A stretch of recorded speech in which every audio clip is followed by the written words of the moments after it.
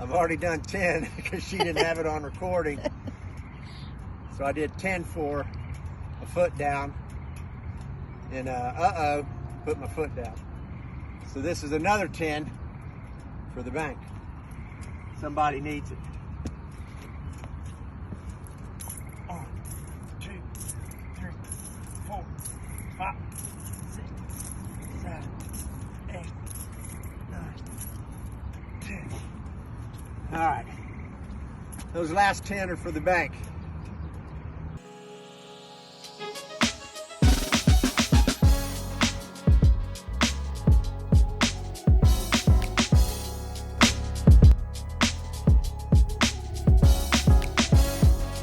Keep it loaded, keep it loaded, keep it loaded.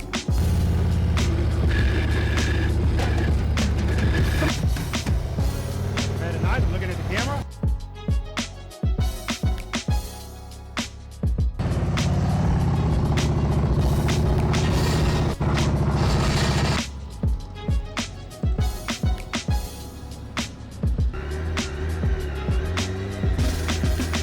Very nice, good, good, good.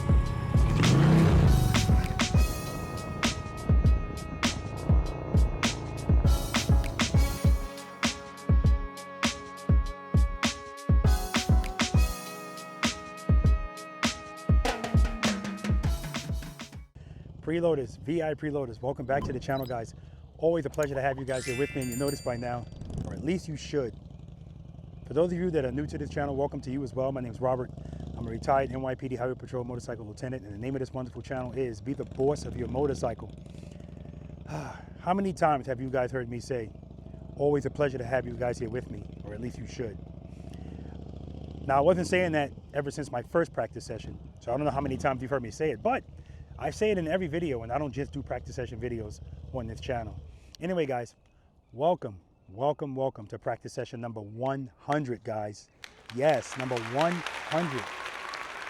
So this is a moment of reflection for me, and just thinking back to when I did my first practice session out here in this same parking lot in Pooler, Georgia, and everything that my practice sessions are now are not what they were. Well, not everything, but the point is nothing that I'm doing now was a vision for me. Like, this kind of evolved based on a need that I saw, and it forced me to practice more, educate myself more. You know, I've always been the type of person where I'm gonna listen more than I speak. I don't think I know everything. But anyway, guys, I'm super happy to be celebrating, I guess, the 100th practice session. Because, listen, I've come into contact with so many fantastic people, right?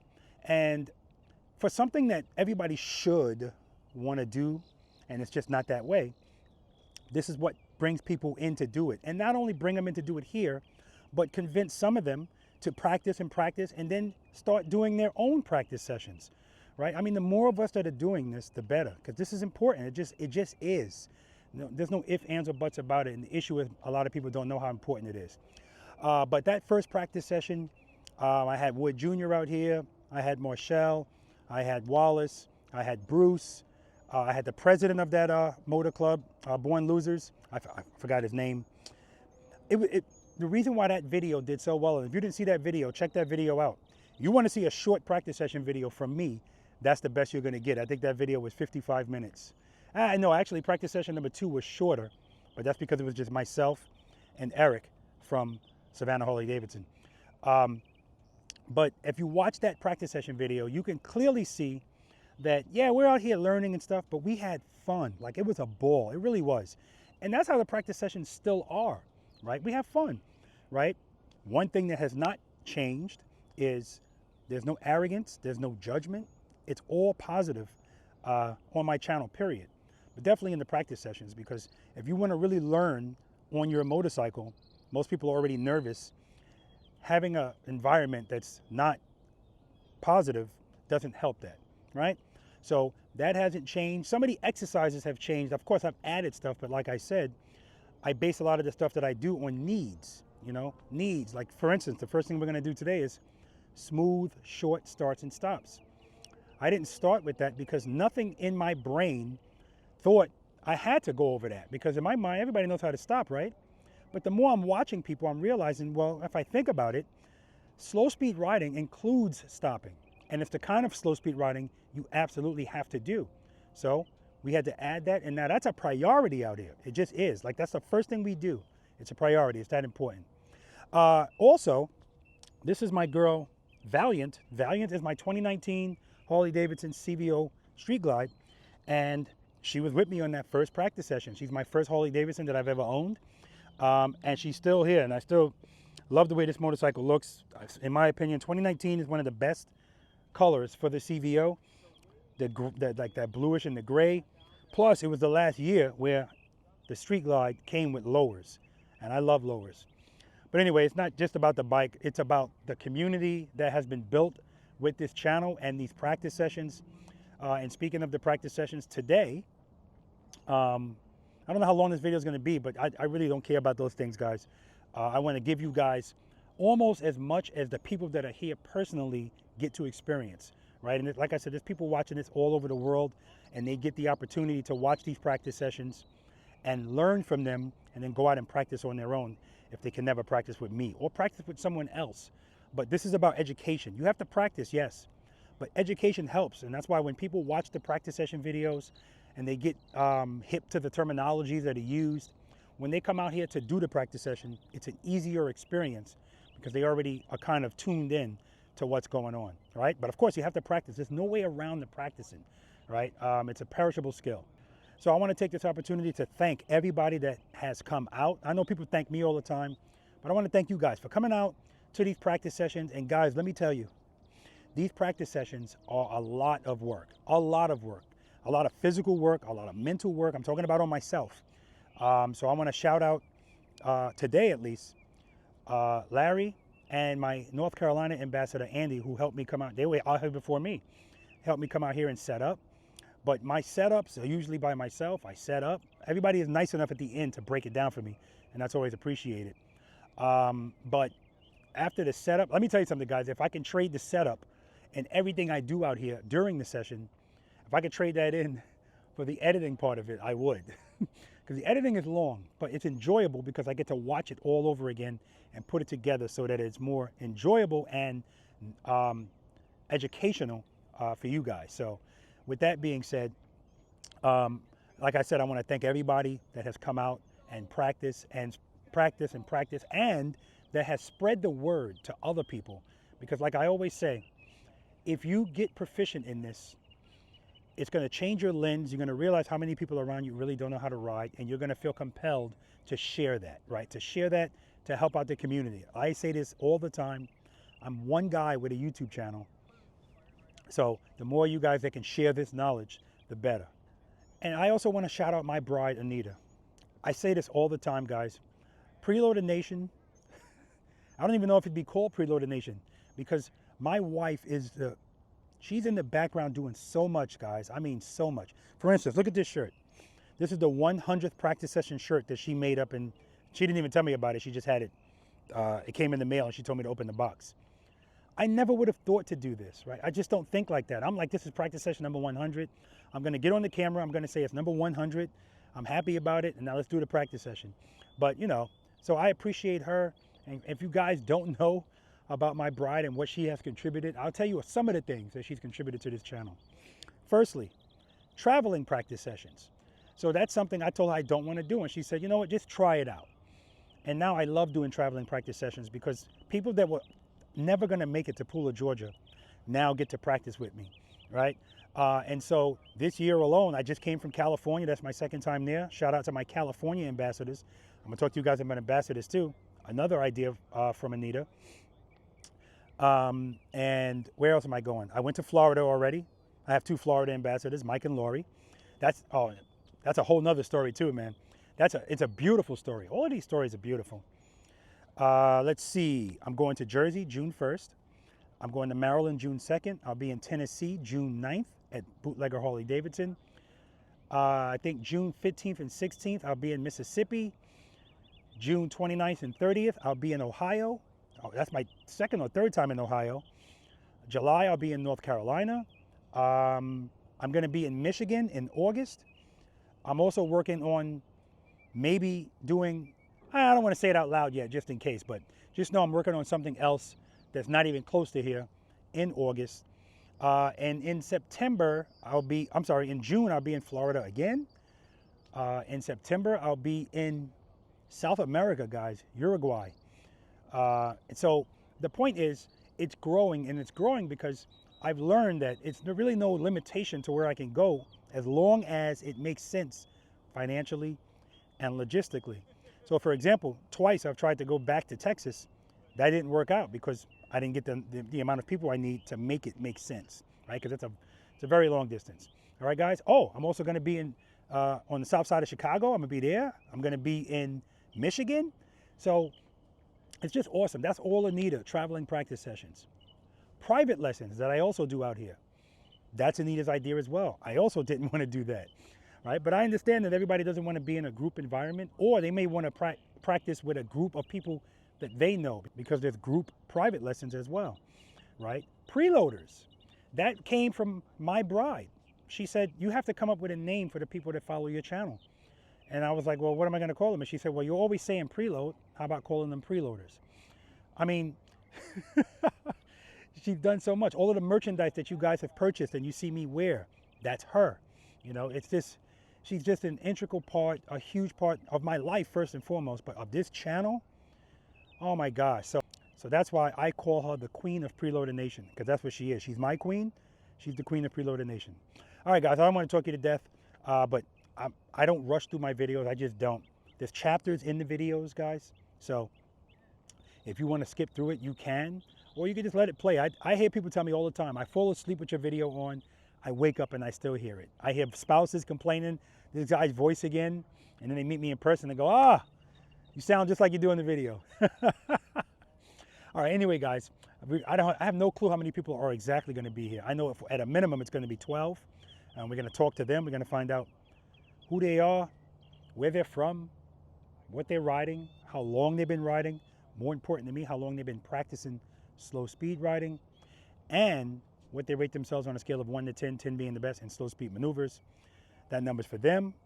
And at the end of the day, if they're still here, we'll see if there's any change in that number. There's no pressure for it to be a change. But it gives people an opportunity because, again, some people have never practiced in this kind of environment with cones. They've never rated themselves, so they have no clue what to rate themselves. And it's humbling out here, right? It just is. And one more thing, guys. One of the blessings of this also is, yes, everything's on YouTube. But what's advantageous about that, well, one of the things, besides people being able to go back and watch themselves and learn and get that different vantage point, it's also the evolution, and that's what I call it. Like I look at my North Carolina ambassador, the evolution of Andrew, right? The evolution of Finesse the Challenger, the evolution of Wood Jr. They can look back and see how they first started versus how they are now. And that's always gonna be there, right? So that's the beauty of this. And my wife told me that too. She said, honey, this is your legacy. This is gonna be helping people for decades, as long as YouTube is around, right? And that's a beautiful thing. I never thought about it like that, all right? So anyway, I love you guys. It's time to get to work. Let's do it. What's your name? Larry Blakely. Where you from, Larry? Tampa, Florida. Good to see you again. Yeah. How long have you been riding a motorcycle? 12 years on the Harleys. What are you riding today? Which one are you riding today? Both? Well, alternate. 2004 Road King, primarily. Okay, and what's the other one? 17 Road King Police. Nice. How long have you been practicing slow speed riding? About 10 years. Okay, if you had to give yourself a rating 1 to 10, 10 being the best slow speed, what would you give yourself? 6 to 7. Okay, and now here's the question I'm going to ask. I think I'm going to ask everybody this today, since this is the 100th practice session. Have you been in a practice session before? We had an abbreviated one in December. You remember what number that was? I do not. Ah, good to see you again, brother. All right, this man should need no introduction, but I never take for granted that only people that watch this channel watch it. What's your name? Andy. Andy, where you from? Asheville, North Carolina. All right, Andy is my North Carolina ambassador for Be the Bossy of Motorcycle. Just an awesome guy, awesome motorcycle rider. And you guys heard me talking about the evolution of Andrew. This is Andrew. All right, how long have you been riding a motorcycle?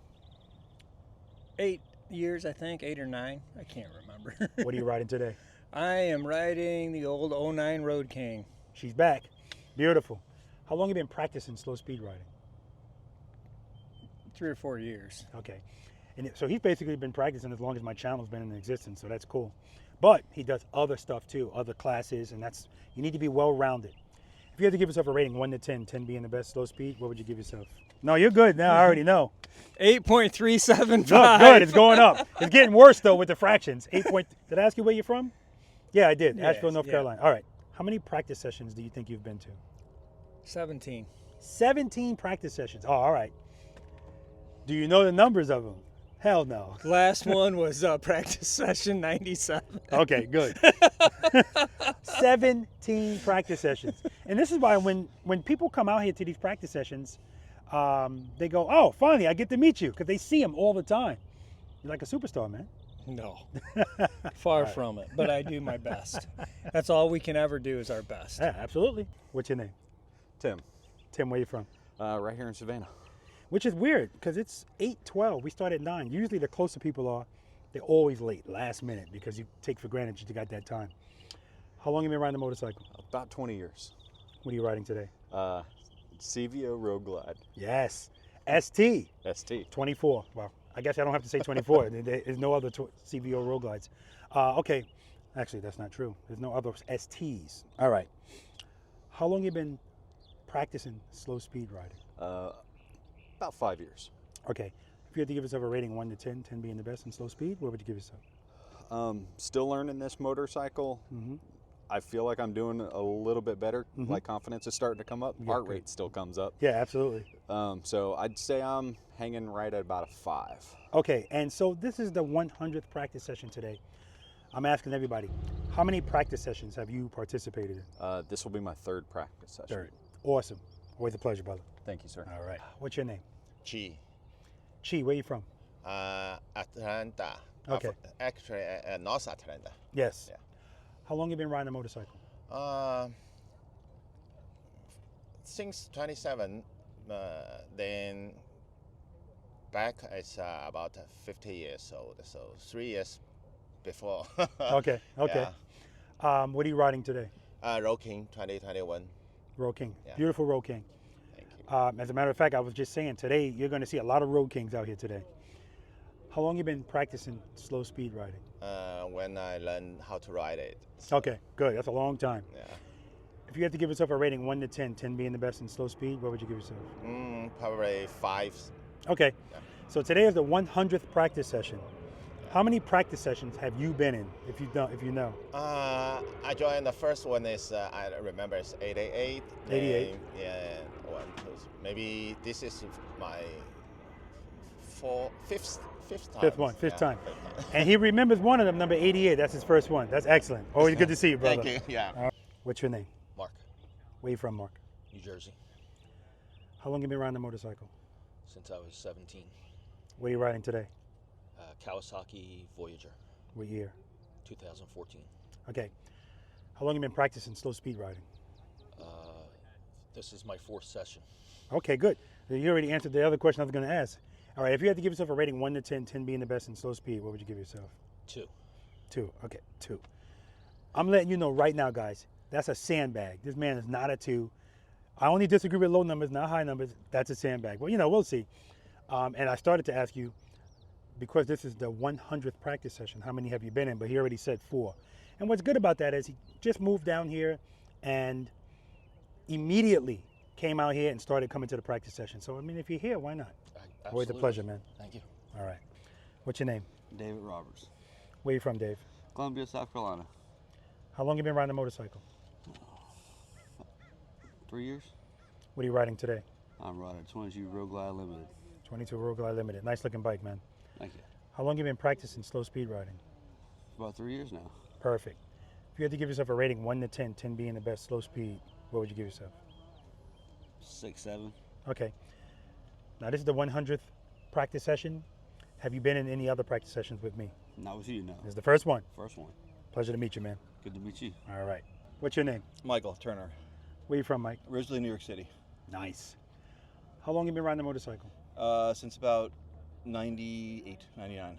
What are you riding today? I ride a BMW R1200 RTP, What year? 2018. Okay. How long you been practicing slow speed riding? Not consistently. I've done a few years on and off, like once or twice a year. Okay. If If you had to give yourself a rating 1 to 10, 10 being the best, slow speed, what would you give yourself?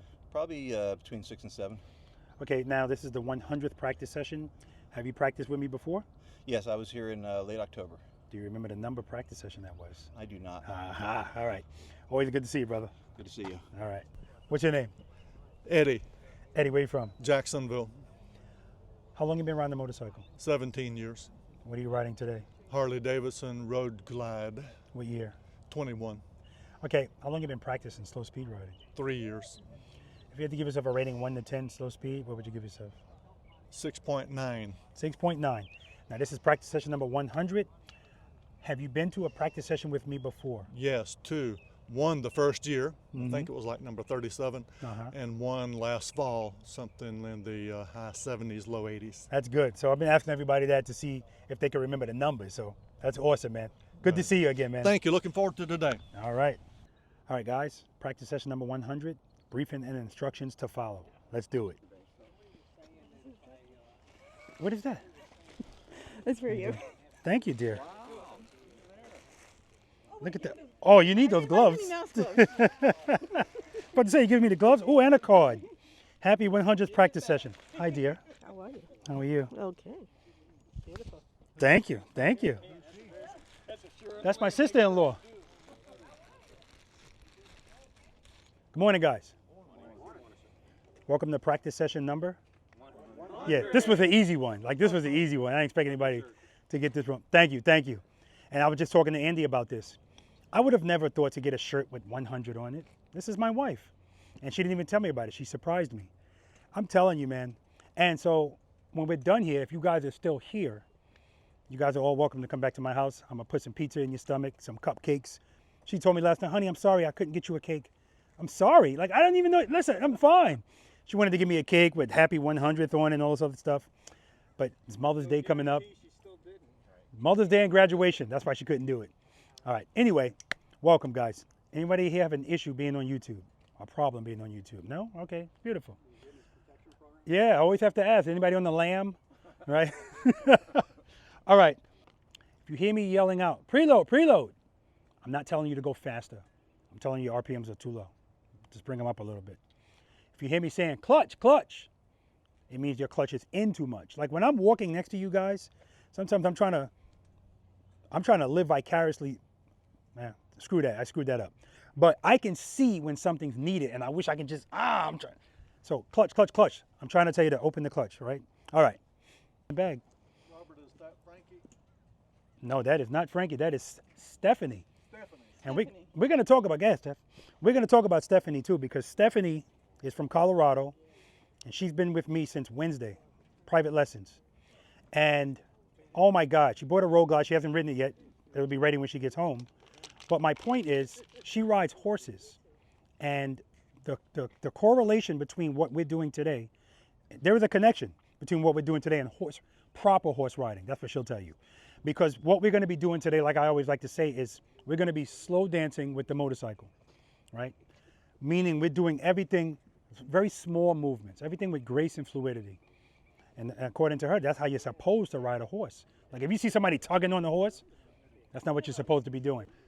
That's what we're going to be doing today. We all understand now. Correct me if I'm wrong. Hey, Rufus, 1 to 10. I didn't get a chance to interview you guys. If you had to give yourself a rating 1 to 10, slow speed, what are you giving yourself? Maybe a 6. Okay, he's handbagging. How about you, Stacy? I'm a 3. Okay, so we got a bunch of different numbers and at least 2 sandbaggers, right? Rufus is 1 and Mark is definitely 1. You're sandbagging. You're not no 6, man.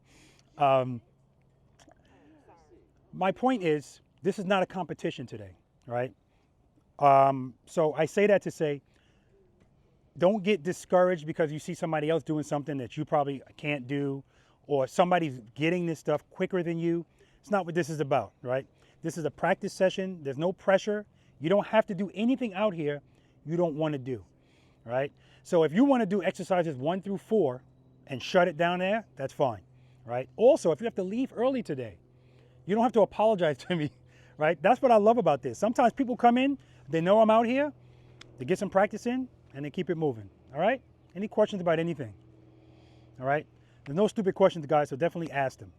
All right, so we're going to be doing that's what I have planned for you guys out here. 13 different things. Like I said, no pressure to do anything you don't feel comfortable doing.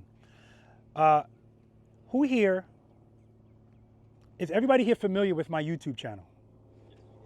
My practice sessions. Does everybody know what preload and keep it loaded means? Ah, this is beautiful. Everybody know what the friction zone is? Now, I know you guys know, but now I know I have to ask because, yes, this is practice session number 100. I've been learning a lot in all of those practice sessions, and I can't take for granted everybody knows what these terms mean, including the friction zone. So when I say there's no dumb questions, I want you to believe that, because sometimes, like this guy waited till we were at exercise number 4, like almost 2 hours in to ask me what does preload mean. I'm yelling preload to him, and he's just like, right? So don't worry about it. Just ask the question. All right. Everybody know about the push-up penalties? There was some, okay, good. There was some front brake grabs out here as I watched you pull up. Get it out of your system. Squeeze that front brake in a slow speed maneuver, 10 push-up penalty. Now, if you're like Andy and you ride with your front brake covered, that's fine. Just don't yank at it. Don't pull it, all right? Feet down. If you put a foot down when you feel the bike falling, 10 push. That's the number one way we get hurt, right? And I'm referring to any kind of foot down. If you go to take off and tap the ground, if you tapped it twice, 10, 20, right? Because if we feel falling, what's the answer? Open the clutch. That's right. Open the clutch. Open the clutch. Why am I not mentioning power? Because we always preload before we mess with the clutch. Okay, what's always step number 1, Steph? First gear. What's always step number 2? Rear brake. That's right. We cover the rear brake. Why do we cover it? We cover it because if we need to use it, what'd you say? So we don't stab at it. That's right. We have a less likely chance of stabbing at it when we need it if our foot's already on it. Now, all of our bikes, yes, all of our bikes, you can rest your foot. Stacy, can you rest your foot on the brake without applying it? Yeah. So we can rest our foot on it without applying it, right? It's about small inputs of movement today. That's all it is, right? And if we address these things, as soon as we feel them, they will remain small. It's when we wait, that's what makes the movements bigger. But again, not a big deal. Over time, all of this stuff will smooth out where you become one with the motorcycle. And like I said, we are slow dancing with the bike. That's what we're doing out here today. So if I was gonna have some music playing while we were out here, it wouldn't be fast music, it'd be slow music, all right? So that's why we cover the rear brake. Covering it does not mean hovering your foot. Actually rest your foot on it. Step number 3. Preload. And? Keep it loaded. Yes, and keep it loaded, guys. It's one of the most important things. Why do we preload? Why do you preload? So you always have the RPM so you can work the clutch on it? Okay, I like that. Because most of our motorcycles, if we open the clutch without a preload from a stop, the bike's gonna stall. But even if we get past that point, because all right, bless you, that BMW, once that bike is moving, if you just let go of the throttle, does it idle smoothly? Once you're moving, yeah. Yeah, exactly. BMWs, Gold Wings, once that bike's moving, the idle is so smooth that he really doesn't need to keep it loaded to go through the exercises. I've seen several people do that. I've seen some people do it on the Harley because they've manipulated the idle so that it's a little higher. But even if my throttle was, even if my preload, oh jeez, even if my idle was higher, it's still not smooth. Like it's like this, right? And I don't want to deal with that when I'm in the middle of a movement. So that's another reason we preload, is to make sure, I gotta make it smooth like his BMW, right? Okay, preload and keep it loaded. Most important thing. Step 4. Oh yeah, I gotta come to you because this is the first time here. What's step number 4? I have no idea. No idea. What's step number 4, Chi? Release the crunch. Mm-hmm. Into the friction zone. Yes, slowly release the clutch into the friction zone. Now there's an asterisk I had to add to this because sometimes when people release the clutch slowly, you start feeling falling right away and then you see the foot come down. Now, of course, my answer would be, well, I shouldn't have to give you the asterisk because if you feel falling, what's the answer? Clutch. But, so that's the answer. So that's why I introduced open close. And open close comes in a bunch of different things that we do out here. I'm referring to the clutch. Open close. When we do exercise number 2, the slow ride, and I'm walking next to you, and we're going to do that brakeless, that's where open close comes in. If you open your clutch and keep it open too long and then close it, you're going to pass me. Open, close. You just need the bike to pick up, all right? It's okay if we're doing this, right? It's okay, unless we're riding between Like if you go up this sidewalk right here, you see there's a scoreboard and a fence. So it's a narrow space. Obviously in that space, I don't want my handlebars going like this. So what am I gonna do right before I get to that? Open. I need my bike to be straight because when we have power, it always wants to go straight. Stand up and go straight, okay? All right, step number 5, mark. There's only one mark here. Yes, as soon as the motorcycle starts to move, pick your foot up. As soon as it starts to move. So I don't want to see this, right? As soon as it starts to move, pick up your foot. Because if you do this, you're letting me know you don't trust and you don't believe. But, you know, we'll talk about the trust and believe thing too, okay? Any questions about any of that? None? Outstanding. All right, starting and stopping. That's the first thing we're going to do today. Smooth starts and smooth stops. So all day today, guys, here's your goal. Really, it's every time you ride, I want your foot coming down like this on the stop. Or in stride, like that. Now, oh, check out these Indy Ridge boots, guys. Brand new, just took them out the box. For the 100th practice session. We got quite a few Indy Ridge boots. Boom. Andy's got on the pair. And where's Chi? I know Chi's got on the pair. Just awesome motorcycle boots, guys. Awesome motorcycle boots. And the highest safety in motorcycle boots that don't look like crap. Because they're CE2 certified. You don't have to have a CE2 certification in the United States, but Indy Ridge has them. People don't realize they've got ankle protection. Yeah, that's what I'm talking about. That's what I'm talking about. A guy went down on his bike and the car was on top of his leg. The EMS people had to cut the boot to get his foot out. His ankle was fine. The car was on top of his boot. All right, just keep that in mind. All right, they don't just look good and they're not just comfortable. They are safe. All right, if you stop any way other than this, or like this today, I want you to say to yourself, that's unacceptable, right? It's unacceptable. It should be to you because that means that stop wasn't smooth, it wasn't coordinated. All right, so if we want to stop coordinated, we already know what keeps the bike up, right? We know it wants to go straight with speed, with power to the rear wheel, speed too. But when we're slowing down, and we're going to be riding very slow today, we're going to be riding in the friction zone today, right? So we're not duck walking today. Everybody understand that? I say that all the time. And then when I'm working with somebody and we have a line, I always see somebody in that line duck walking. I'm standing right here. It's not just you, Tim. It's not just you. But it's almost like I have a spidey sense for it now. Like I could be facing this way. There it is. Somebody's duck walking. Right? Because we want to challenge ourselves. It's that simple. And sometimes it's us being lazy. Right? And I get that. But, you know, we're here to train, so let's train. So no matter the distance in which you need to move that bike, I want you to move it, follow the first 5 steps. As soon as it starts to move, pick up your foot, ride it in the friction zone or in and out of the friction zone. And then when you stop, smooth stop. The smooth stop is relevant all day today, no matter what we do. If you make a 14-foot U-turn, which nobody's going to make out here, but if you make a nice, tight, beautiful U-turn and the stop looks like crap, I'm going to let you know the U-turn was great. And I'm going to let you know the stop looked like crap, right? It's got to be smooth, right? Period. It's got to be smooth. So if I'm riding very slowly, the slower I go, the more the bike wants to fall. That's where the friction zone comes in. So my point is, if you come to a stop and at the end of that stop, you feel yourself like that, why is that happening? You don't have enough clutch? That's right. So if you were in the friction zone, you pulled the clutch in too soon. As soon as you pull the clutch in, going 1 mile per hour, it wants to fall, period. Because that was the only thing keeping it up at that slow speed. So if you want to make that stop smooth, friction zone, friction zone, friction zone, friction zone, rear brake, rear brake, rear brake. And when you put your foot down, then pull the clutch in. Stay in the friction zone all the way until you stop. Now, of course, it's going to depend on what's going on and what you feel. We're going to be in our feelings today. And you're going to base what you do based on what you feel, what you hear too. But feelings are important. It really is important. The number one feeling is fear. So if your fear level is high, your confidence level is low, all of this stuff I'm saying is going to feel like a big deal. But like anything else, once you got it, you got it. All right?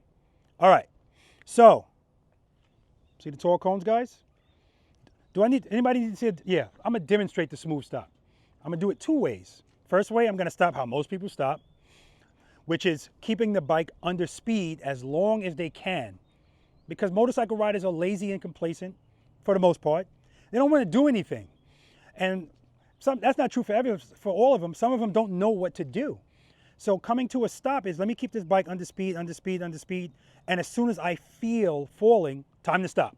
Front brake, a lot of compression in the front suspension. They're letting the bike dictate what happens. They're not being the boss. Well, the boss is coming to a stop. And when we do that exercise where you guys are coming out of speed, this is the exercise that it doesn't matter. I've tried everything. Demonstrating it, it doesn't matter. I'm still going to get somebody riding to me at a high rate of speed and trying to let that bike stay in speed as long as possible. And at the end of the stop, that's what I see. When I should see very little compression in your front suspension. That's how smooth I want that stop to be. All right, let me show you. Let me reposition. Hi, sweetheart. That's the queen of Freeloader Nation.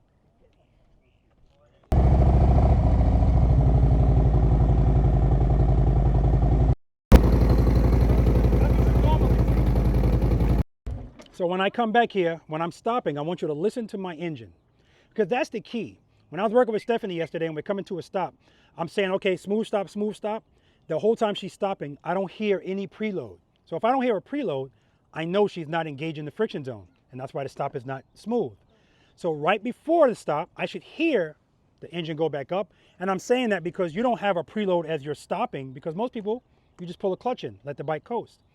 And that's fine. Like sometimes you could do that and still come to a smooth stop. I'm not saying you have to do this every time you stop, but we have to add that tool to the tool belt, because if you don't have this technique in your muscle memory, when you do feel that uh-oh at the end, or you're coming to a stop where the road is not smooth, 2 miles per hour with no friction zone, you hit that road, yeah, the bike's gonna feel like, oh, it's gonna fall. No, the friction zone will take care of that. All right, listen to the engine. I'm gonna pull the clutch in, then right at the end, you're gonna hear it go back up. I'm gonna go back into the friction zone, rear brake. And the advantage to this kind of stop, where your heel hits the ground first, is once your heel hits the ground, your foot's on the brake, that's when you should start finishing it off. Then they come down at the same time. That's coordination, all right?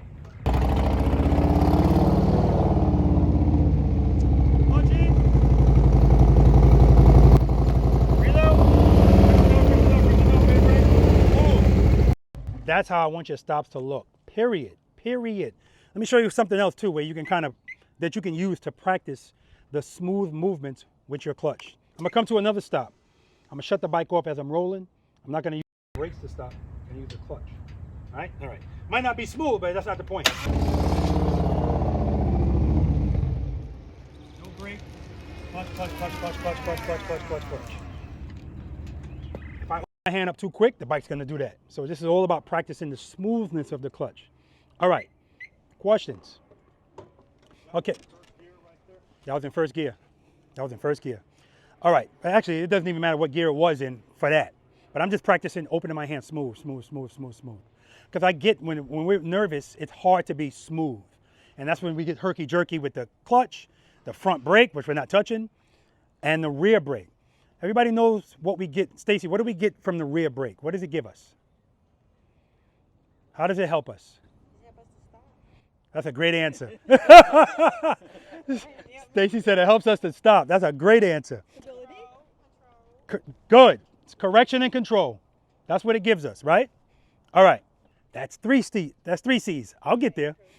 But this is different. Correction and control is what the rear brake gives us. And what I mean by that, it helps us out. That's what I want you guys to know. The majority of what we're getting our stuff from is the friction zone. Can we do everything out here, Stacy, with no rear brake? No, I can't. You can, yeah, but you can. Yes, of course we could. Yeah, because it's all clutch control. It's clutch control, right? But what did I say at the beginning? This is not a competition, right? Now, there are some people that when we do a practice session, if I see that they are just abusing the rear brake, I just take it away. And sometimes people actually do better without it. So again, it's gentle pressure. When we're using the rear brake today, we're not stabbing at it. Like if you want your bike to be in a mechanical bull today, be doing this with your clutch hand and be doing this with your foot. If you use that rear brake, because we're already covering it, you apply gentle pressure. And that's it. Just drag it. And when you don't need it anymore, you come off. That's it. Now, every now and then you'll do this. That's fine. But everything we do, it should be so small. Like I get numerous requests. Can you do a video showing me your clutch hand while you're doing stuff? I said, the video's going to suck because you're not going to really see anything. I'm just, it's so small. That's it. All right. Now, again, this is not just about stopping smooth. It's about starting smooth. So we're gonna go cone to cone. And when you guys do that, I'm looking at your takeoff and your stop. Now, if you do open close, sometimes you have to do that. The bike's gonna pick up like that. That's fine. As long as you pull the clutch right back in, you're still gonna stay slow. But if you're going too fast, you're gonna wind up stopping abruptly, and that's not what we want, all right? So also keep in mind that the braking between the cones is progressive. And a lot of people will not brake until they actually get to the cone. The brake's gonna look like that. So once you start moving, you can actually be on the rear brake already. Very light pressure. And it's progressive. Brake, brake, you're in the friction zone, brake, brake, brake, brake. And here's where the counterintuitive part comes. Sometimes as you're getting closer to the end of that stop, you might actually have to open your clutch a little bit more because you're starting to feel this. That's fine. This is gonna win. Brake, brake, brake, boom, foot down. Don't pass the cone in front of you too. This is also about being situationally aware of the length, the width of your motorcycle. And if you ride a road glide, you have no clue where your front wheel is. But this is another thing that practicing gives us. If you practice enough, you don't need to see it to know where it is. It's judgment, right? Simple as that. Questions? All right, got Andy going first.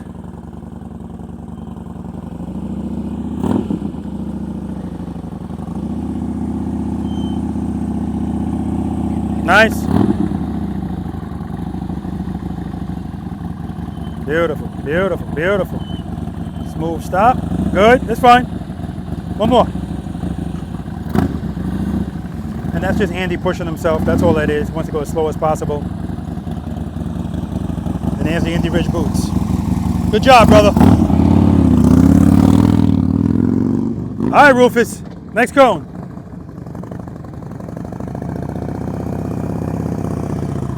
Easy with that rear brake. Nice and smooth at the end. And Rufus, the same thing. Wants to go as slow as possible. Still diving at the end.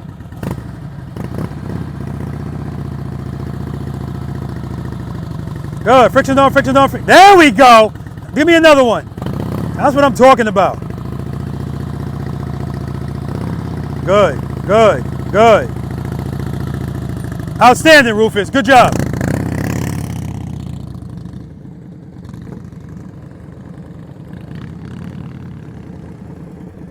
Nice. Next cone.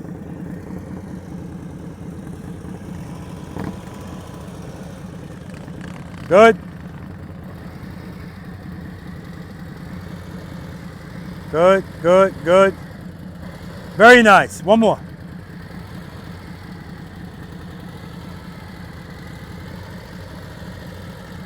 Outstanding. Good job, Tim.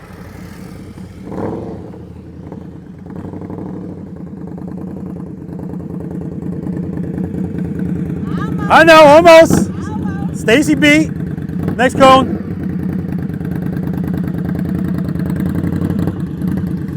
Not bad at all. Give me another one. Do it again.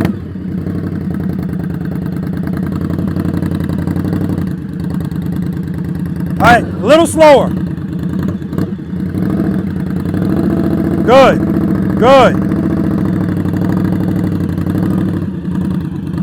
One more. Because she was falling a little bit at the end. Look at that, foot right up. All right, excellent job. The whole time. I hear it. You're looking here the whole time. Okay. Make sure you're looking straight ahead, okay? All right, good job.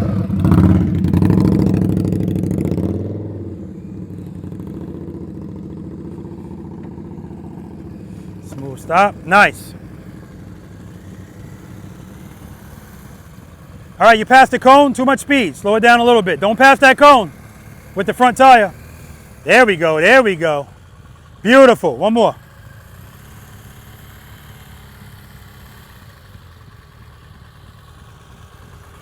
Outstanding, good job, man. BMW. All right, we got smooth stop. All right, next cone. Got Eddie here. Easier on that brake, Eddie. One more.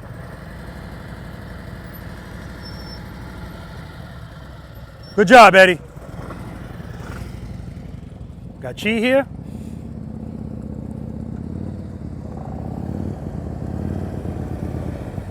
All right, Chi. Chi's got his I'm a V.I.Preloader shirt on. Another one. I think Stacy does as well. All right, good job, Chi. And Stephanie does. Love it.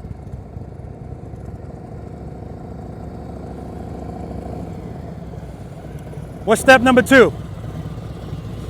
Let's cover the rear brake. So I can tell you're not doing that if you start and 2 feet come up. When you start, 1 foot's down. The other one's covering the rear brake.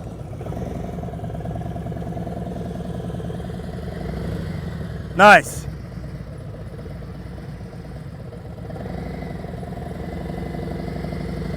Nice, nice. Good job, one more. All right, a little less speed on that one, little less speed. Good, good, good. Good job, brother.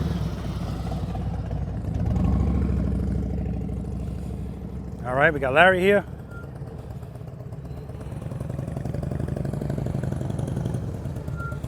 All right, a little less speed. Good, good, good. All right, you're passing that cone, Larry. Don't pass the cone.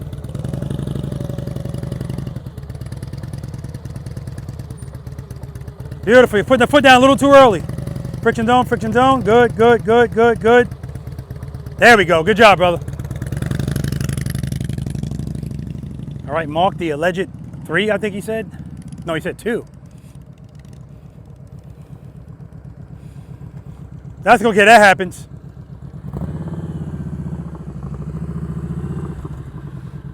All right, stay in the friction zone longer. Good, good, good, good. Nice, nice and easy on that brake. Now you can use it, just gotta be easy with it.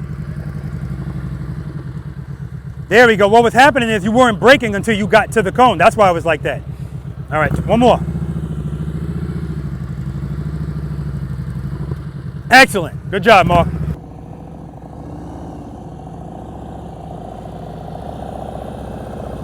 Nice.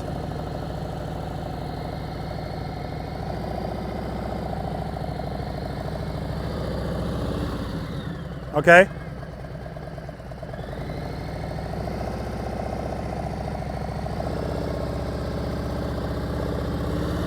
Excellent. Don't pass that cone, Steph.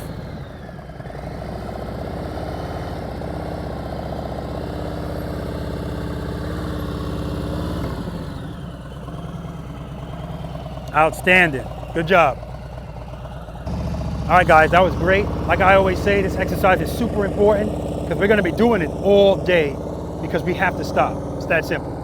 All right, talk to them quickly about it, and then we're going to move on to exercise number 1, smooth stops and starts. All right, guys, any questions on that?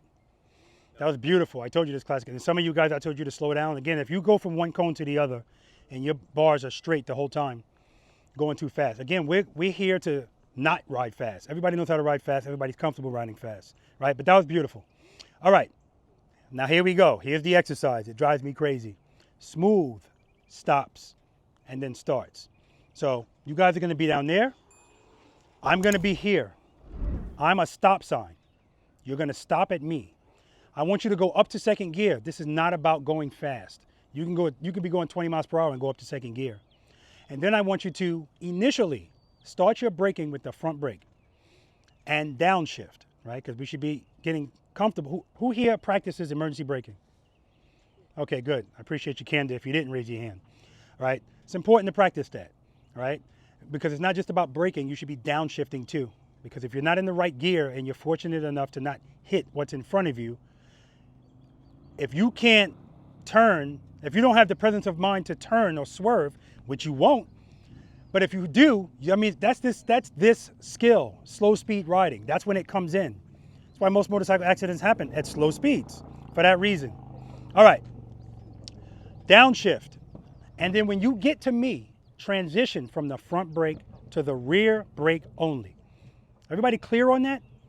Because every time I say that, I'll get somebody to pull up next to me, front brake, and stop, still on the front brake, and look at me and go, hey, what's up, Rob? I'm like, they owe me 10 push-ups. You're still in the front brake, right? There's nothing wrong with using the front brake. But when you get ready to come to the end of that stop, rear brake only. Because when you stop at the end, I want you looking like that. That's how I want you stopping. All right, any questions on that? Anybody need a demo on that? I do. You do? Okay, oh yeah, you never saw it. Yes, we never did this. Well, so this is the exercise where there are gonna be some people, Andy might be one of them, that's gonna come to me at a good clip of speed. Nothing wrong with that as long as you get slow enough so that when you stop, it's like that. So all that means is you gotta give me more front brake. You gotta brake a little bit harder. Like don't wait until the last minute to start braking. Because all you're doing is creating a situation that doesn't have to exist if you just slow down. Or start slowing down earlier. Or start braking harder, right? All right. Downshift, front brake, front brake, front brake, front brake. Transition, rear brake, friction zone, friction zone. Smooth stop. So I'm still going into the friction zone at the end because I'm going slow enough where I'm not letting the momentum take me into that braking. I want to get to slow enough so that I'm going as slow as we were there, all right? So as soon as I upshifted, I downshifted because it's time for me to stop. Brake, brake, brake, and when I came off of the front brake, I shouldn't see your bike go like this. It's all about smooth movement. So when you come off the front brake, don't just do that. Smooth come off of it. Now, quite frankly, if you're going the right speed, you can stay on the front brake all the way until you're almost about to stop, and right there, transition, right? When you transition's up to you, but don't be that guy that transitions way up there, 25 miles per hour, you on the rear brake because you don't want to do push-ups. All right? Questions? Get it? Got it? Good. All right, let's do it.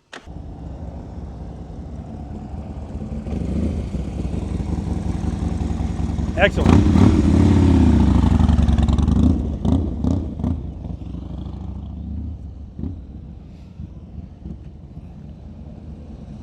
Too much speed.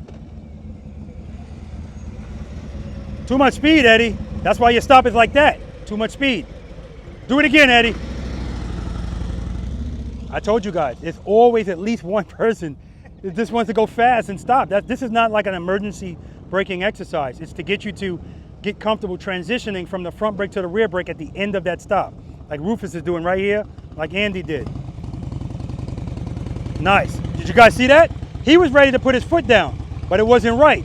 Clutch back open. Good job, man. And his head and his eyes are always straight ahead. Good job, Rufus. But I can see that. I recognize that. I'm looking at the characteristics of the motorcycle. See right here, a lot of speed. Too much speed in that stop. Remember, your stop is supposed to end like you were there. Clearly, that's not that. It's too much speed. You got to start slowing down earlier. All right, try it one more time.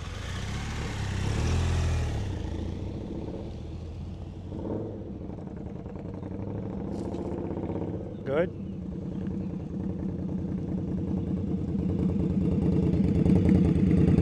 Nice. What gear are you in? I'm in the second gear. You're in second gear. You're supposed to downshift. But the stop was beautiful. All right, follow the first 5 steps. Follow the first 5 steps. Follow the first 5 steps. Follow the first 5. There you go. Make sure it's in first gear. There we go. Cover the rear brake. All right, you're good. Park right here. Guys, I'm paying attention to everything. I saw that she didn't downshift, but the stop was good, but we'll have to be in the right gear because if she's got to take off, she'll probably be okay in second gear, but what if she's in 6th gear? Good, good, good. There's the preload. Not bad, man. Right there, he was still carrying some speed. He put his foot down abruptly because the bike was falling. Friction zone at the end, and he's good.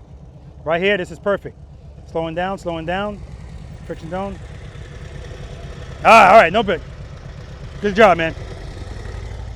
Now, he was using the friction zone, but at the end of it, he didn't like the way it felt. That's why you saw the bike go like that. This is Chi. Brakes, you be on that front brake more. All right, see how that dip at the end? Too much speed. All right, you can park. Guys got to know it's about the speed. It's not about speed. Right here, start braking. Brake, brake, brake, brake, brake. Too much speed. All right, too much speed at the end. All right, you can park right here. Cover that rear brake.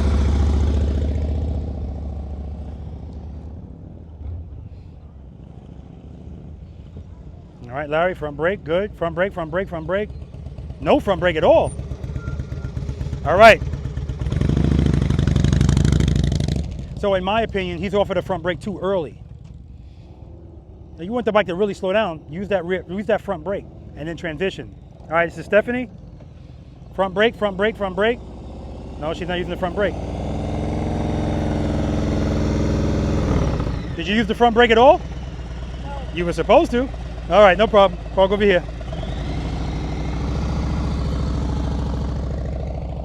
And I think sometimes it's people hear me say rear brake so much, they stay away from the front brake. Front brake, front brake, front brake. Still too much speed. Yeah, still too much speed, Eddie. We'll talk about it.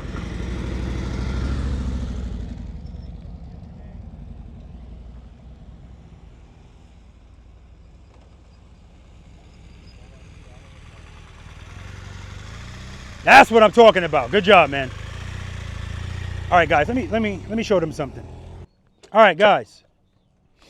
What we have here is a failure to communicate.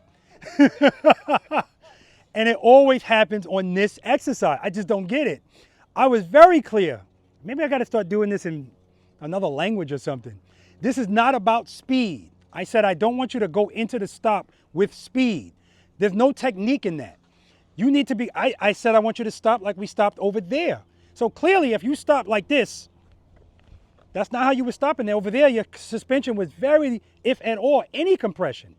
And so I'm looking at some of you guys coming and I'm saying, front brake, front brake, front brake. And I'm like, no, you're going too fast. If you're still going fast here, there's no way it's going to be smooth here.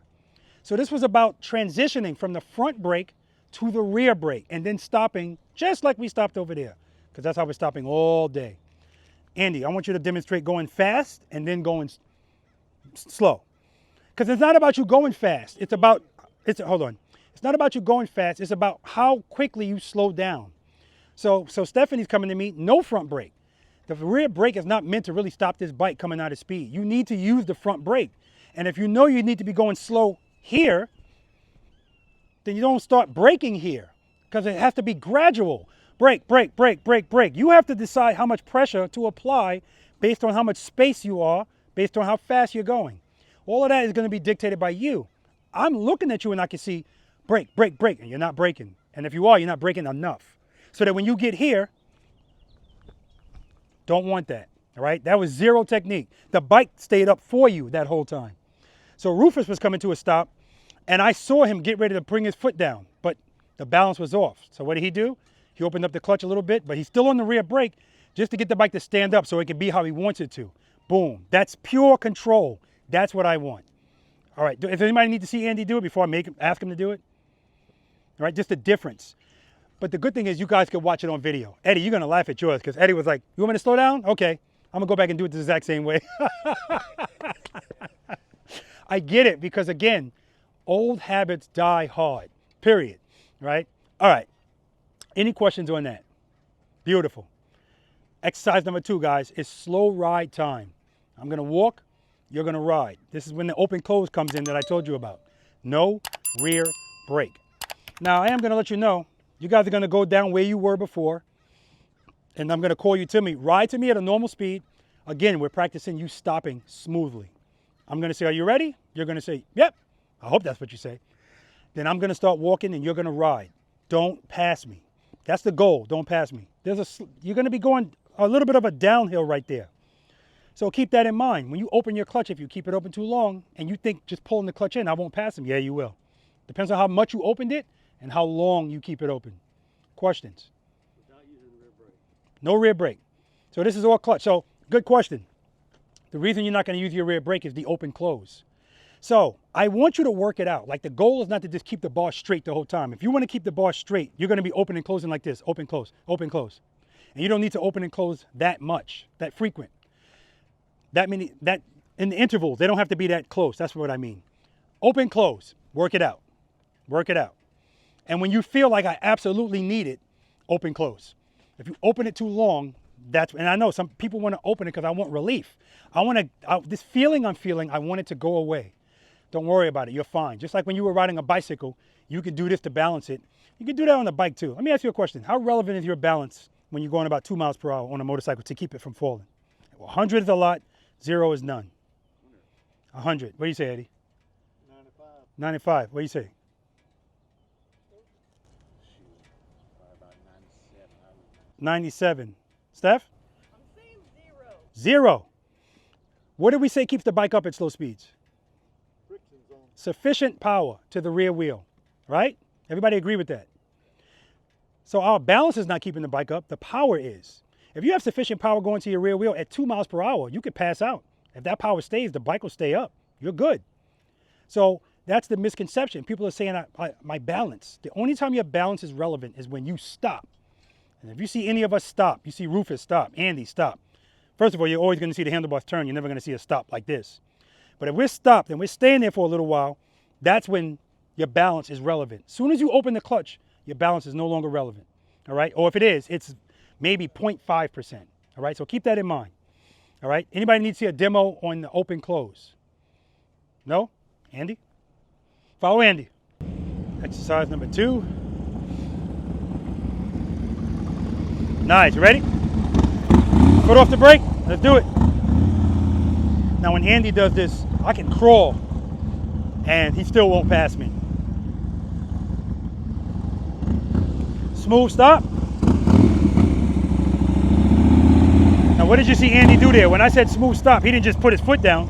He went back into the friction zone, straightened out those bars. Good job, man. You ready, Rufus? All right, let's do it. No brake.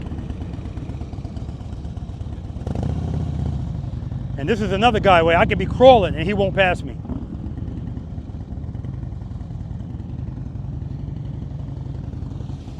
Rear brake, smooth stop. Nice.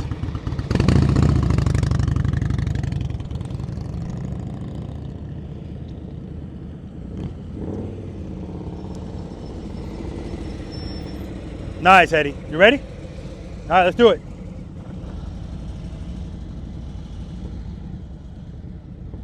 Good. Good.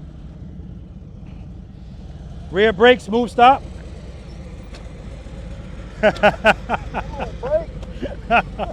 Good job, man.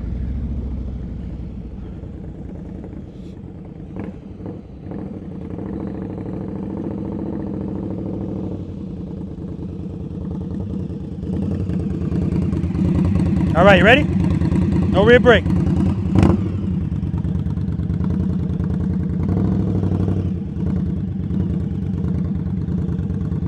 Good. Good. Rear brake, smooth stop. Head and eye, straight ahead, Stacy. Oh well. She probably didn't hear me. She got on the full helmet. Because I don't tell them I'm going to have them stop. And I do that for a reason. I'll talk to you guys about that. Beautiful. Ready? Ah, stop it. No rear brake. Don't even cover it. Good. Good. Good. Good. All right, come to a smooth stop. Rear brake, rear brake. There you go. Close enough. Sort of jab, guys. So it's bike dip. You smashed at that rear brake.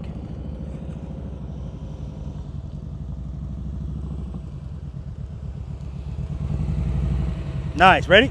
All right, let's do it. No rear brake. Nice and smooth.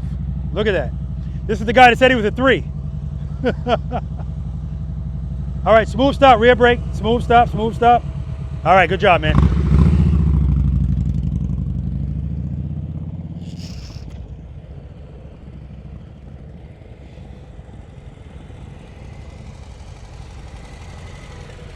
Beautiful. Ready?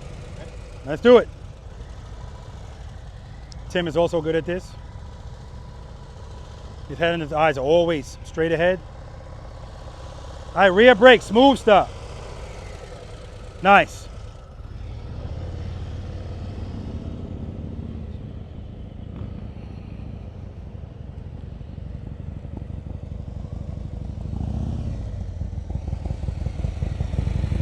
All right, ready?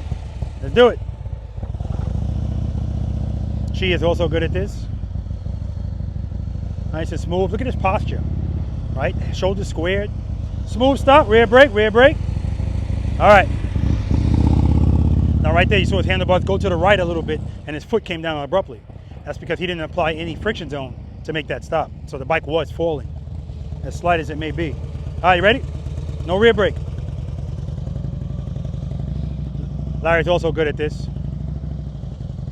And many other things, as you'll see. All right, smooth stop, rear brake. All right, good job. Right there, you saw the foot come down quick again. Same reason. No friction zone at the end. Again, it doesn't take much for the bike to want to fall going this slow. Outstanding. Ready? No rear brake. Let's do it.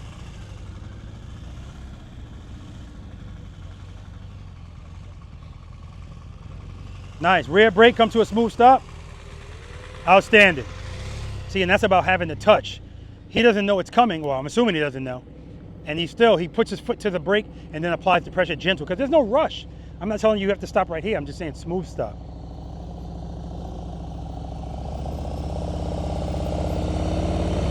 All right, you ready? Got to smooth out those stops. Friction zone all the way to the end.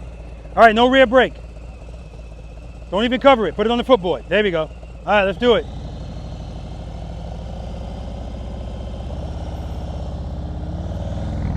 Good. Close, close. All right, come to a smooth stop. Rear brake, rear brake, rear brake, rear brake. Good job.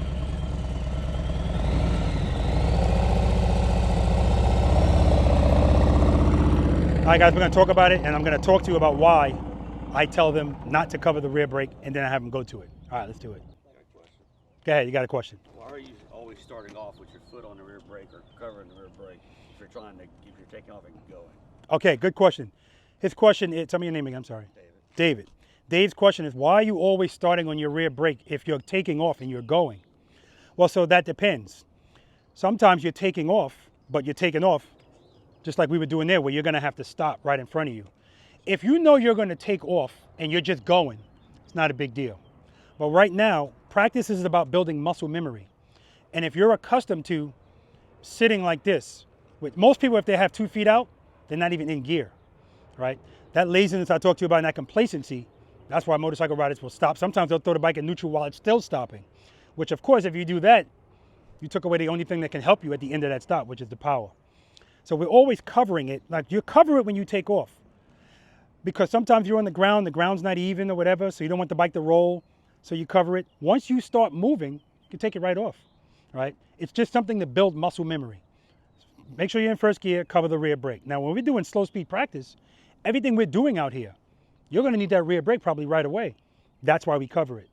And you were one of them. The reason why I have you do this brakeless was several reasons. One, I want you to just realize all you need to do is open and close that clutch and you're fine. You don't need to brake as long as you don't open the clutch too long, right? Secondly, I have you stop because I want you to see what happens when I tell you, now go to it. Most of your stops weren't smooth because now you had to go to it. You kind of gave a lot of pressure to it. That's another reason we cover it. Remember, we're really not here to go over what you do when you're going fast. My mother can get on the bike and ride fast. She doesn't know what she's 77 years, age is not relevant, but she's never gotten on a bike because once it's going fast, it doesn't need us. Very little skill and technique are needed once the bike's going fast. And most motorcycle riders, like I said, they don't want any responsibility. We just want to feel the wind in our face. So I will duck walk the bike until it feels comfortable, then I'll pick my feet up. This is why motorcycle riders don't like stopping, because if you're stopping, and the stop is scary only because they don't know what they're doing. Why? Because they don't ride in the friction zone. They don't practice it. So that's why we do that here, because everything we're doing here is slow. So if you're going to do something slow and go into something slow, and you'll see once we start turning why we're covering that rear brake right away. Because sometimes when I pick up my foot to go, I'm already applying it. It all depends on what I'm doing. I'm applying a little bit of it, but I'm applying it. Or sometimes that open close I was talking to you about, when we get to exercise number 4, where we have to make a 90-degree turn, that kind of messes with people, right? That's the highest failure rate out here. So sometimes the good thing to do is open the clutch quicker to get the bike to stand up. Well, if I do that and I need to make a turn, I need to be on the rear brake right away so that I can open it, correct it, and get right to where I need to be. Does that answer your question? Okay. All right, any other questions? All right, but again, all in all, not bad at all. Not bad at all. All right, do you trust and believe that as long as you provide sufficient power to the rear wheel, your bike won't fall? I hear that a lot. I love honest answers, you know, because for most people, intellectually, they trust it and they believe it. But again, the truth in that matter will come out if you ever feel yourself putting your foot down when you feel, uh-oh. That's showing you really don't trust it and believe it. You don't feel it, the trust and believe. And that's what this next exercise is about. That's why it's called Trust and Believe. This exercise is to reprogram your brain to associate that feeling of falling with this, not putting a foot out, right? And so everything we've practiced so far, you can practice it every time you ride, right? I don't want you practicing trust and believe in traffic, but keep in mind, yeah, but keep in mind, it's still relevant in traffic. It is always relevant. Why? Because anything we do out here, like there's a lot of people that are reluctant to lean a motorcycle in the turn. So I'll see people when we go into a U-turn, when we get to that, they won't lean the bike really until they get to the top of the U-turn. So that's why the turn is so wide. Whereas if they committed to the lean right away, the turn will be tighter, right? That failure to commit is that feeling of, I don't like that feeling of falling. But if you really trust that as long as you need power, sufficient power, the bike won't fall, if you trust it, you won't have any problem doing it. That's what this is about, right? It's gonna make other stuff out here easier, because what's the biggest fear people have on their motorcycle? Dropping the bike, falling. That's what everybody, I ain't dropping my bike, I paid for it, you know, whatever the hell they paid for it. I ain't dropping my bike, that's the biggest concern. But keep in mind, our concerns go down when our confidence go up, period. So people that worry about things a lot, it's just because they don't know a lot. And that's why I'm glad that all of you guys are here. This is adding tools to your tool belt. So for the average person riding a motorcycle, that if I put their motorcycle here and tell them, do me a favor, come here, let me do it this way. Here, and I tell them to come over here, I've had people come out here and use the whole parking lot to get there. It's not even an option, because practicing gives us options. And your options are limited to your skill level, period. It's not even an option to do what most of us would do, is just turn right here, right? Okay, so trust and believe is gonna take care of that at some point. I forgot to say this to you guys too. The goal today is not to get everything today, right? So just keep that in mind. I've asked all you guys how long you've been practicing. Most of you, if you haven't been practicing consistently for a long period of time, you are where you should be skill-wise. So be patient with yourself. That's what I'm gonna say, all right? Be patient with yourself. Okay, there's 5 steps to this exercise. What's always step number 1 before we move the bike? Always. Make sure it's in first gear. But I understand why he thought that was the answer, because I should have waited until step number 2 to ask you that. I feel like I set you up. That was good. Yeah. Yes, it is a rectangle. So we make sure we're in first gear. And then we cover the rear brake. And then we preload, and then we deal with the clutch. So it's a rectangle. Okay, so in this exercise, keeping it loaded is so important, right? Because what happens is in this exercise, when you get to step number 4, open the clutch, they forget about the preload, and then it goes down. And that's when you need it most. Like when Steph and I were doing practicing yesterday, and she opened the clutch, and then the bike dropped. So I said to her, do you know why it dropped? And she said, oh, not enough clutch. And I said to her, no, it wasn't the clutch this time. If you pop your clutch and let go of the preload, the bike's gonna stall. That's why it fell. If you keep it loaded and pop it, nothing's gonna happen. The bike's just gonna go like this. That's why we're covering the rear brake, because we wanna get that bike right back in control. So sometimes we are gonna open the clutch faster than we anticipated. We can correct it right away, because sometimes just pulling the clutch back in is not gonna give us enough correction, right? Okay, so we're gonna make sure we're in first gear. We're gonna cover the rear brake, preload the throttle, and keep it loaded. Clutch. I want you to open your clutch until you feel your bike start to move a little bit, and then pull it right before that. I don't want you in the friction zone. I don't want your clutch all the way in. I want you right before the friction zone. Because step number 5, you're gonna pick up your left foot with the bike not moving at all. And when you feel falling, address it. That's the exercise, but you have to feel falling. Like, don't pick up your foot and just open your clutch. I told you we're gonna be in our feelings. If you want somebody to remember something, tie an emotion to it. And the emotion here is fear. I need you to feel that feeling of falling and address it. And then you're gonna come to a smooth stop. and then you're going to come to a smooth stop. And then you if I say it over and over, maybe people, I want you to know that when we're doing trust and believe, it feels like this. So I understand why when it's time to stop, people stop like this. No, come to a smooth stop. You have time. You have I don't want you to be all the way at the next, sidewalk, but smooth stop at the end. I'm gonna demonstrate it for you guys. I'm gonna do it in 2 ways. The first way, I'm going to address that feeling of falling as soon as I feel it. And if I do that, you're barely going to see anything. Secondly, I'm going to wait a little bit longer, then I'm going to address it. Okay? The difference is, remember earlier I talked about sufficient power keeps the bike up? All right. So if my hand is right before the friction zone, I feel it, I address it this much. That's sufficient. If I feel it and I address it that same amount when the bike's here, that's not sufficient anymore. It's going to fall. So remember, if you wait longer, you're going to have to open your hand more. That's all that is. And it's going to be scarier. All right? All right. Can I tell my sleep story? I'm sorry? Can I tell my sleep story? Yes, tell your sleep story. Make it a short version of it. So the day when we first practiced this, and we went through it so many times that night, I'm at my hotel watching the homework videos, and I felt myself start to doze off, and I did this, and I woke myself up by going, clutch. When she told me that, I was like, that is so funny. That's good. That means it's in there. It's in there. First gear. Covering the rear brake. Preload. Clutch. Foot up.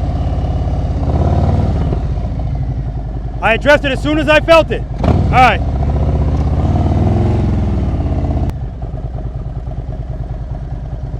Smooth stop. First gear, cover the rear brake, preload, clutch, foot up.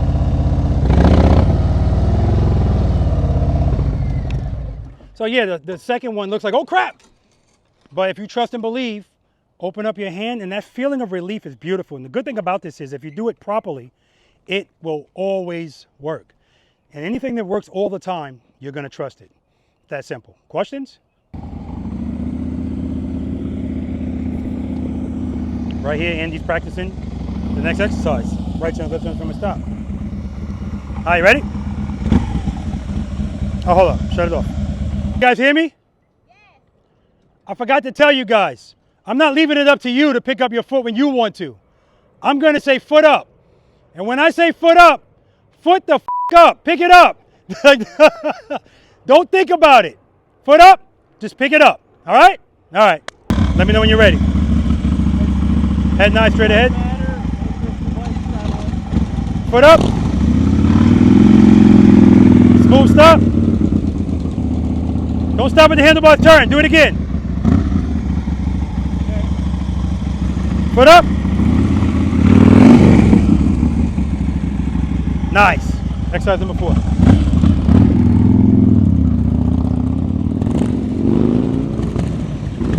All right, you ready?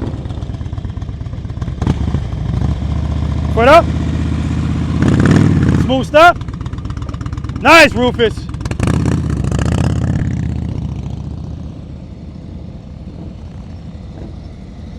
Smooth stop, smooth stop. All right, see how your foot's a little bit behind you when you stop? That's the lack of coordination. You got to use that friction zone at the end, friction zone. Bring that foot down nice and easy. You're putting your foot down while the bike's still moving. That's why you're like this. All right, first gear, yes, covering the rear brake. Preload. Clutch right before the friction zone. Foot up. Smooth stop. Try it again.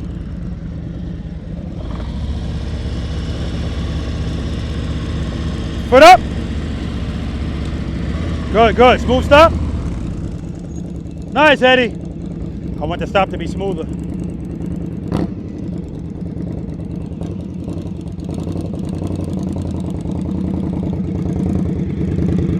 Nice. First gear, covering the rear brake. Preload.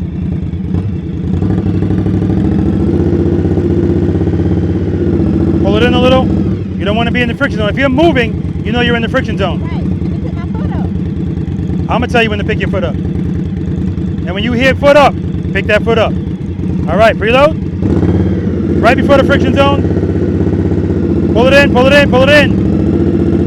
right before the friction zone. So start opening it. Start opening it. Start opening. Start opening. When you feel the bike start to move, right there, pull it in just a little. Just a little, right there. Hold it there. Head and eye straight ahead. Foot up. Clutch, clutch, clutch, clutch, clutch. Smooth stop. That's what I'm talking about, Stacy.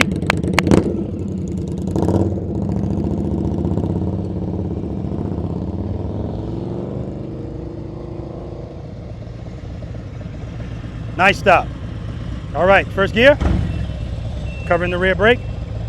Preload that throttle. Clutch is good, right before the friction zone. Head and eye straight ahead.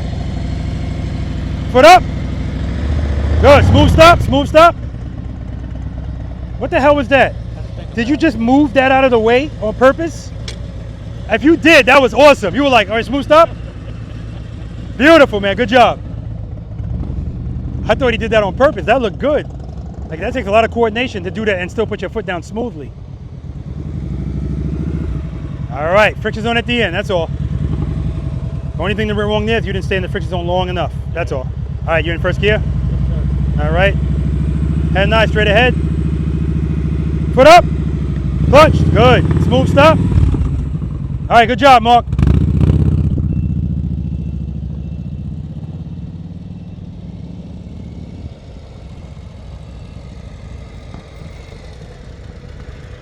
Good. Nice. All right. Preload. Good. Foot up.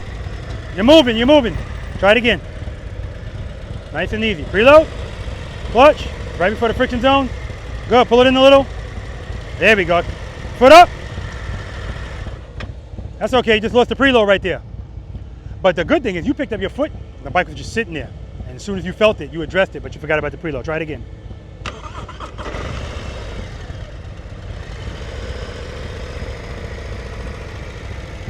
Pull the clutch in a little. Yeah, because I can see the bike sitting. I felt that. Yeah, and you should be able to hear it too. It sounds different. Foot up. Smooth stop. Same thing. Make sure you're not jamming that rear brake too. All right, let's try it again. Go ahead, nice, straight ahead. Foot up. Clutch, clutch, clutch, clutch. Keep it loaded. Keep it loaded. That's the thing that's getting you, to keeping it loaded. All right, back up. Straight. Turn the bars so you're facing straight. Yeah. All right. All right, you're good. You're good right there. All right, reload. Foot up. Clutch. So here's the problem. You're starting out, your preload's too low. All right, back up. So remember, if you want power, it's going to draw from your preload. You're starting low. As soon as you go to open your hand, that's why it's almost cutting off. Start out with a higher preload. Right there is good. Clutch. Keep it loaded. Foot up. Smooth stop. Smooth stop. Problem solved. Good job, man. With the preload thing.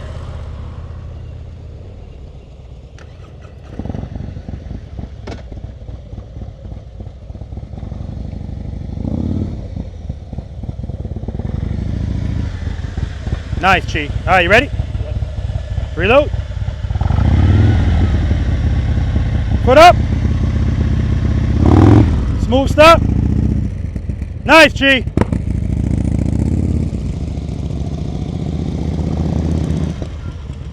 All right, so remember, heavy stop, smooth, Larry, heavy stop. All right, you ready? Preload. Foot up. Now you're moving. Do it again. Reload. Foot up. Smooth stop. Smooth stop, Larry. I want that stop smooth. You don't have to stop right away. Just make it smooth. Wait for the foot up command. Foot up. Yeah, you're moving again. Pick that foot up with that bike not moving at all. Use the rear brake to make sure it doesn't move. Foot up. There we go. Clutch, clutch, clutch. There we go. Trust and believe, Larry. I loved it. I saw the foot go like this. He wanted to put it down, but he didn't. Oh, that was beautiful. I love that. That's going to stay with him. Nice stop. All right. Foot up. Smooth stop. Beautiful. Absolutely beautiful. Come on, Steph. Straight up. That's 10. Brake, brake, brake. There we go. All right.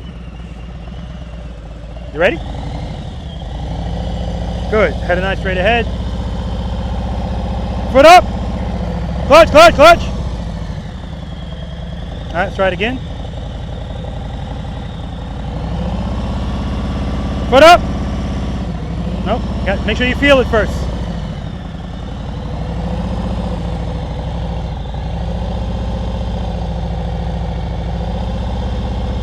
Foot up. Now you're moving. Smooth stop, Steph. Preload. Foot up. Clutch, clutch, clutch, clutch, clutch, clutch, clutch, clutch. I'll take it. We don't want to be out of control. All right, just checking in, checking in. This is Finesse the Challenger. He loves this exercise. He might just do this and go home. But this is how I want you to approach it. Like a few people came and they swept in. Again. Foot up. Clutch. Smooth stop. Outstanding. All right, guys. Right turns, left turns from a stop. Coming up. Any questions on trust and believe? Larry? Man, that's a YouTube short. It's already coming. I'm letting you know. Because that's exactly what I want. He didn't address that as soon as he felt it. And his foot came out and went like this. That's the instinct. But it didn't go down. I always like to say from the movie The Matrix, when Morpheus says, he's beginning to believe. Right? So he already trusted and believed, but in that moment, that instinct was coming back. And he didn't give up. He just opened up his clutch more. Boom. And of course, after that, when I said smooth stop, hell no, I wasn't getting the smooth stop. Because right now, he's like this, you know? In that exercise, again, I'm not giving you a certain spot to stop. I just want it to be smooth, that's all. All right? Now, of course, if it's an emergency situation, I just want to stop. I don't care if it's smooth. I just don't want to hit what's in front of me. All right, no questions. Outstanding. How did I know Finesse the Challenger was going to check in? He loves that exercise. See, because when he is approaching that exercise, just like when Andy approached it, like when Rufus approached it, they're approaching it like this exercise. That's practicing. Some of you guys came in and you came swooping in. Speed, here we go with the speed again. Everybody knows, we already know how to do that. So if you have the opportunity to ride your bike in the friction zone today, do it, right? Why not? Do it, challenge yourself. Make that turn straight up. No big deal, that's what we're gonna do right now. Welcome to exercise number 4. This is right turns, left turns from a stop. Did you say this is the easiest one of the whole day? This is the highest failure rate. Oh. Yes, the highest failure rate. Why? Because I ask everybody, I'm not gonna ask you guys, but I want you to think about it. What's your strength making turns? Think about the answer. If you don't practice turning like this, the answer is usually the opposite. Because what you're thinking about are U-turns. Why? Because most motorcycle riders don't know how to make U-turns, first of all. They're very uncomfortable making U-turns. And so they don't even turn like this. This is not an option. This is why gravel roads bother so many motorcycle riders. Because if you are a motorcycle rider that's comfortable riding your motorcycle in the friction zone at very slow speeds, a gravel road means nothing to you. I know I can't lean on gravel, so if I can ride straight and turn, then gravel's not an issue for me, right? That's what I want you guys to envision this to be. This is a mushy gravel road, meaning if you just lean a little bit, if you're going a little too fast, it's gonna put that front wheel out. So we're not gonna be doing that in this exercise. Straight up and down. And in my opinion, it takes way more skill to ride a motorcycle very slowly and make a turn straight up than anything leaning. Because when you lean a bike, that means you have speed behind you to lean it. It's that simple. Here, we're not giving you that. 3 things determine the radius of a turn on a motorcycle. Steph, give me one. I know that, Steph. She said lean angle. Speed. Give me one. Give me one. No, but that's a good answer. What did you say? Speed and lean, that's all I can think of. Speed, those are the last 2. That's it. Speed, lean angle, handlebar turn. That's it, right? So, I say that to say, when I do this exercise, I stop right on the plus. That's how I practice. Sometimes I stop here, which is where I'm gonna have Andy and Rufus stop. Sometime I stop here. Now, if I stop here, I'm not gonna have you do this one, but if I stop here, what do I have to introduce? First of all, if I stop here, what do I have to introduce? No, I don't need to lean here. Bars. I need to start with the handlebars turn. Now, if I come here, just the handlebars turn is not gonna be enough. What do I have to introduce? Lean. So that's where trust and belief comes in. I'm gonna start with the handlebars turn, let the bike fall, catch it with the clutch, right? So I'm not asking anybody to do that here, right? This box right here, guys, you can stop anywhere in this box. This is not a competition, right? A hero is nothing but a sandwich, and I forgot to tell you guys, leave your egos on the chairs. You can pick them up when you leave. So if you feel more comfortable here, see, he's from New York, that's why he's laughing. I said that to people down here, a hero? They don't call those sandwiches heroes, they call them something else, I don't know. No, they call them hoagies in New York too. That's a Jersey thing. All right, and he's from Jersey. If you want to come here to make the left turn, that's fine. But keep in mind, you don't need to do that. The more you, this is just letting you know, I'm letting you know that should let you know you need to practice this more. Because if I can turn from here, from a stop, first time we do this, we're gonna do it just rolling through. And then at some point, I'm gonna tell you to stop. That's when you can stop wherever you want. I mean, I can be on the inside of this lane and make a left turn, right? Then I'm gonna have you guys stop wherever you want, make the turn, and stop. So the key to you making that turn and stopping smoothly, coming out of it, hey Rufus, your bike's on.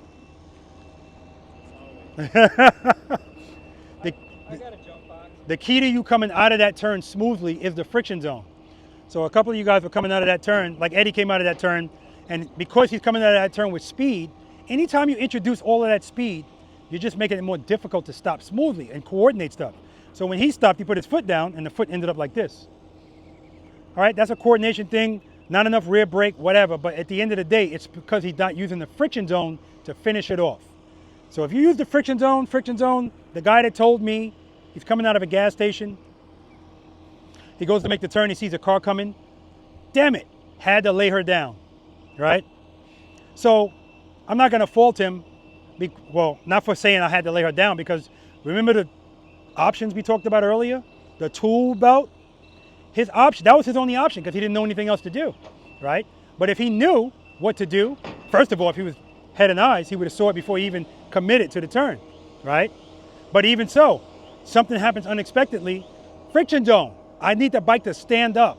Friction zone if I'm already committed to a lean, or even a handlebar turn. Friction zone, rear brake, stop, right? Now in that case, the stop might not be so smooth because in that case, it is emergent.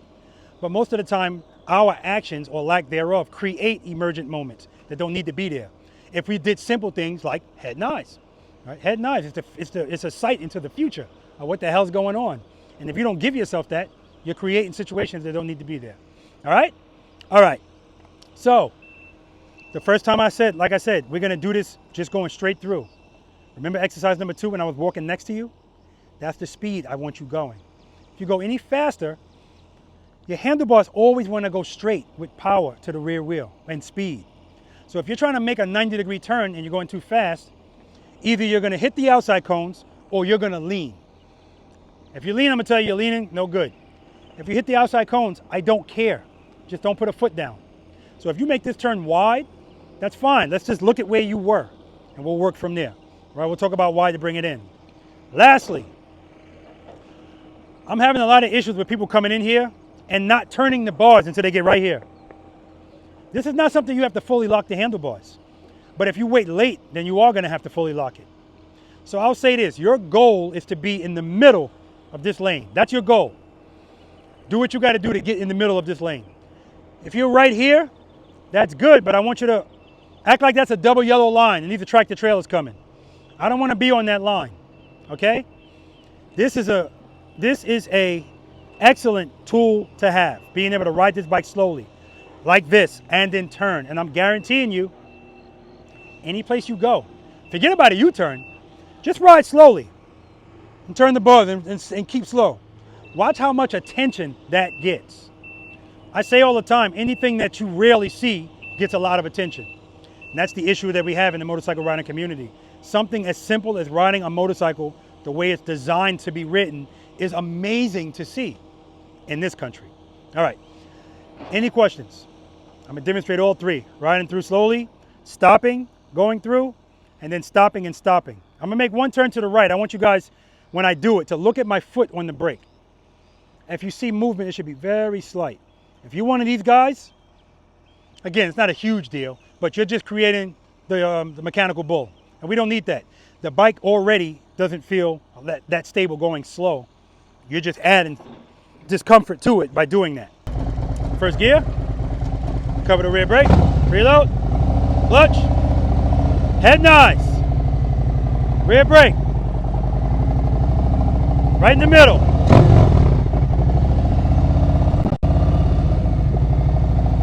So as I'm coming to a stop, friction zone, friction zone, friction zone, rear brake, rear brake, rear brake, smooth stop, from a stop.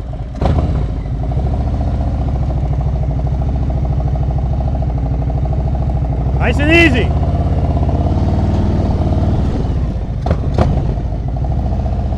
Smooth stop. Friction zone, friction zone, friction zone, rear brake, rear brake. Now stop, stop.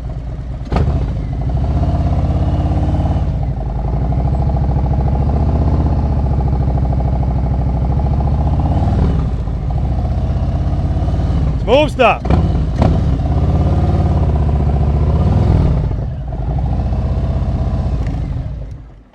Questions?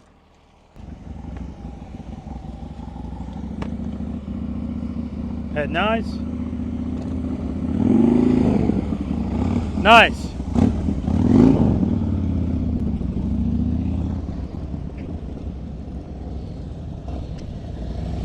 Good. Slow down, slow down, slow down. Head nice. Look at my camera. No lean, no lean. Clutch, clutch. Straight up, baby. Straight up, Dave. He started leaning. He started turning way late, and he's looking at the ground. Head nice.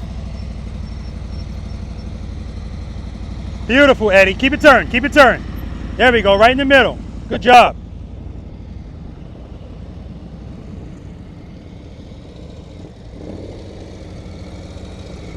Good. Good speed. Good speed. Good head nice. You're looking at the cones. I'm looking at you. Just kidding. All right. Good job, man. Easy on that rear brake.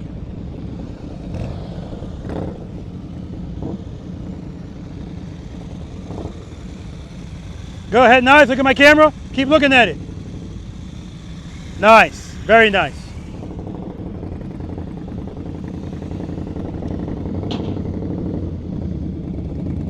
Slow down, slow down, slow down. Head nice. You're looking at the cones. So what Stacy's trying to do, she got a head looking at me, but her eyes looking at the cones. That's why it's head and eyes. Can't fool your brain. Nice, G.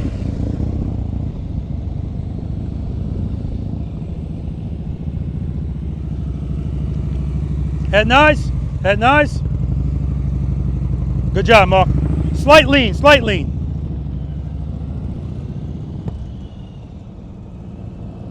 Beautiful approach speed. Good head nice. Balance, baby, balance. Small inputs with the clutch. Nice, finesse. And I'm looking at his hand. I see very tiny inputs with the hand. All right, we got Stephanie here. Now, Stephanie, right out the gate, she had no problem doing this, which is very impressive. Head nice. Clutch, clutch. Good job, good job.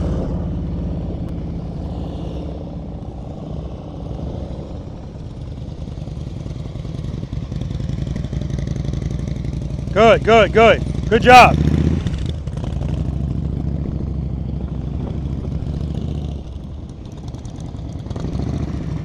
Head nice. Nice, Rufus. Excellent, excellent.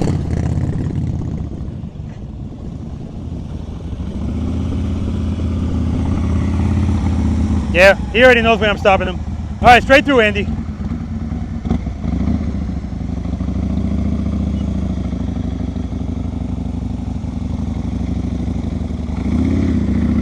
Nice, Andy. Smooth start, wherever you want.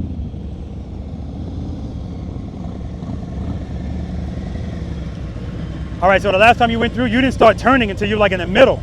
That's why you had to lean. Start turning a little bit earlier, but slow down. Head and eyes, look at my camera. Rear brake, rear brake, rear brake. See, you're leaning. We don't want lean, straight up. Good job, though.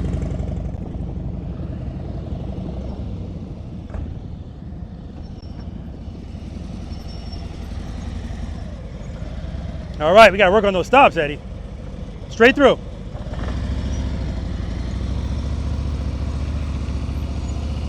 Nice and easy on that rear brake. Good job, Eddie. Beautiful. The only reason he's not in the middle is he didn't hold that turn. We're gonna talk about holding turns later.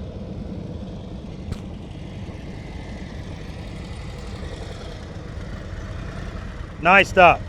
All right, straight through.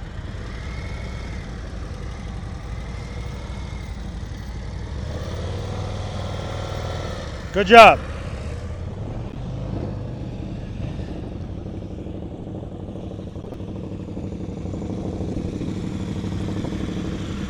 Beautiful stop. All right, straight through. Head and eyes on my camera. Keep looking at it. Good job, man. Beautiful.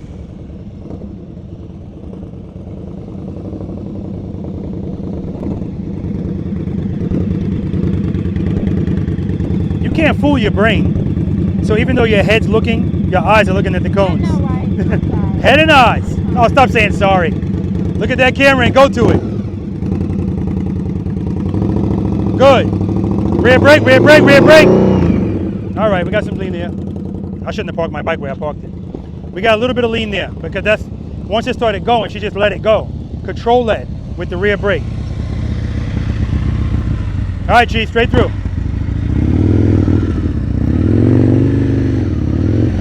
Nice, G. You see Chi's bike bouncing? That's him on the rear brake. On, off, on, off. If he just drags it, it can be smoother, but he's good.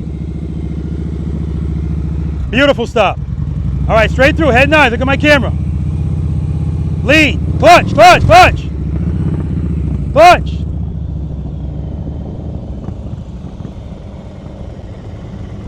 Beautiful stop. Straight through.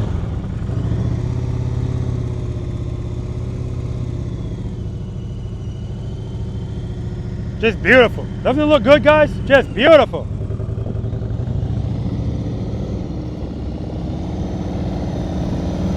Smooth stop. All right, we're gonna work on those stops. Straight through, Steph. Head nice. Turning late, you're turning late. Clutch, clutch, clutch. You're just turning late, Steph. And if you turn late, then it's forcing you to turn more. Why did it drop?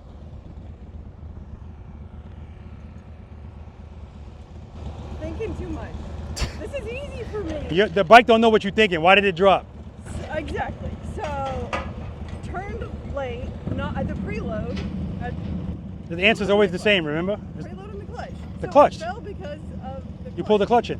Pulled it in Yep. instead of letting it out while keeping the preload up. Exactly. All right, do it again.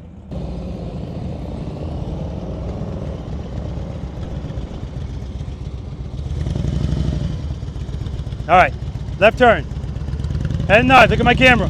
My camera, my camera. See how late you're turning? That's why you're so wide.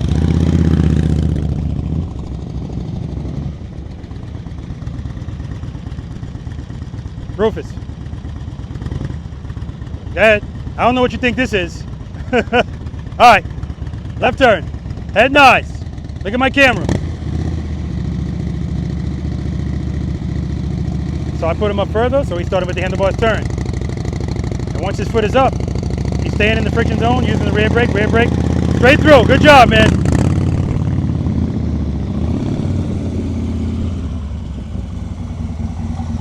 All right, smooth stop, right turn's next. Andy is not gonna start with the right wheel turn, but he's gonna turn it right here. And sometimes when you're trying to go this slow, yeah, you are gonna see a little bit of this with the brake. That's fine, good job. But you just don't want to be excessive with it.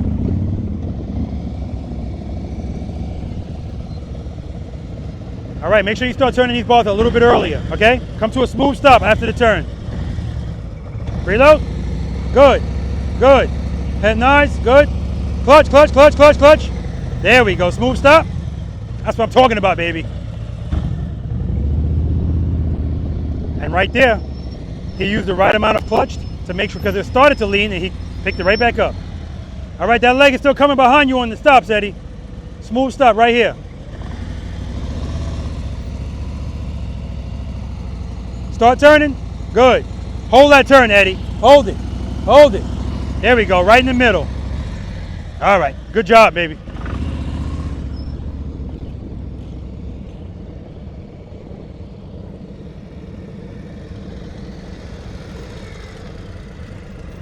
There we go, I like that. You were ready to stop and you didn't feel it, so you said, nope, not yet. Good job. Smooth stop over here. I love when I see that, guys. I love when I see somebody, because it's not just stopping a motorcycle, right? That's the whole point. It's how you stop it. All right. Good job, man. And right there, he just wasn't in the friction zone long enough. He tried to compensate for it by putting his foot out early. He still did the heel toe, but you see the bike was leaning way over. You want to stop with the bike straight up. That's when you know you did it right. Beautiful. Nobody is stopping better than this guy. Give me another one right here. Head nods on my camera. Good, good. Beautiful.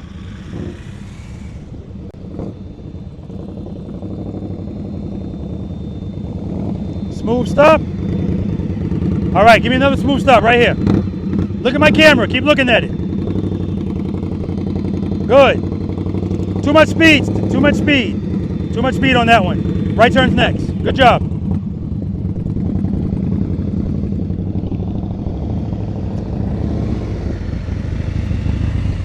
All right, smooth stop, Chi.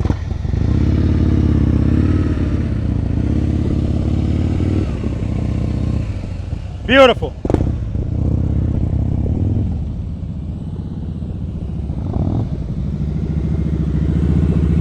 Oh! All right, smooth stop. Redeem yourself. Head and eyes. My camera.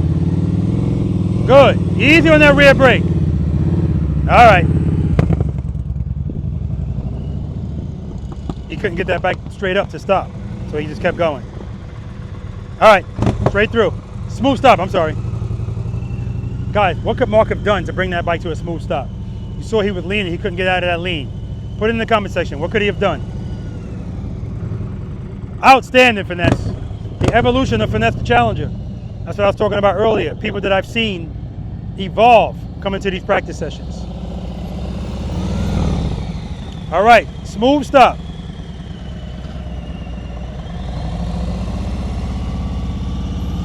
Head and eyes on the camera. Start turning.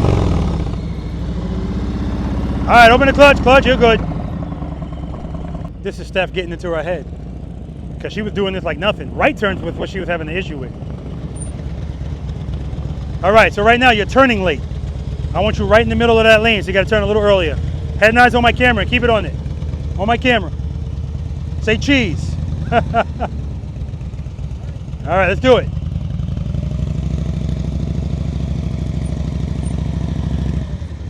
Good job.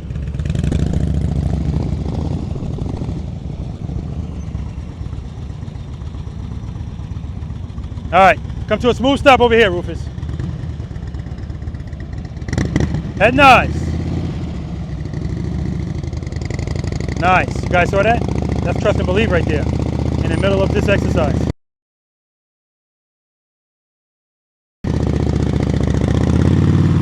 Outstanding. And a smooth stop. So I don't know if you guys saw that. Rufus picked up his foot and the bike wasn't moving at all. That was trust and believe. And then as soon as he felt something, he addressed it. And he addresses it with quick clutch, but then quick rear brake. That's why you see the bike doing that. Good job, Andy. Straight through, straight through. Good, good speed. Perfect speed. Head and eyes, look at my camera. Keep looking at it. Start turning. Start turning. Good. Good. Clutch, clutch, clutch, clutch. There we go. Good. Good correction, baby. Woo! Nice correction. Straight through, Eddie. Head and eyes on my camera. Nice, nice, nice. I barely see his foot moving on the brake. He's dragging it. That's why it's so smooth.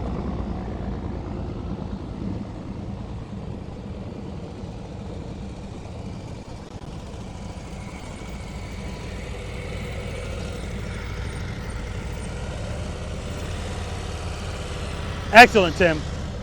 Excellent.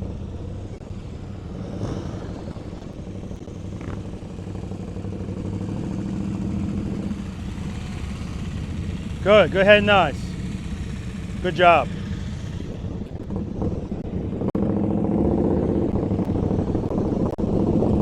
Slow down, slow down, slow down. Head nice. Keep it slow. Good. Turn those bars. There you go.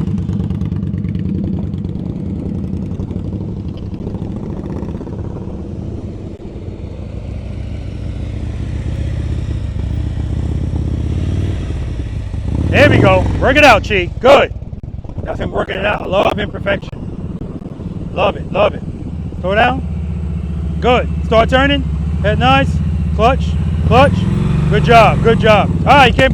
Too much power at the end. Remember, it wants to go straight. So he wants to turn. He's turning, he's holding it. As soon as he introduced that extra power, bike took him to the left. Because it wants to straighten out. That's what it always wants to do with power to the rear wheel and speed. That's why we cover the rear brake, so we can correct it. Although right there, he could have pulled in the clutch and applied the rear brake.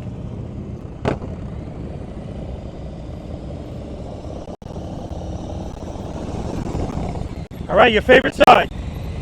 Head nice. Rear brake, rear brake, rear brake. Nice. So you're gonna do that backwards too, huh?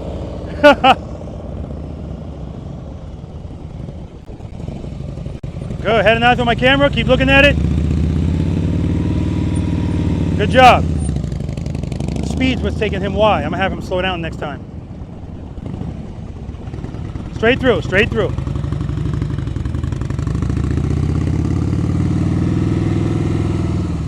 Good job. I think his balls are like 20 inches too. Smooth stuff. Nice. Straight through.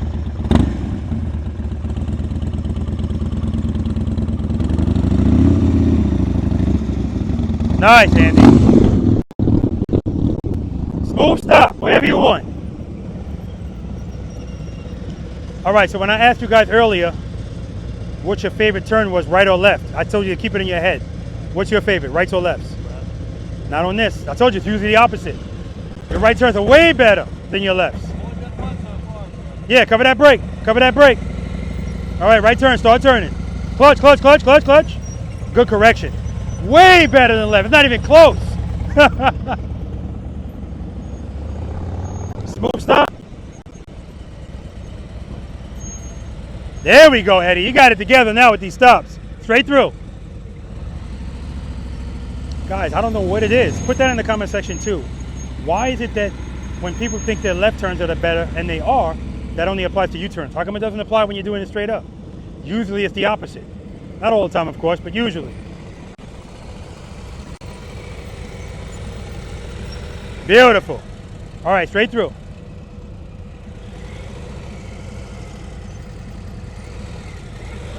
Good correction. Clutch, clutch, clutch. All right. So right there, he didn't address that as soon as he felt it.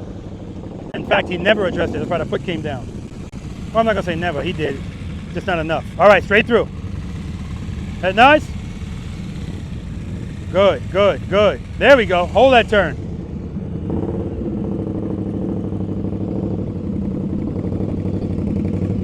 Smooth stop. Beautiful. Straight through. Head nice. Go straight through.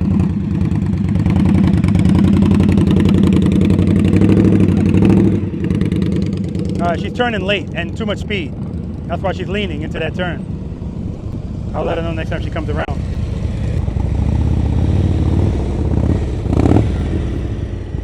All right. Yeah, you guys saw some lean there. They're not going to all be perfect, so he knows what to do. All right, straight through. Good, good. Hold that turn. Hold the turn. So you can be in the middle. Hold that turn. Hold it.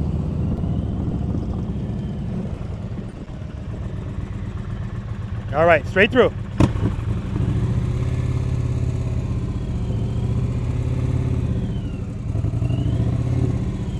Nice, Finesse.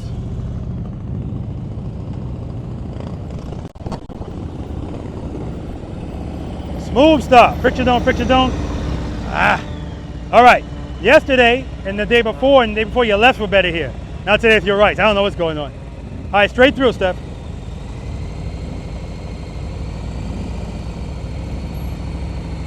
Good.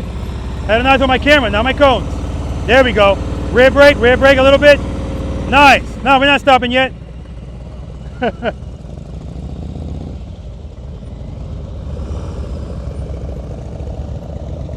right, you're going straight through. So that last time, a little bit too much speed. That's the only reason you were that wide. Keep it nice and slow. Reload. Had an eyes on the camera. Good, start turning. Good, go, hold the turn, hold it. Hold it. There we go, that's how we get in the middle. Good job, man.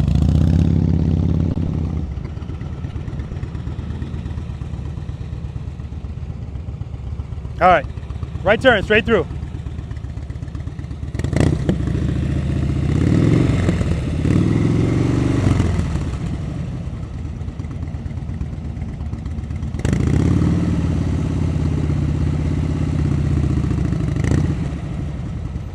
See that, guys? Because Rufus does exercise number 3 here. He picks his foot up with the bike not moving at all. So he's challenging himself. Like I said, we all practice differently based on our skill level. Straight through, baby, straight through. Good job.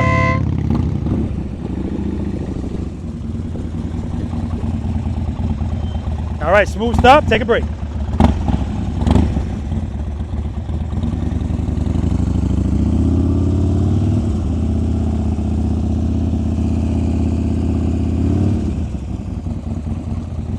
Beautiful, Andy. Nice feather in that rear brake. Beautiful. So even though his foot is moving a lot, it's the bike's not doing this because he's very delicate with it. All right, come to a smooth stop over here, and then you can take a break. Good. Head nice. Start turning. Clutch, clutch. Good. Good. Hold that turn. Hold it. Hold it. Smooth stop. Smooth stop. Smooth stop. Smooth stop. All right, take a break. See, everybody's real quick to come out of turns. People don't like holding turns because they don't like turning to begin with. Good. Friction zone, friction zone. All right. Smooth stop over here, and then you can take a break.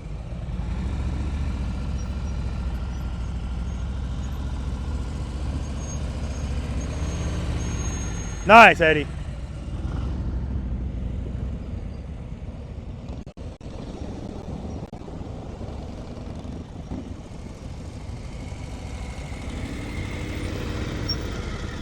All right, smooth stop over here. You know what happened there. When you felt it, you just didn't address it. And as it was going, you still wasn't really, actually, by the time you did address it, now it's not sufficient because it's so far. That's all. Smooth stop.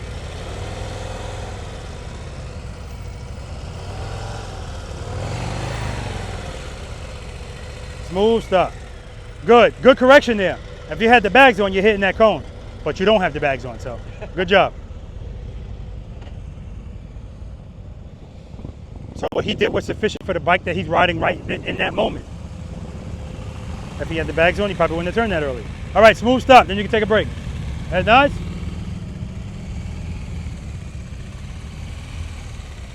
Beautifully done, brother. Beautifully done.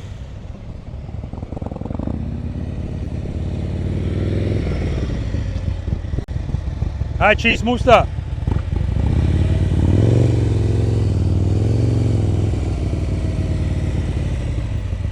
All right, take a break.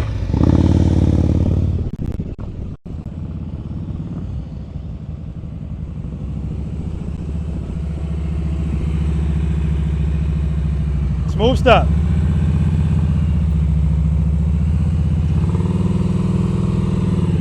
Smooth stop. All right, never mind.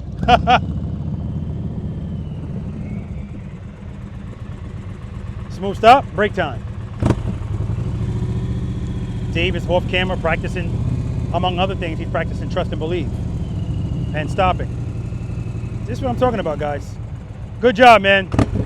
Being able to stop this motorcycle smoothly and stuff like that, it takes a lot of finesse. So Dave is good. I can see he makes U-turns fine. When it comes time to lean the bike and go a little bit faster, he's fine. But when you got to slow down and do other stuff, I'm telling you, it's more difficult. Smooth stop over here. Then you can take a break. And that's why I focus on those things, guys. It's about those fine skills. Go, rear brake, rear brake. Smooth stop. All right, take a break. All right, I want you right in the middle, smooth stop. Head and eyes on my camera. Keep it on the camera. You're looking at the cones. There we go. Good job, man. Take a break. Oh, I didn't like that stop at all, Rufus. But there's so many good ones, I ain't gonna focus on the bad one. All right, move up here. All right, smooth stop over here. Take the bike. Take the bike. Go ahead.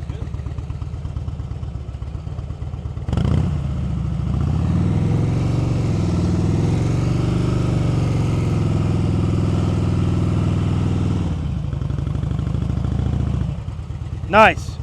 All right, guys, we're gonna move on to exercise number 5, single serpentine. Now it's time to turn and lean. When I say turn those bars, baby, and transition.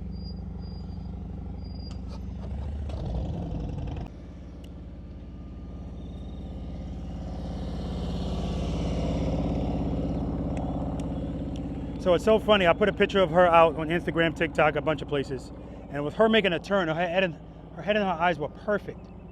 It's from riding horses. Now you got to do the same thing on a horse, and she said that's why it was no big deal for her. She looks like a motor officer. Yep, her posture, everything, it's all from the horse, all from riding the horse. So for the people that said, I'm getting on the wrong side, I'm supposed to get on the motorcycle like I get on the horse, I always said that was ridiculous, and her response was, the horse doesn't know what the hell side motorcycle, I mean, what side you're getting on, it doesn't matter. You can get on, you can jump on it, you know, it doesn't matter. All right, any questions, exercise number 4, guys? Beautiful. And with Dave. What I love about Dave is it was break time. Dave said, all right, I'm going to use some of my break time to practice a couple of things. So he went over there, he practiced some trust and believe, came back in here, and this time made the left turn with no issue, right? Again, guys, use your time here wisely while you're here. You want to practice something, practice. If we're not in an exercise and you want to practice it, I don't have an issue with that. But if you hit a cone, put it right back where it was and how it was. You guys know I'm crazy about that stuff. All right, anyway, but that was excellent. You guys did well. And where's Larry? So when Larry was going through the turns, he's not the only one, but some people were going through the turn, and then when they get in the turn, they start coming out of it. So they end up wide, not because of anything else other than they didn't just hold that turn, all right? That's going to be relevant in this exercise, and you're going to hear me talking about this from here on out. Holding turns, what did that buy you, Steph? And? That's right. Holding turns buys you space and time. That's going to be very relevant here. Welcome to the single serpentine, guys. Now, we went all of that time not leaning. Now I want some lean. But I also want handlebar turns, and I want you turning like a boss, all right? So that means we're not going through here doing this. Like that's what everybody wants to do going through here. And like I told you guys, over the number of practice sessions that I've done, I've learned from you guys. I know now why people want to do this. It's because, like I said earlier, most motorcycle riders don't want to turn the handlebars. They want to, they do slight turns and straight. That's what they know how to do. Slight turns and straight. That's not what we're doing here. So, again, the purpose of every exercise out here is not just to get through it. It's how you get through it, right? Because we're working on techniques. See how my motorcycle is in relation to the cones. So most people would do this exercise. They're going to approach like this, straight, because they want to make a slight turn. The only way I can get my motorcycle at this angle, I have to start wide. So the funny part is I'll tell people to start wide. They'll be coming from wide and then start turning early. So they get right where I don't want them, right here. I want your motorcycle facing like that. And I want that on every cone, every transition, because that's what we're working on now too now. Transitions. Transitions. And when we transition the motorcycle, we're not going to do it like this. Transition, transition, transition. We're dancing. Speeding up a little bit now, right? So this is about speed. Well, it's always about speed, but it's how much speed. If you're going too fast, you can't turn the handlebars. If you're going too slow, you can't lean. So we got to split the difference, all right? Stay wide. Staying wide is going to force you to slow down and lean. Also, it's going to buy you space and time. So when I make this turn and I go to turn here, I'm going to hold this turn. Hold it. Hold it. Now, people want to come out here, and then they end up like this. No, I want you like this. Hold it. So let me say this. I like Chi because Chi listening to me the last time we did this. Chi can do this no issue. If you don't have an issue doing this, you go ahead and you do it your way. I don't have a problem with that. But if I see you have an issue with the turning and the leaning, I need you to slow down and hold those turns longer. So Chi was like, all right, I'm gonna do it, screw it. And he was, you know, he was going really wide, right? Outstanding, good. So we're gonna do it twice. You can do it both ways if you want. So the first time you start, I don't care what side you start on, but the second time, start on the other side. There's no difference. But, you know, sometimes we're in our head. Okay, we're going to be going this way, right? So head and eyes while you're doing this, straight ahead. Look at my truck. Don't hit it, but just look at it.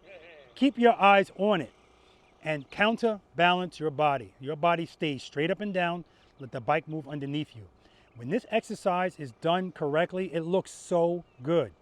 But forget about what it looks like. This is the exercise that if you have it in your muscle memory, you will have the presence of mind to swerve just in case the emergency braking is not enough, right? Swerve. That's what this is. And that's why we don't do the little baby turn. Slow down enough so that you get into the speed range where you can do this. If you're going fast, can't do that. Questions? When you say wide, you mean about one parking spot or a little bit more?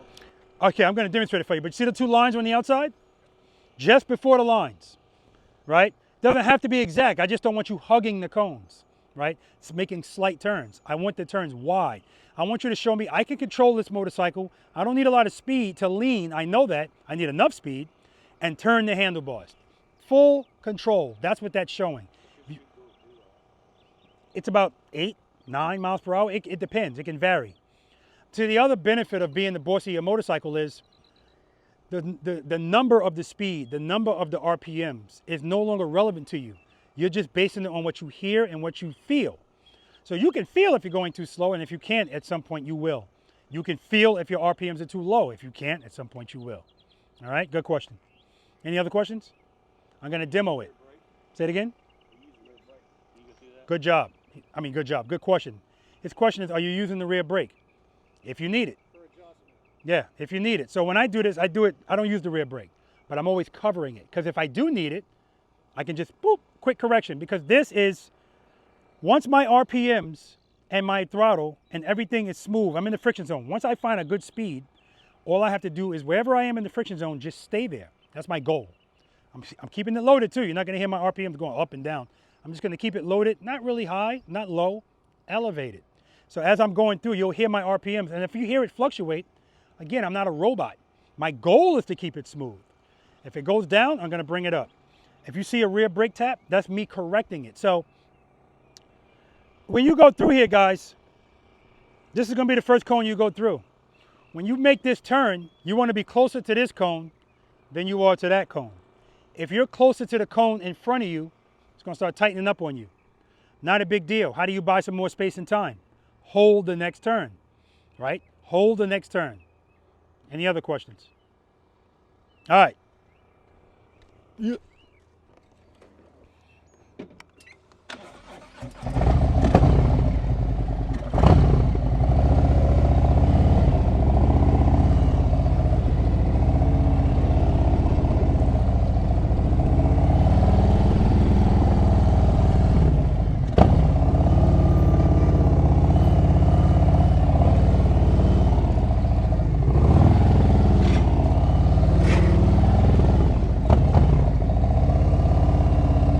Now, the way I came back at you, that's what everybody wants to do.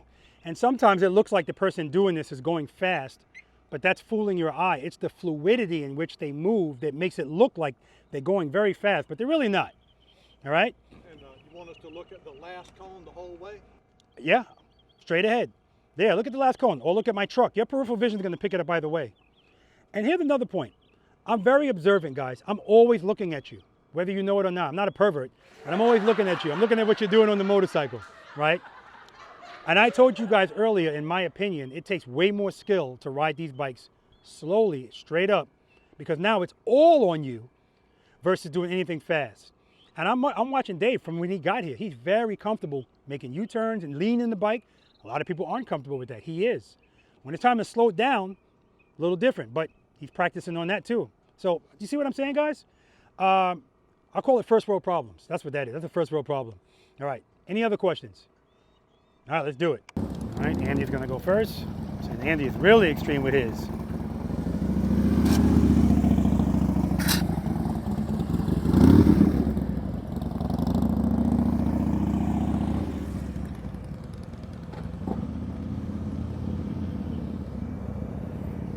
All right, so right now everybody is starting on the right.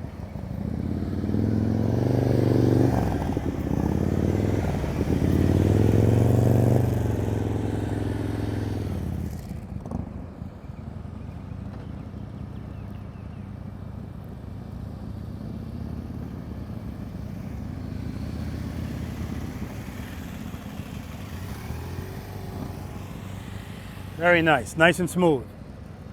All right, we got Eddie here. Eddie stripped off the jacket.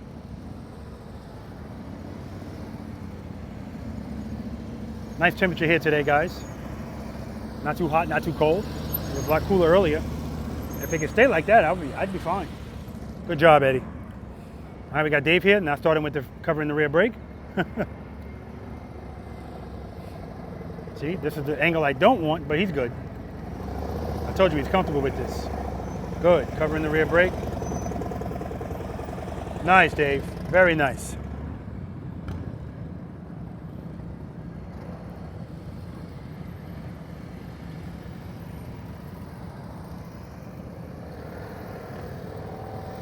Nice, Tim, good. Good transitions. Good transition. Good, he picked up some speed there and then he corrected it with the rear brake. Very nice.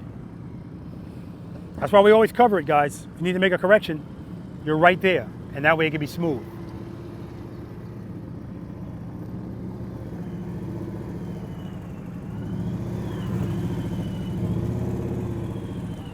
Woo!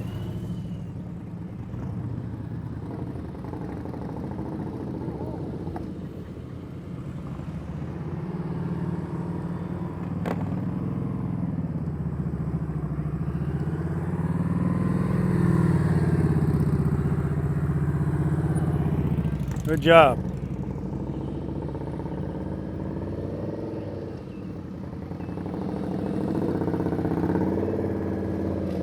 Nice, Stacy.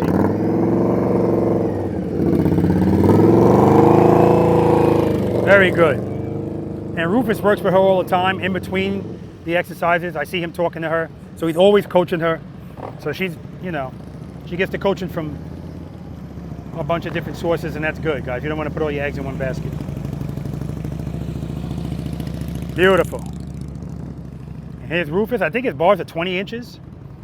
We'll ask him for confirmation. As long as you're comfortable, guys, and you can reach the clutch comfortably, rules don't change.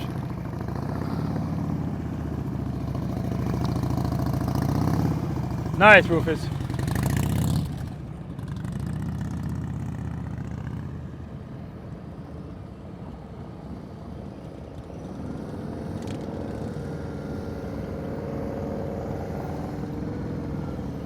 Good. Keep it wide, keep it wide.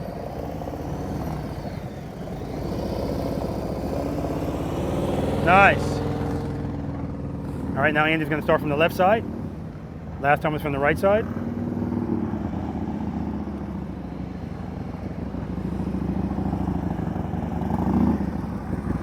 Nice, Andy. U-turns.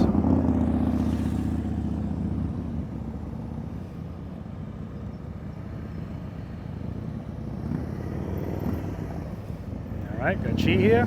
Head nice, straight ahead. Very good.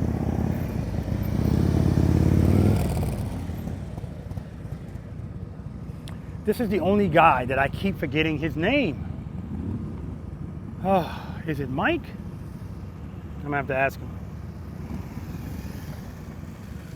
Nice and smooth. I've gotten past the stage where I feel uncomfortable asking people their name. I just tell them I just suck at it. But that's the only guy so far. This is Eddie.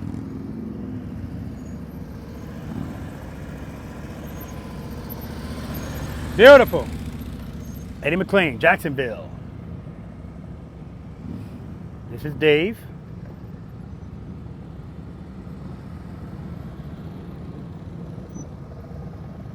Good.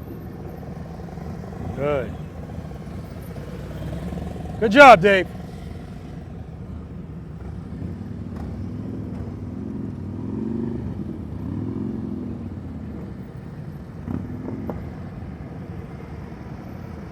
All right, a little bit too wide there, but he's good. Yeah, he's going very wide. That's good. Testing the skills. Clutch. Testing the clutch control too. Good job. Very nice job.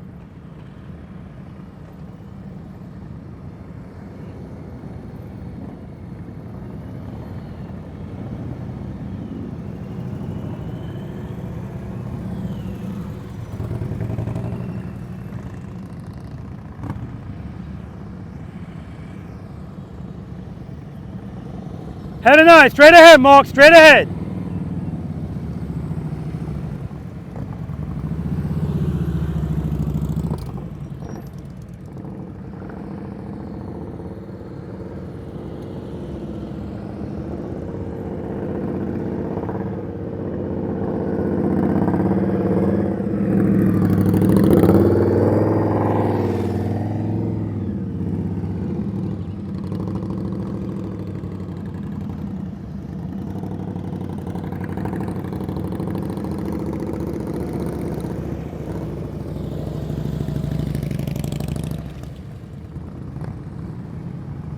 This is Rufus, that was Larry that just went.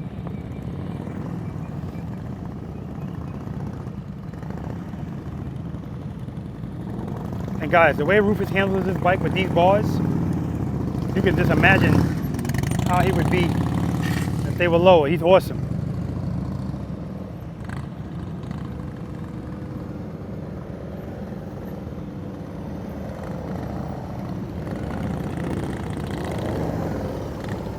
There we go. Work it out, Steph. Come on, you still had it. All right, guys, we're gonna move on to exercise number 6. U-turns, baby, the infamous U-turn. Let's do it. Guys, any questions on the single serpentine? That's probably the best I've seen as a group in a long time. That was beautiful. Not one cone nicked, not one cone hugged. What'd you say? Let's hear it for the 100th, y'all. I'm not surprised, you know, because I'm looking at who's in this practice session, and that's fine. That's a beautiful thing, right? Everybody looks smooth. A couple of people looking at each cone. I hope you named them because you looked at each cone, you know. Yeah, not you. Keep your head and your eyes straight ahead, guys. But I'm loving what I'm seeing. Rufus, how tall are those bars? 18s, yeah. So again, if you can reach your clutch comfortably, nothing changes. Of course, he'd be if you put him on a bike with some regular bars, he'll kill you with those bars. So I can only imagine, man. I like when I see people come out here with motorcycles that have stuff on it that people are concerned about. What if my bars are too high? Well, if Stacy gets on his bike, yeah, that's going to be a problem because her arms are not as long, right? Or my California ambassador G-Pops, he's got the 180 tire on the front of his motorcycle. He's already dispelled the rumor that you can't do slow speed maneuvers with the bike if the front tire is fat. Again, he's not trying to go into a competition. That's not what this is about, right? You want to be in a competition, you got to start changing stuff. Get a Road King, get that stupid seat that's real high up so you can put your balls over it, like sitting on the tank almost, you know, and no crazy bars because they might look good, but they're not good for competition. All right. Exercise number 6, guys, the infamous U-turn. Now, I already know it's going to be quite a few of us in this box, 18-foot box. But keep in mind that is excessive and not necessary. But like I said, we all are different. We all have different goals when we train. That's why when Rufus and Andy pull up to the line, I tell them up, up, up. I make them go up a little further, right? 27 feet is what you have if you want it. But I want you to be in 24. I'm giving you 27, so you don't have to worry about it. 24 is the goal. 24 is easy if you follow these steps. Step number 1, as you're approaching, get your stuff together. I'm talking about where you're going to be in the friction zone. So you got your speed right. If you're going to be using the rear brake, you can actually start dragging it as you're approaching it. You don't really need to, but it all depends. If you need to correct your speed, correct it. Now, step 2.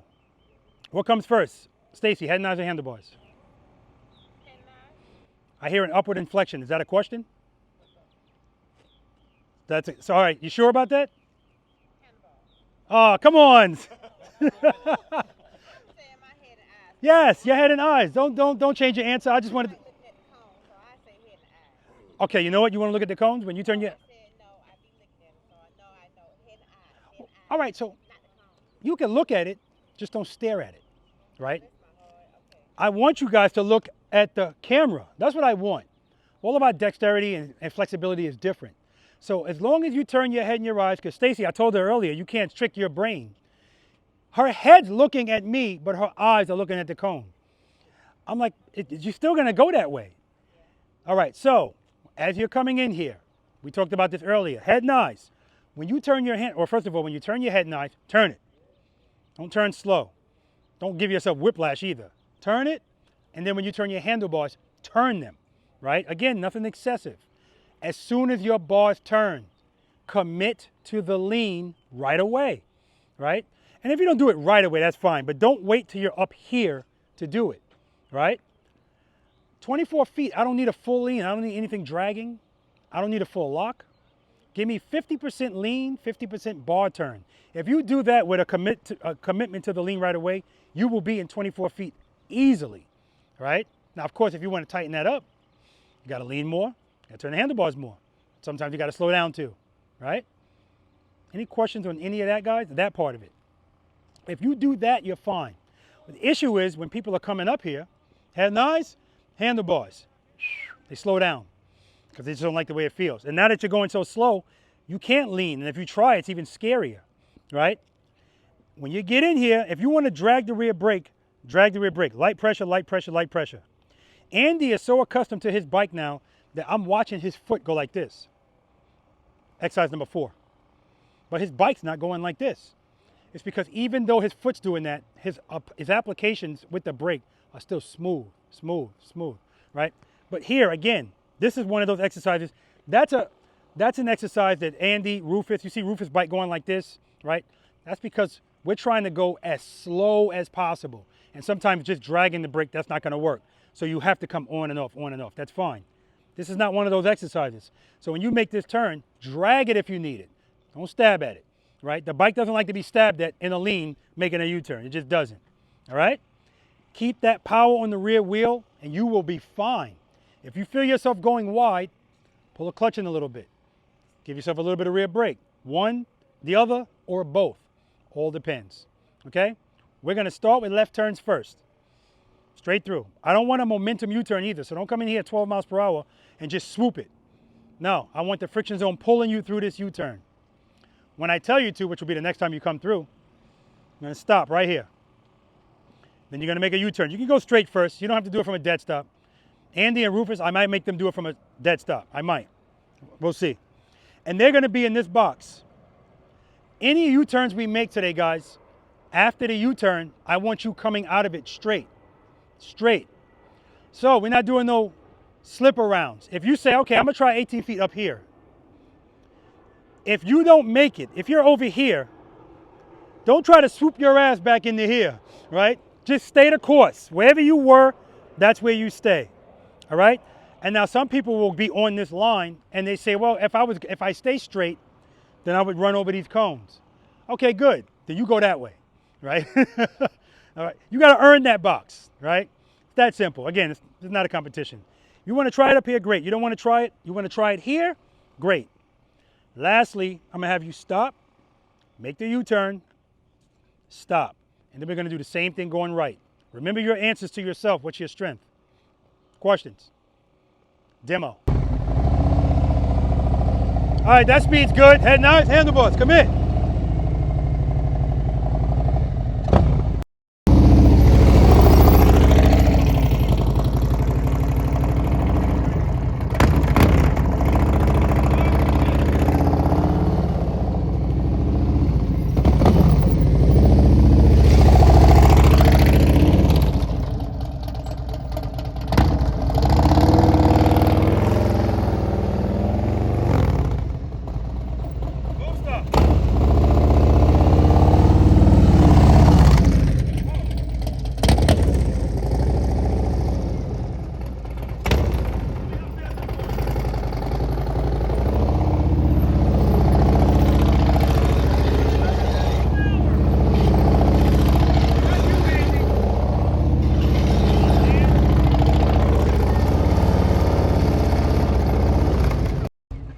Stacy, how fast am I going?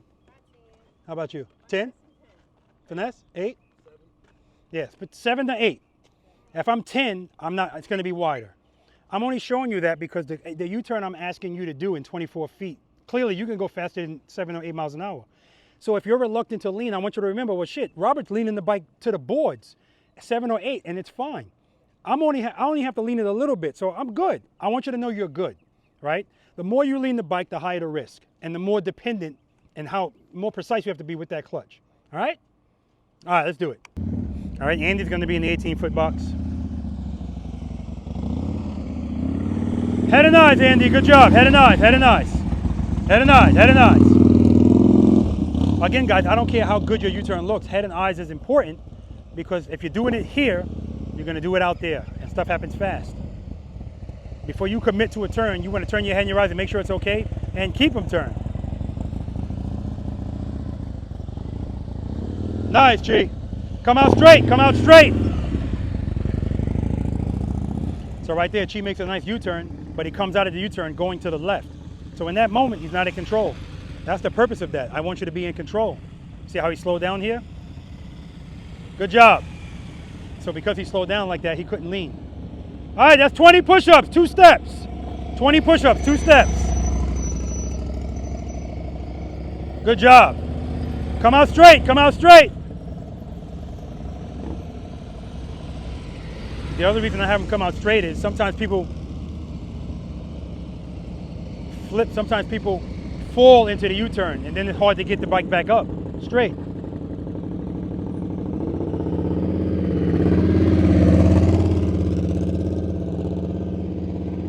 Clear that lane, Larry, clear that lane.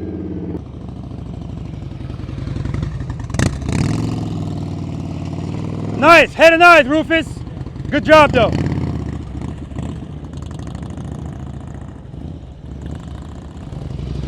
Go ahead and eyes.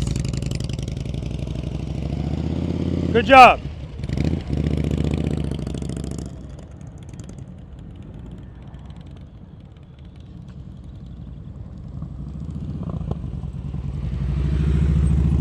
Head and eyes, Mark. Your heel just missed that saddlebag guard. Yeah. I mean, just missed it. Why'd it fall? Not enough sufficient power. There you go. Clutch. Pull that clutch in. U-turn was looking good, too. It was. When you got right there, you didn't like the way something felt. Clutch in.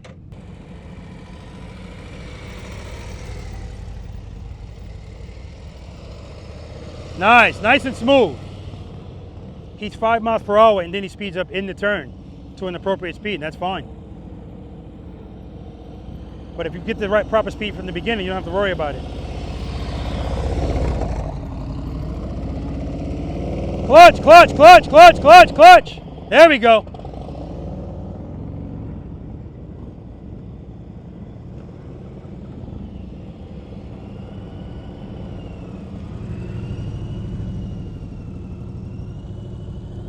Nice. Whoa, we don't jump the line. Yeah, that's not how we work here. Come on, come on, come on, come on.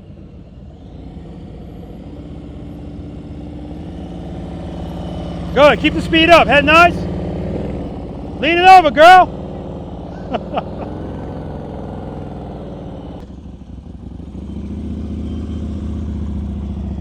All right, U-turn.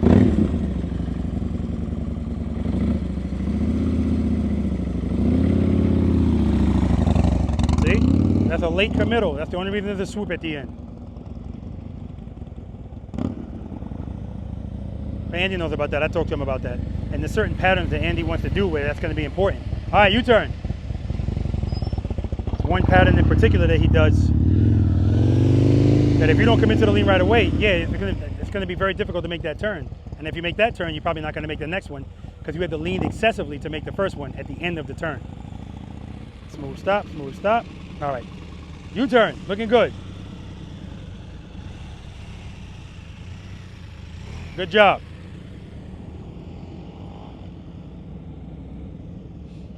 Smooth stop. Nice. U-turn, straight through.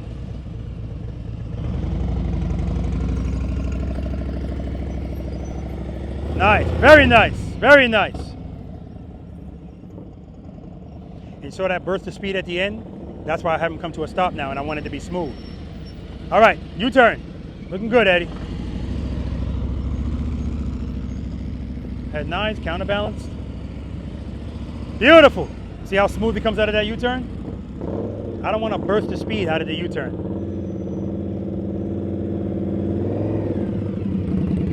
All right, U-turn.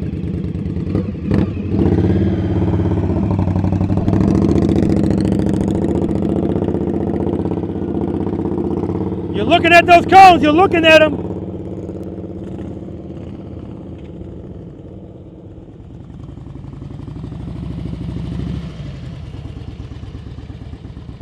U-turn. U-turn. I'm standing here because you can't go past me. Yeah. Oh, please. You forget, I saw you in the top of that Snowman pick up the bike and go right from there. So it's the same thing. There we go. Beautiful. Beautiful. And to a stop.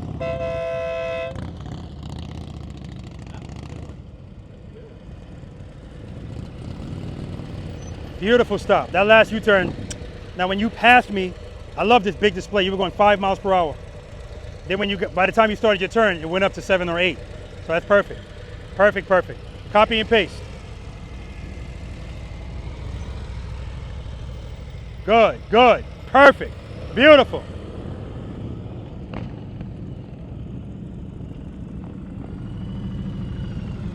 All right, U-turn.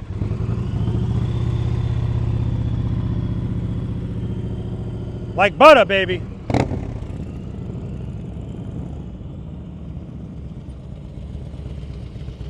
Nice, oh man, easy on that stop. All right, U-turn. Head 9, good. Good job, straight through. Good job.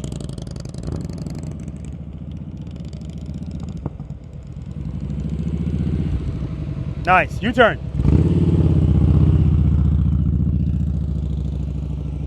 There we go, nice and smooth.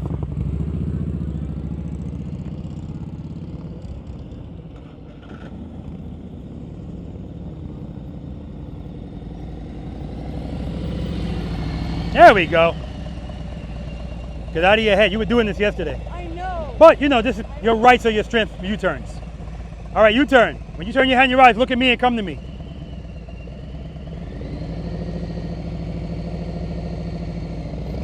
Good, head nice, look at me, come to me. I'm over here.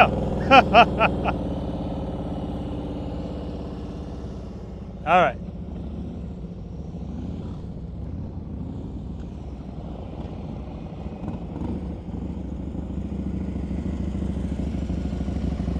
U-turn, smooth stop.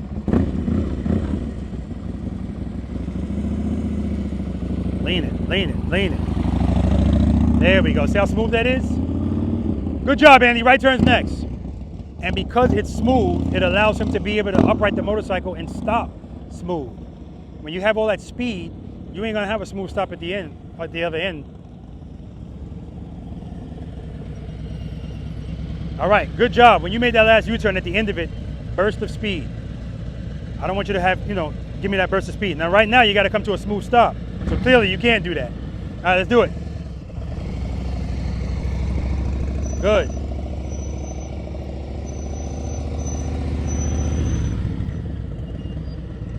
That burst of speed was me not dropping the bike last time. Oh, listen, U-turn, excellent, man. Right turn's next. Go behind Andy.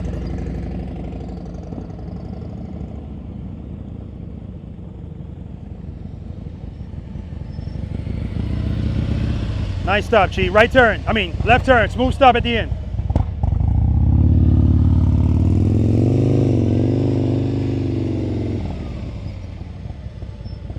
Nice.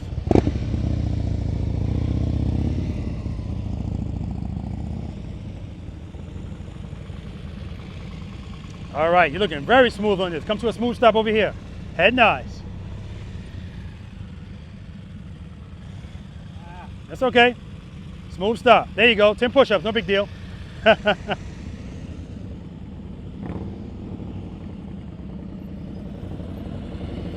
Nice stop. Give me another one over here.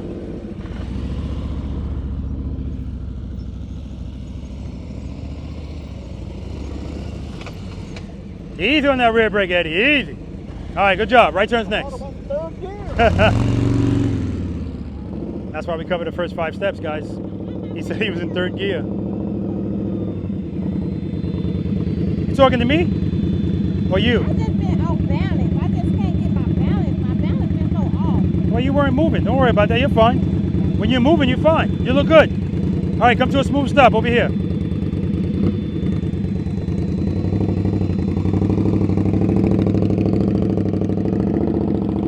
So I noticed that too much speed, too much speed. Good job, smooth. I noticed that Stacy, her clutch hand, she has her thumb on top instead of under the grip. And Stephanie asked me about that, and I was like, I don't know, but she's doing it. All right, smooth stop.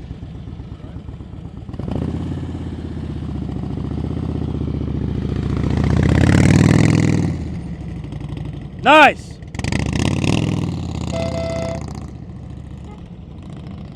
Inspiring. Nice. Oh my God, you need to do a video on smooth stops. Looking good, man. Give me another one over here. Good, good, good, good. There we go. Ended smooth. Ended smooth. I don't care how good the U-turn looks if the stop isn't smooth. That's not really true. I still care. Nice. Look at how smooth that stop is. Give me another one.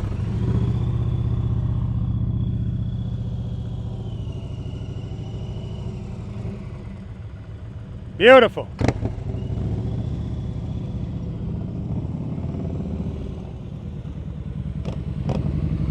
All right, another smooth stop over here.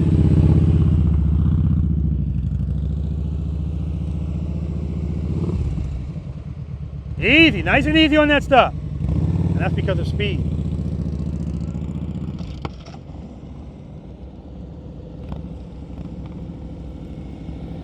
Smooth stop, friction zone, friction zone. Remember we talked about you having your thumb over it? Yeah. That's how Stacy actually rides her bike. I'm looking at that, I'm like, wow. So I don't know if you want to try that. Go ahead, nice. Clutch, clutch, clutch, clutch, clutch.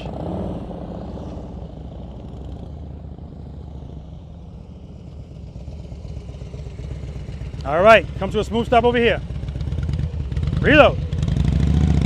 All right, commit. Nice and smooth, nice and smooth. Slow down a little bit, just a little.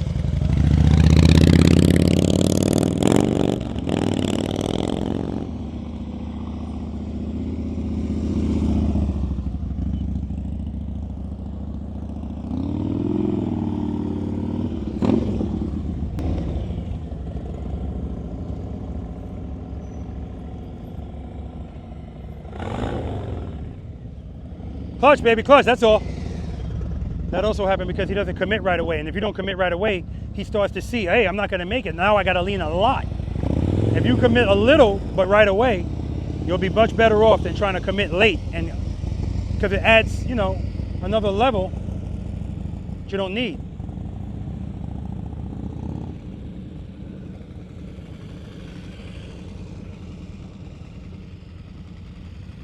Good job.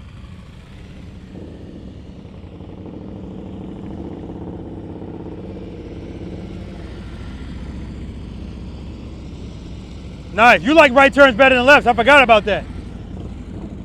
That was beautiful. Just smooth. His head and his eyes have always been good. But he turned the handlebars deliberately. That's nice. Turn those bars. Turn them. Turn them. So I see her foot going like this when it should just be steady. There you go. Welcome home. No, straight through. We're not stopping yet. Straight through.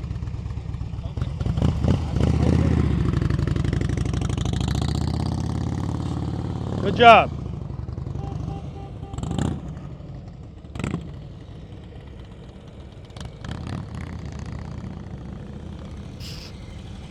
Straight through, straight through. Some more speed. There we go. All right, so I'm going to tell him, don't start so slow because now you feel this urgency to pick up speed, and sometimes you'll pick up too much speed. Get the speed up before you even start making the turn, like on the approach. The goal is not to have to try to change a bunch of stuff. Not to have to change a bunch of stuff. That's the goal. Good. Good head nods. Yeah, you like right turns better too. Definitely.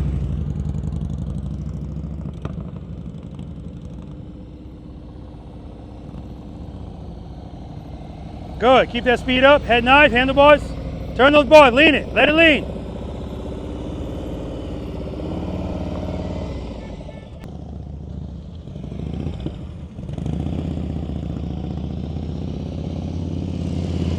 Nice, straight through. Yeah, if he wants to do 18 clean, he's got to commit right away.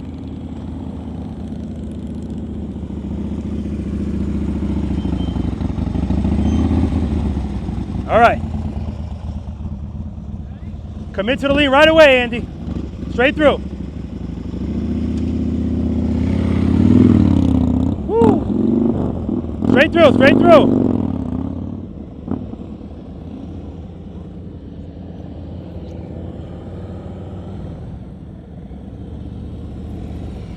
Straight, yeah, good. Smooth stop, good. All right, U-turn. Good, commit to the lean, head nice. Clutch, clutch, clutch. Good job, good job.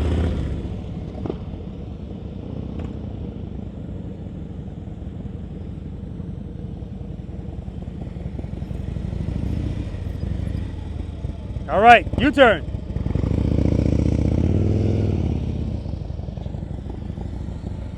Nice, Chi. Chi likes right turns better as well.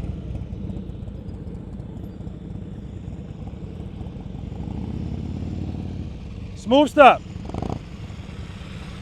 Yeah, you were making them all this way the last way, so this is your box now. Head nice. Lean it over, baby.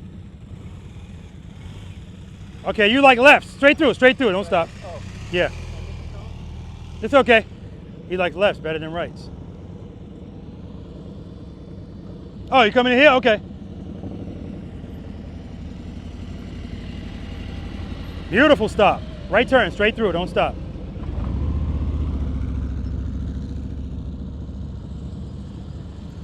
Nice, Eddie. Very nice.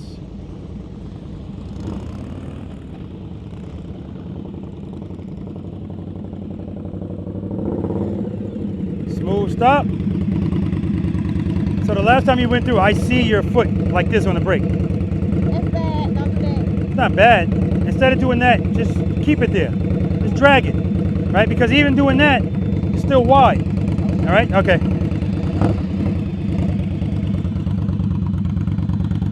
Good. Head nice.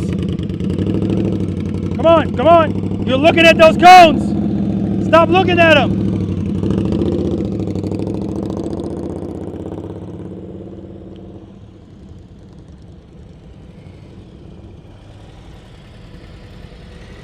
Nice. U-turn. Straight through. There we go. So you get up to 11, 12 miles per hour in that U-turn. So he went from 5 miles per hour to 11 miles per hour. All right, straight through. Straight through.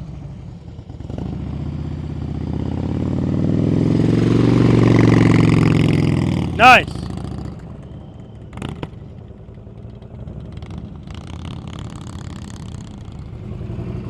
Got to move you over to the Indian lane. This is the Holy lane. All right, straight through. Nice and smooth. See how there's not a lot of change in the speed? That's how you want it to look.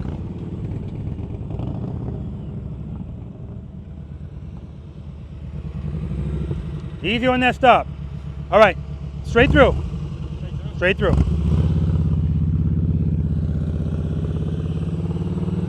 Very nice. Very nice.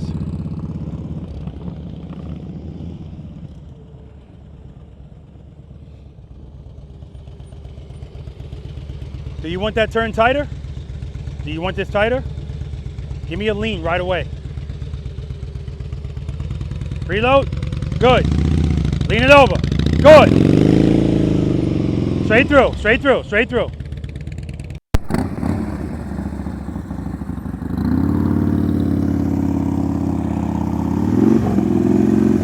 Nice, Andy. Next exercise.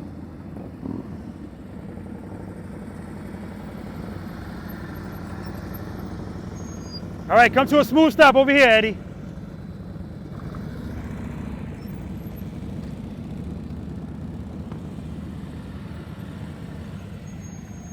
Very nice. Take a break.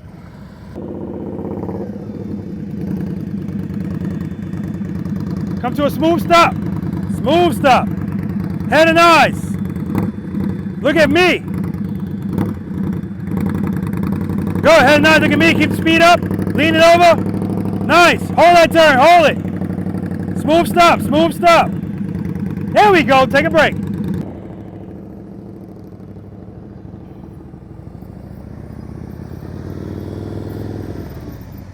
Nice. Smooth stop over here, Chi.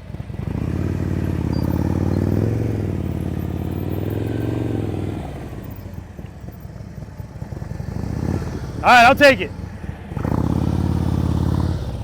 He ended the stop too soon. The bike wasn't ready to be stopped smoothly. That's why the handlebars ended up turned.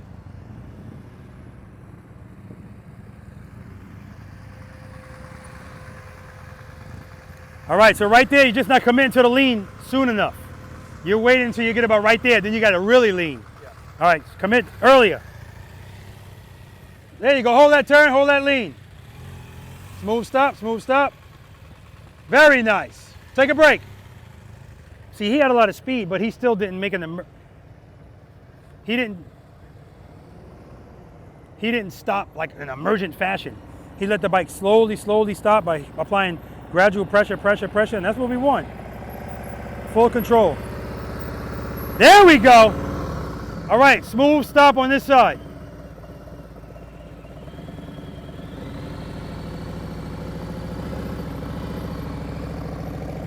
Good, hold that turn, lean it over, rear brake. Smooth stop. That's what I'm talking about. Take a break. Take a break.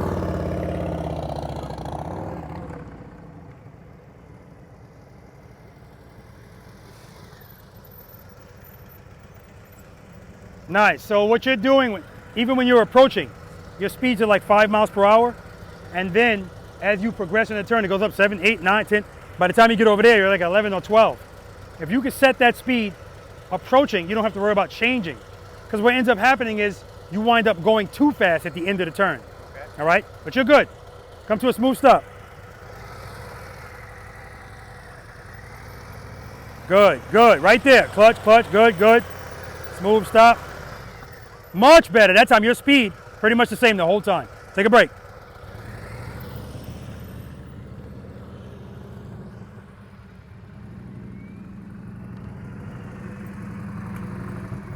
All right, smooth stop over here.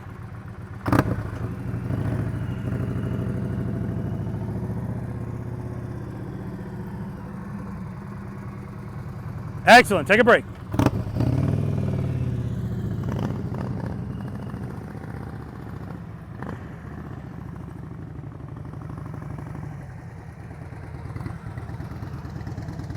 All right, smooth stop over here, Rufus. Head nice. Good. Look at the head nice.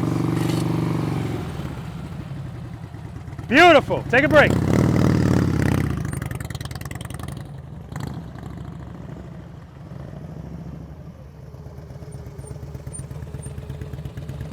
Nice. Commit to that lean, Larry, right away, and hold it. Lean it over. Smooth stop. All right, take a break.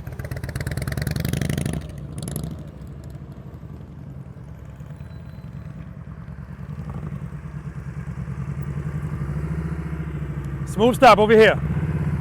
Go ahead, nice. Good, friction zone, good. There we go, take a break.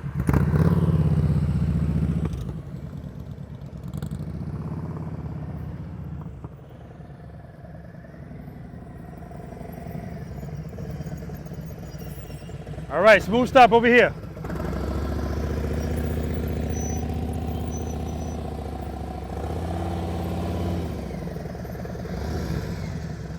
They can't all be winners, man.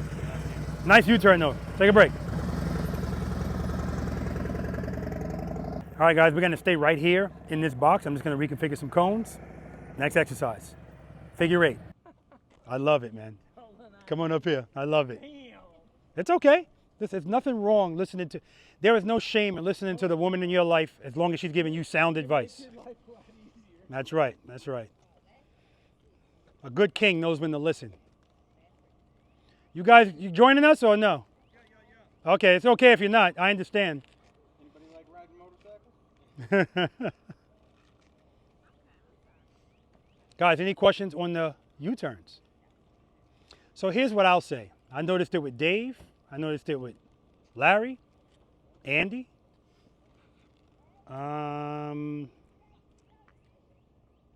That's pretty much it. Look at Stacy's like, no, don't call me. No. It's a first world problem, but it's always worth mentioning. So when Dave did it, I think it was the right turn, I think.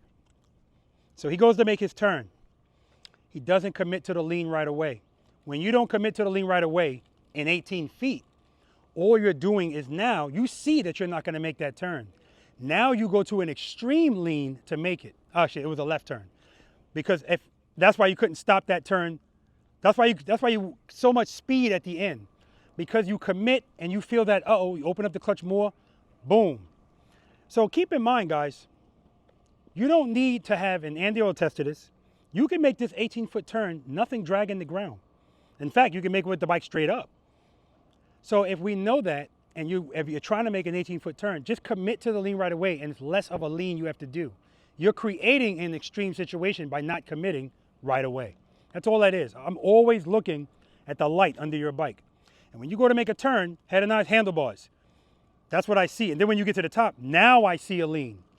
Whereas if you go head and eyes handlebars, go right into that lean and just hold it. Hold it. Good. And I already talked to Tim about the fact that I love that new screen on the CVO and any of the 24 Road Glide and Street Glide because I can always see his speed. And when we were doing it coming from, motion, his speedometer says 5 miles per hour. Then he gets up here, it goes up to 7, 8, that's appropriate, 9, 10, 11, 12. So he's speeding up in the turn, that's gonna make it wider. Find a proper speed and stay there, and you're good. You watch Finesse go through here, Eddie McLean, when he's making a right going through here, it's just butter smooth the whole time, because nothing's being changed, right? And I told Stacy, I see Stacy's foot doing this in the turn. We don't need that. Just find a good spot and drag it. Just hold it. Hold, hold, hold, hold, hold. And if you see you're still going too fast, give it a little bit more pressure. Okay? All right. Enough said about that. Figure 8, guys. This is exercise number 7. Now, we have the same width as the U-turn. If you didn't have a problem with the U-turn, you shouldn't have a problem with this. The only difference here is we're making U-turns in different directions and we are transitioning in the middle. It's the only thing we're doing. Remember I told you holding turns buys you space and time, right? All right. That's the entrance. These doubled up cones, that's the exit. Does anyone here not know what a ka-ching is? Ka-ching. You know what a ka-ching is. You may not have gotten one, but you know what it is. Does it start where you're standing? It starts where that bike is. A ka-ching is doing this clean. When you get out there, as soon as you go through those cones, you're going to hear a cash register sound. Ka-ching on the video. I ain't doing the shit here. But you'll hear it on the video, right?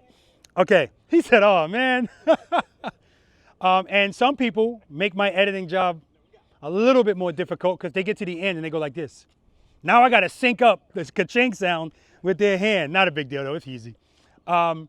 Please don't be that guy or gal that does the figure 8 perfectly and go out the wrong way.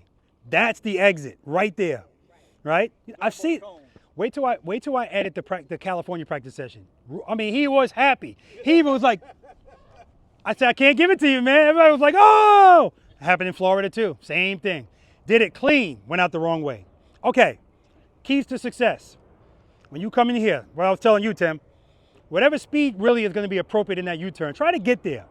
So we are eliminating having to change stuff. See this cone? We're going to be coming about right here. Because we got 27 feet, 46 feet. The length wasn't relevant before, now it is. So if I bring my wheel here, if you were making 18-foot U-turns, this is not that important because you don't need the whole thing to make this turn. But if you ride a road glide, I'm going to tell you, I want you to place your wheel, or anything with a fixed fairing, Pursuit, I still want you to place your wheel as close to this line as possible, because what you're also practicing is judgment. Like I said earlier, you don't need to be able to see it to know where it is. It's judgment. Placement. Now, turn your head and your eyes. Dave said, what's that green cone for? This is what it's for. Head and eyes and handlebars. Look at that green cone. I want you to go for it. When you make this turn, use all the space you need. Now, if you don't need it all, you don't need to use it all. If you need it, come to the top. Whatever you give up here, you're going to have to make it up down there. Just like if you make this turn early, if you're off the line this far, you're going to have to make it up down there. I had people in California starting to turn here. Sometimes people get lost in the figure eight, so I know that's what that is. Come all the way over here, head and eyes, look at that cone, hold this turn, keep looking at that turn, that cone, hold it, hold it. This is the 12 o'clock spot.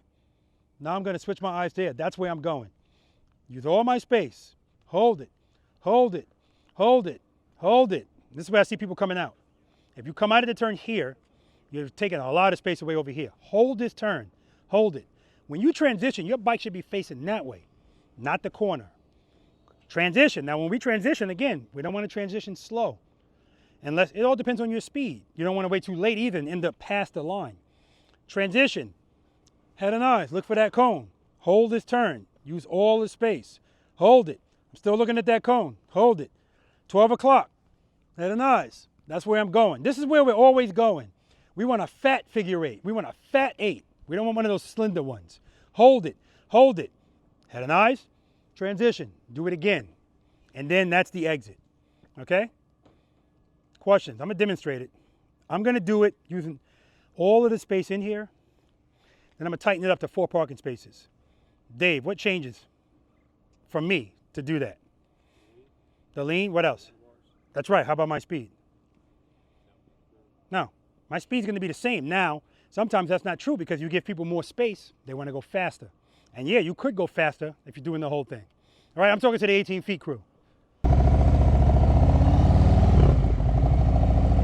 Head nice, hold it. Head nice, hold it, hold it, hold it. Transition.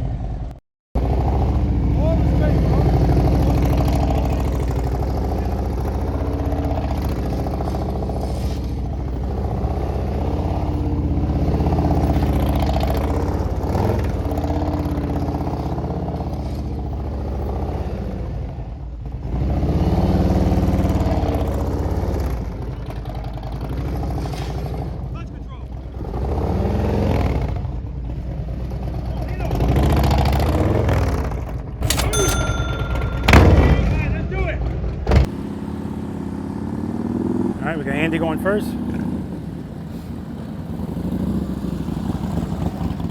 Nice wheel placement, Andy.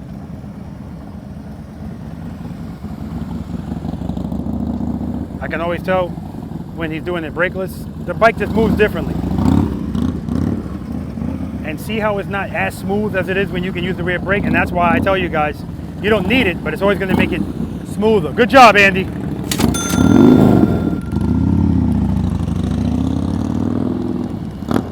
All right, FTC, Finesse the Challenger.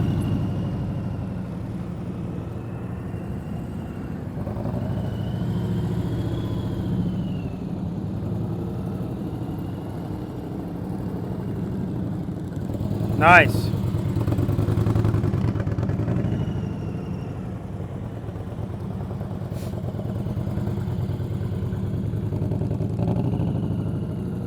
There we go, introduce that lean. Correct that with the rear brake. Good job. Next exercise. We're only doing this one time. One time.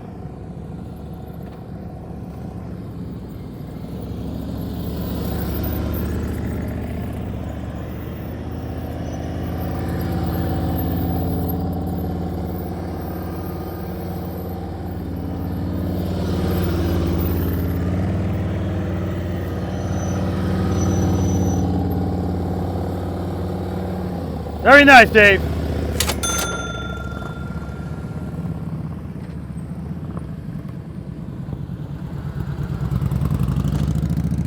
Clear that lane, Larry. Clear that lane.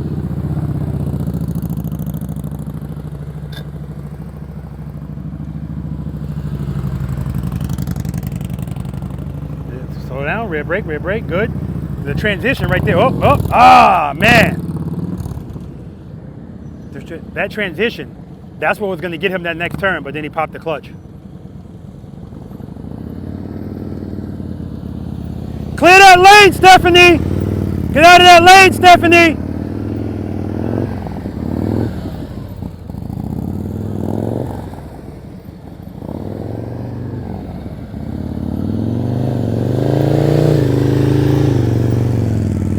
Easy with the rear brake, don't make it fight.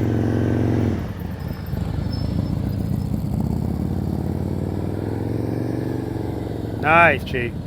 Good job.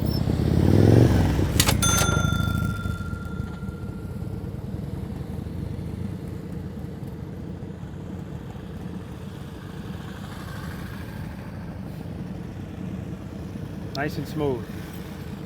Small inputs with the clutch. That's what we're always doing.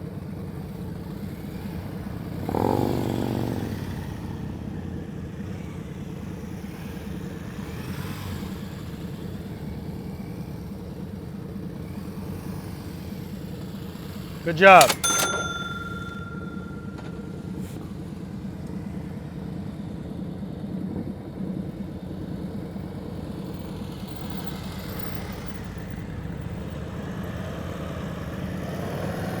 Good. There we go. There we go. There we go. Nice.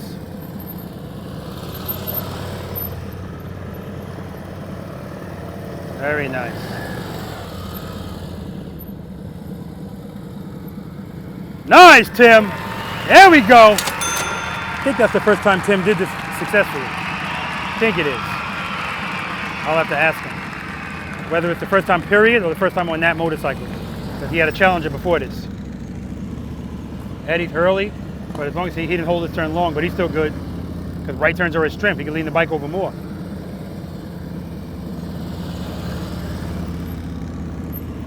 Good, good, good.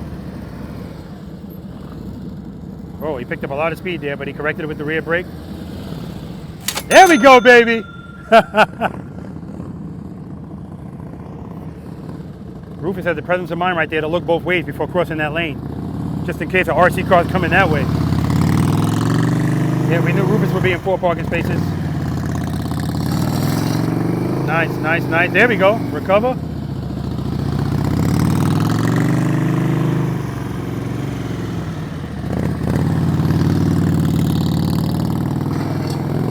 Beautiful, beautiful. All right, Stacy, let's do it.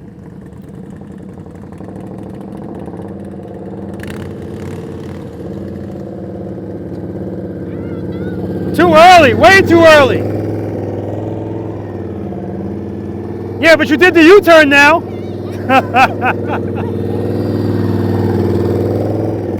Good job. That happens quite often where somebody will not be able, they have trouble making the U-turns, and then when it's a figure 8, they make the U-turn. And then they're minding like, damn it, I didn't make the figure 8. Yeah, but you made the U-turn.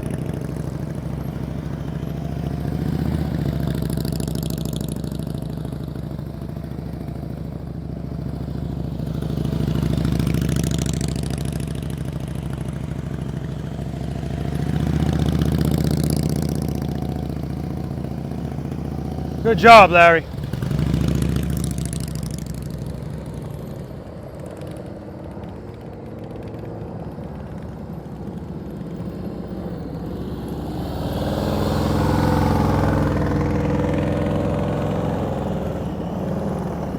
All right, guys, we're gonna move on to exercise number 8, offset double serpentine. Excellent job. Huge shout out to my North Carolina ambassador, Andy. He's been moving Valiant around. And there's his girl, Michelle. Love both of them. All right, if you guys don't know Rufus and Stacy, they've been here plenty of times. He has been coaching her for the longest. He coaches her, and then she comes here.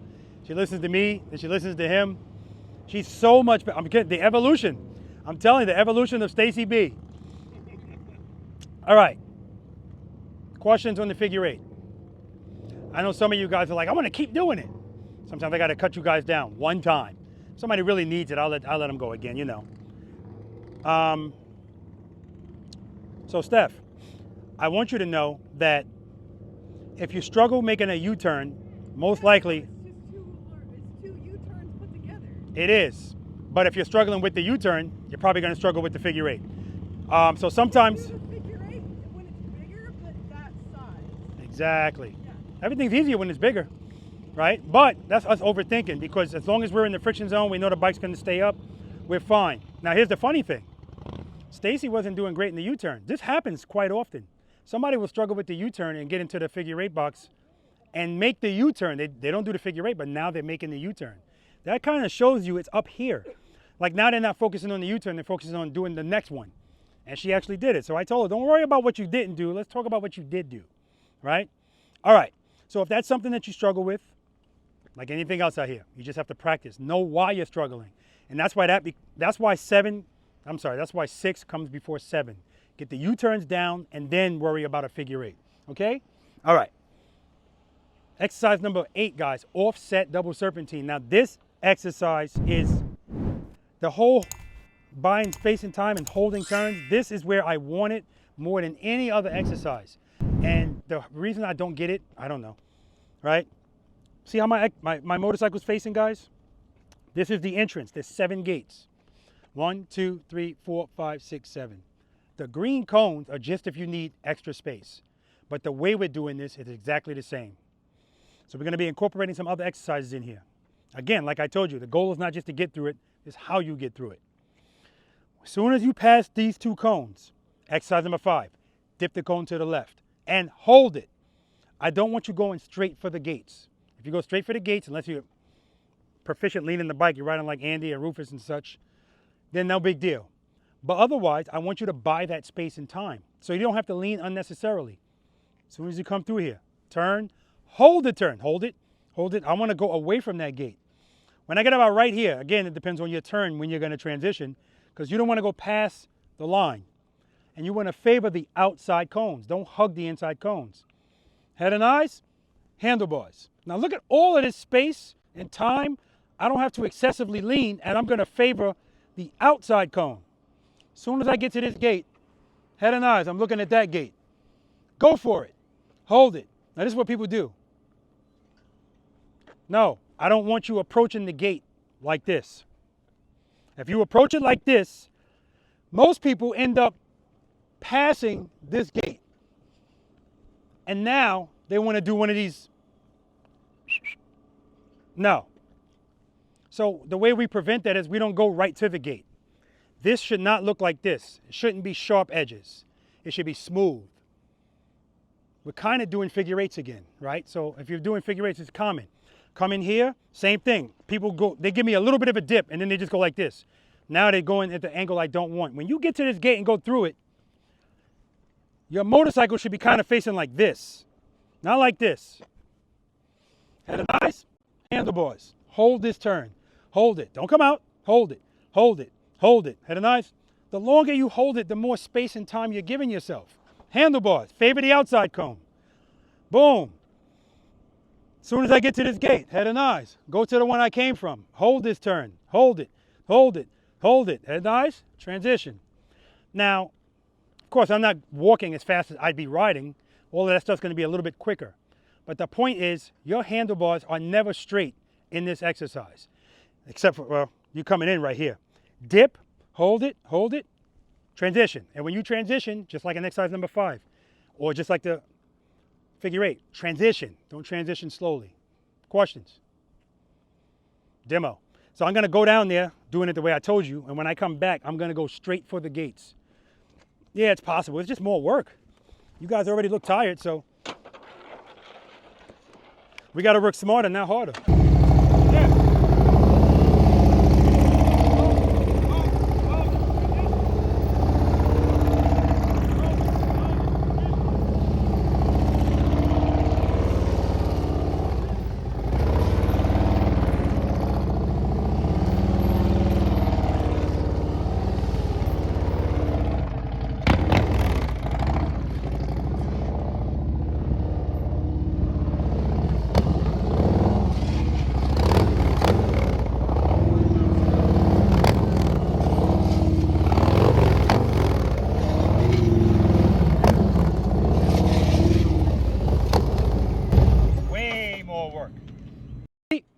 Do it.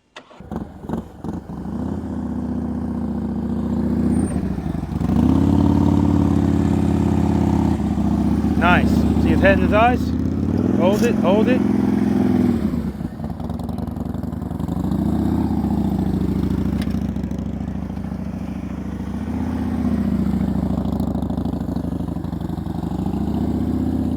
Nice. All right, we got Eddie here. Good. Nice swing. You want to see a nice swing. Hold that turn. Very nice.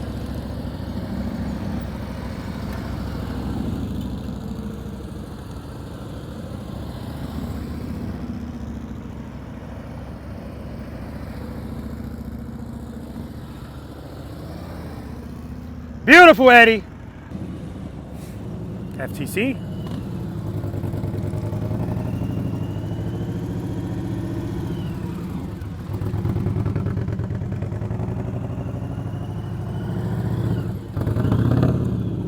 FTC's done. Nice. See, he's on the inside cone now. He's good. Inside cone.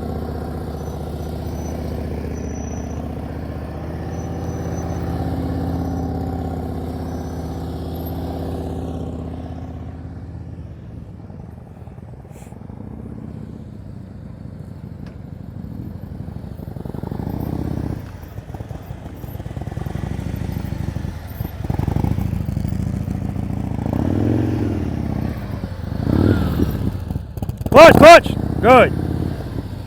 Keep that throttle loaded. See right now, he stopped holding the turns. Now he's slightly past this one. Now see his angle now? He's good though. There we go.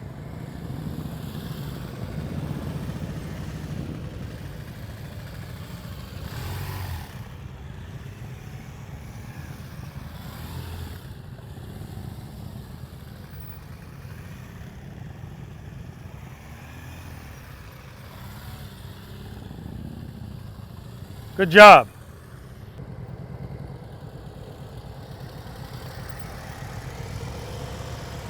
And Tim is good at, the last time he did this, holding the turns and stuff, is making those transitions and then going back into the, I don't want to say going back into the friction zone, you're supposed to be in the friction zone the whole time.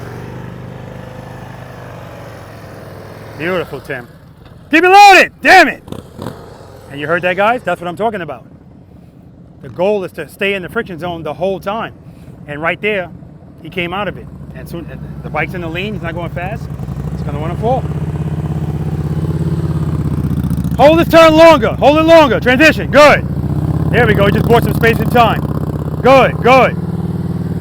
Hold this longer. There we go, ah!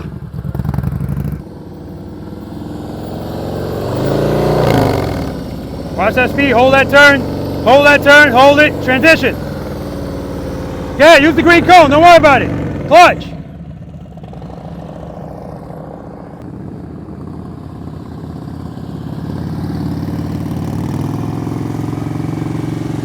Nice, look at the head, nice. He's looking right at those cones. He actually had to come out of the turn a little bit right there. He's turning so well. Nice head, nice.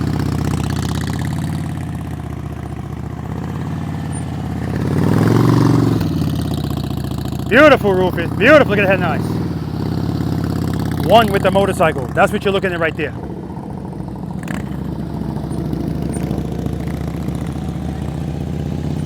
Good.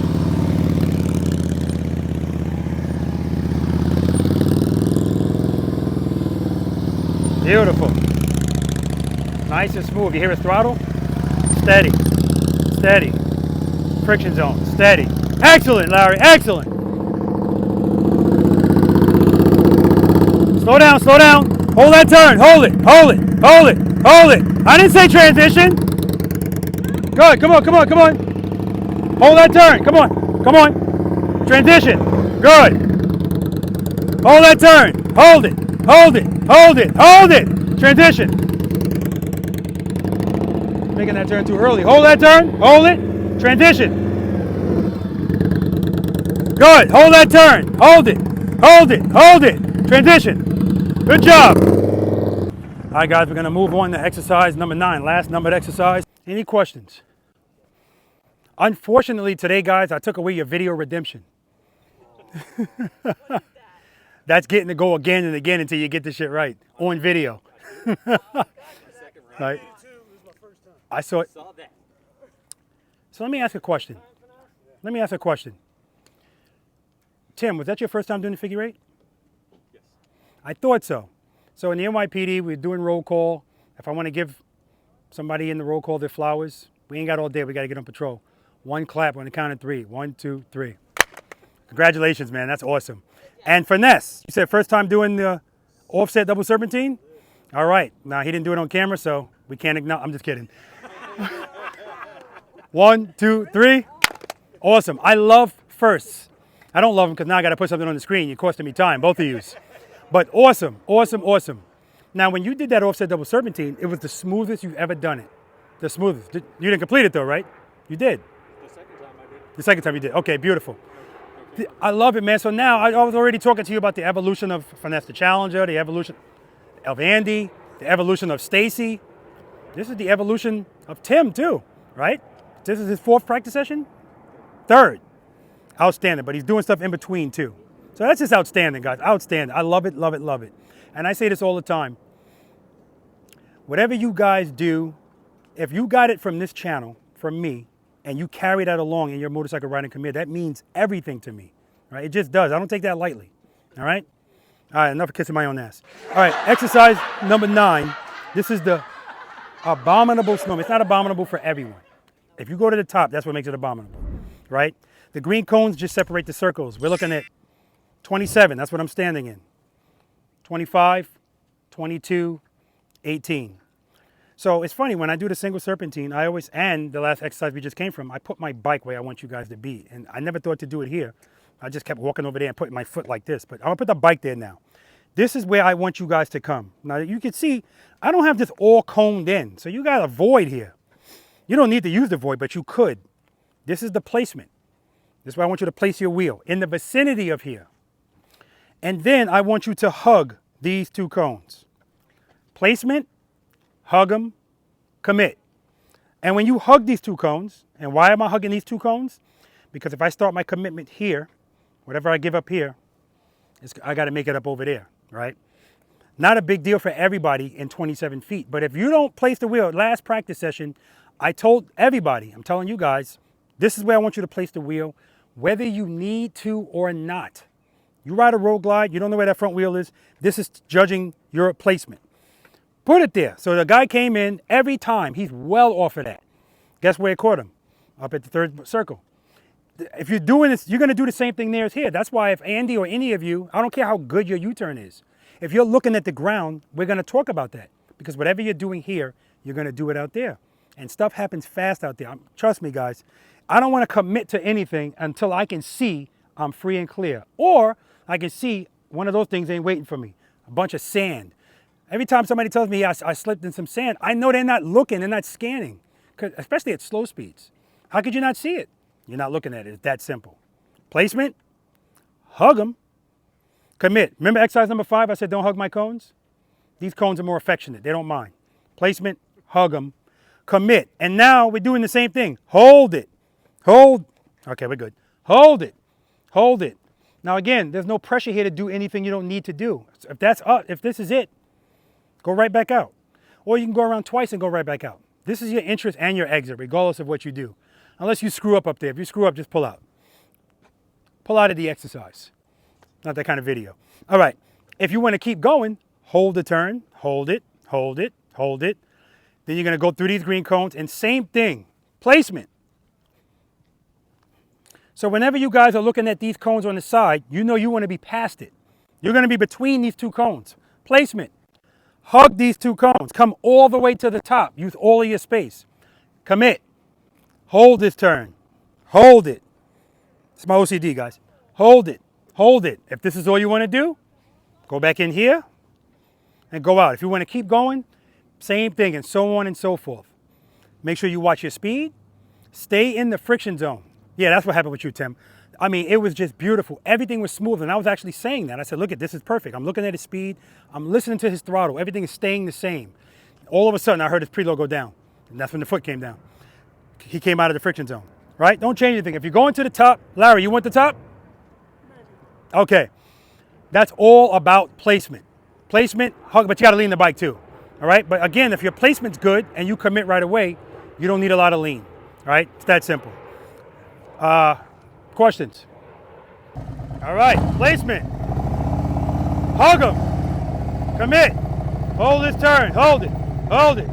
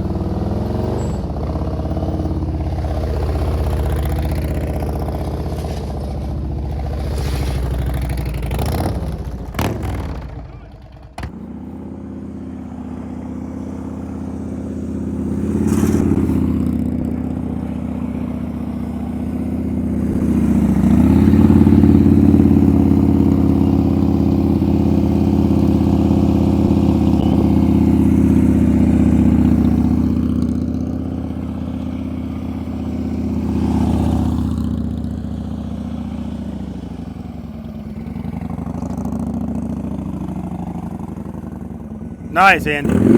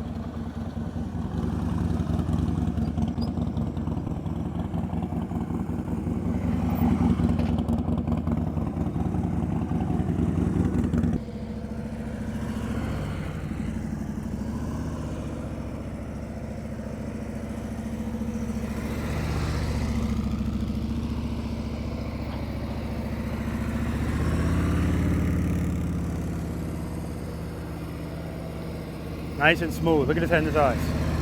I mean, Eddie has always been good with the head and eyes. Look at it. Beautiful, beautiful, beautiful. All right, keep that speed constant. Keep it constant. Go all the way to the side. There we go. Commit, commit. Nice, Eddie. Nice. Good, good, good, good. Lean it over, baby. Beautiful, Eddie.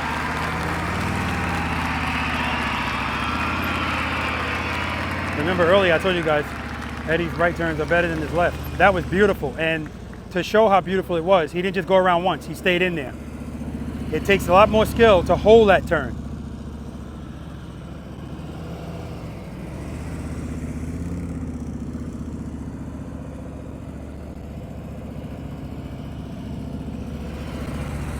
Great, Eddie, great.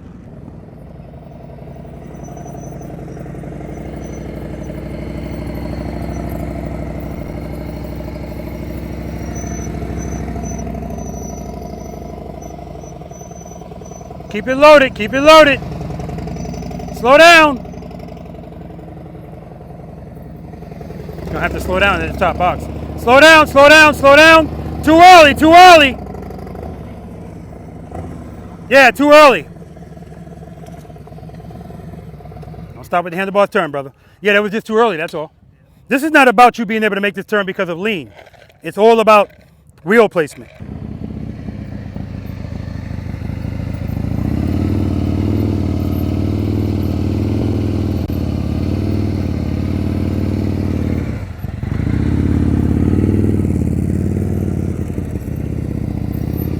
Good. Hold that turn. Clutch, clutch, clutch. Good catch, good catch.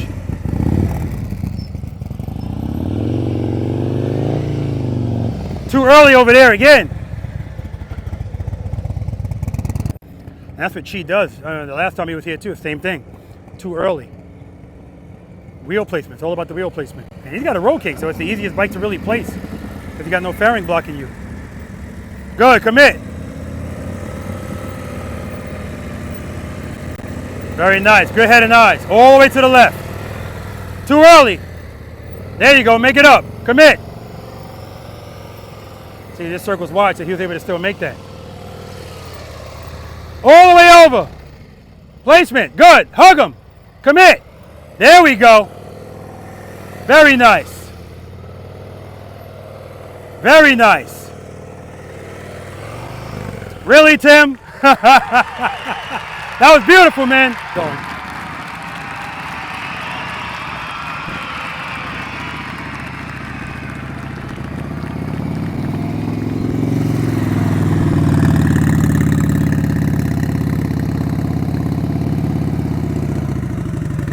See his speed?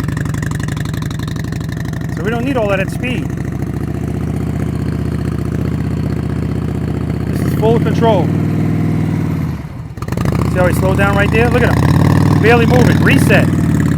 When you have a proper control of the friction zone, you can do that. See right here. Set.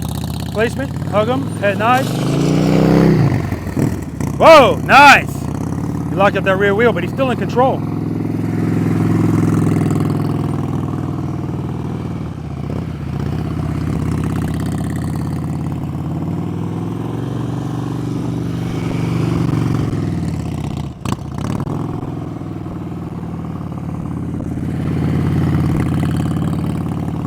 Excellent.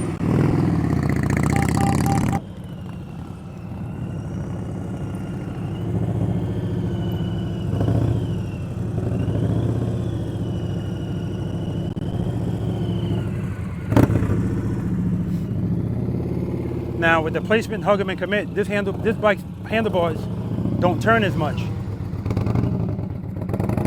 Yeah, that's why he lost that one. The bars don't turn as much, so he can't place it the same place and then hug him. He's got to turn a little bit earlier because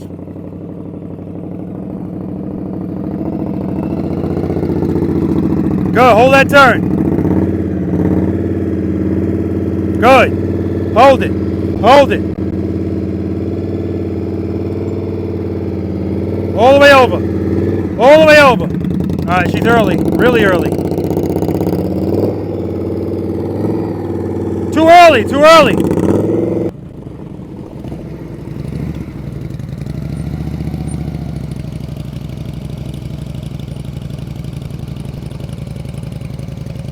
Nice. Steady throttle. Placement. Hug him. The wheel placement's good. Good wheel placement. Good wheel placement. Good. Excellent. Excellent wheel placement. Good. All the way over. Placement. Hug him. Commit. Lean it over. Beautiful.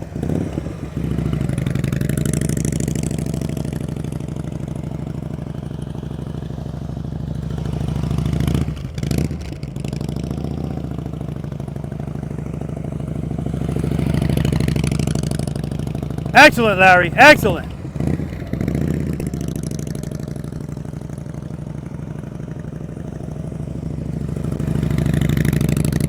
Beautiful. All right, let's see which way Steph is going. She's going to make left turns first. All the way over. Good. Hug him. Lean it over. Lean it over.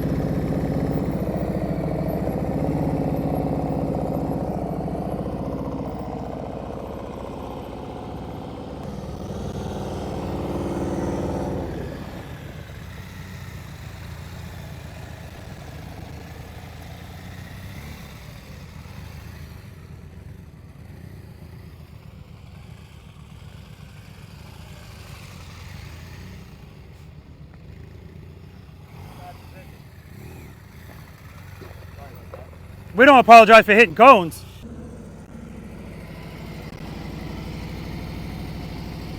Look at the head of night, looking right at me. Beautiful. And you see how his head just transitions to where he's going next? You watch the other practice sessions that Eddie was in, and you'll see this is something I always talked about. His head and his eyes. Almost the Exorcist. All the way over, placement, hug him, commit, commit. Right here, he just doesn't commit.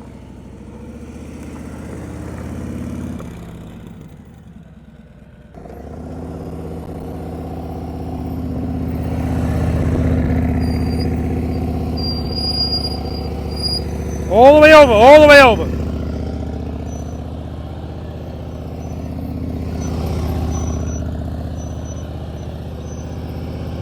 Placement, you're early, you're early. That's why he's got to lean so much right there. Clutch, clutch, clutch, good. All the way over, Dave. Hug him, commit, commit.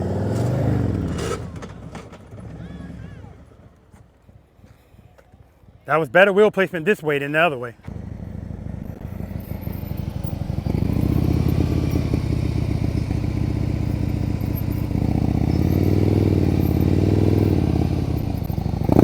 All right, Chi, all the way over. All the way over. Go to the right. Go to the right. All right, he's early again. Really early, early. All right. Take a break. Good.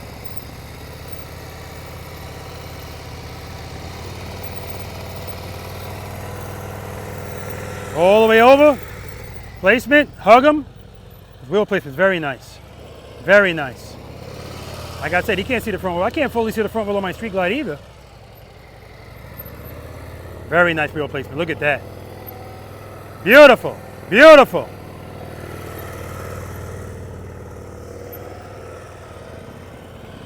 Nice. There we go. There we go. All right, you're early there.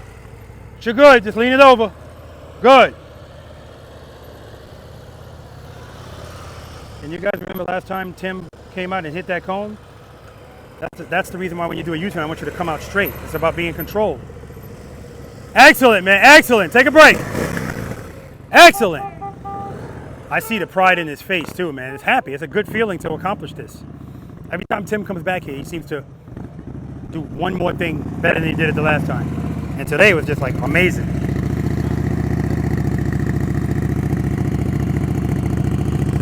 And let's keep in mind, he's coming from a Challenger, a motorcycle that was a lot more difficult to do all of this stuff on.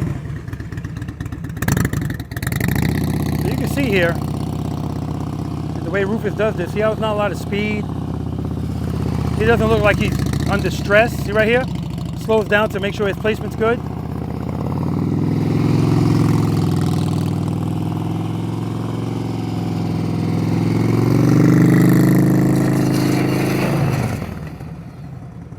All right. Beyond the lean angle. Huh? Beyond the lean angle, yeah. Good, hold that turn, hold it. Good. Keep. Not enough clutch, clutch, gotta open that clutch. Take a break, take a break. Too early, Stacy, too early, too early. Take a break.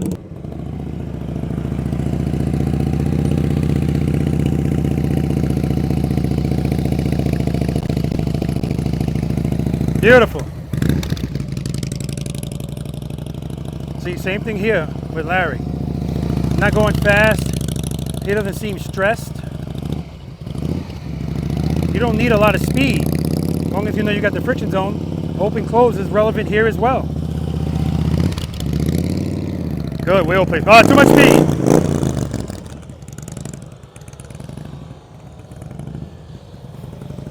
Speed, too much speed. The wheel placement was great. So his strength is right turns as well.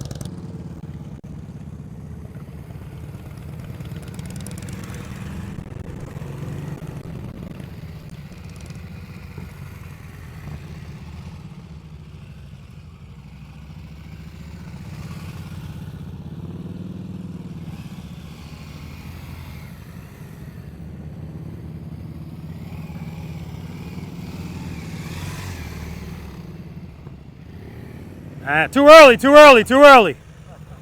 Good job, man. All right, guys, it's bonus time. To lean or not to lean. Finally, today, my North Carolina ambassador, Andy, is going to have some competition. All right, let's do it. I told you guys from the start this was going to be a great practice session. I just knew it.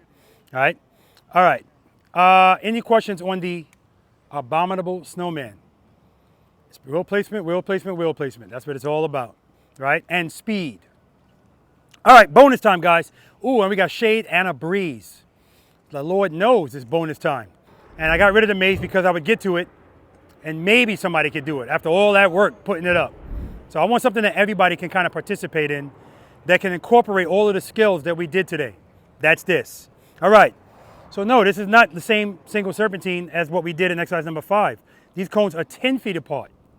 And the reason it's called to lean or not to lean is because you have to make the decision, do I do this straight up? Do I lean? Do I incorporate both? Take everything that we've learned today and apply it here. The only advice I give you from here on out, if you got highway pegs, fold them in. Best of 3. That's what we're going to do. If you hit a cone, I'm going to tell you, you hit a cone, just stop. Don't keep going, knocking down all the damn cones, right? That annoys me to no end. And then I'm going to tell you how many cones you got. So if Rufus goes down there, the 6 is the most you can get. If he gets 6 cones, and then the second time he gets 6 cones, and everybody else got 2 cones the first 2 times, we don't need to do it again. It's over. Best of 3. Questions? All right, I'm going to run through it. I'm going to do it going down and coming back, but you're just going to do it going down. I'm going to do it going down straight up. When I come back, I'm going to lean it.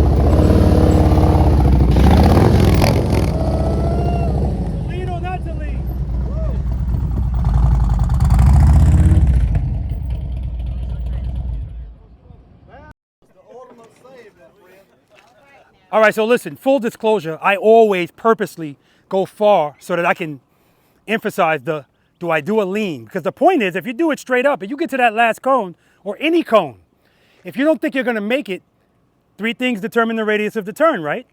Lean the bike and catch it with the clutch. Trust and believe if you're there. Questions?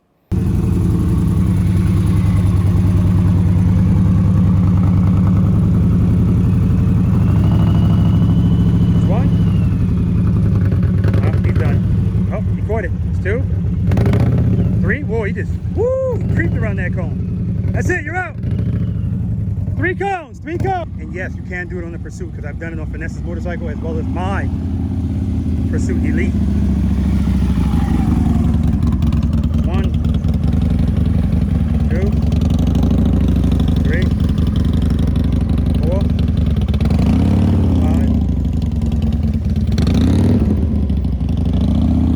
5, 6 cones, 6 cones. Show them how it's done, Larry. Show them how it's done.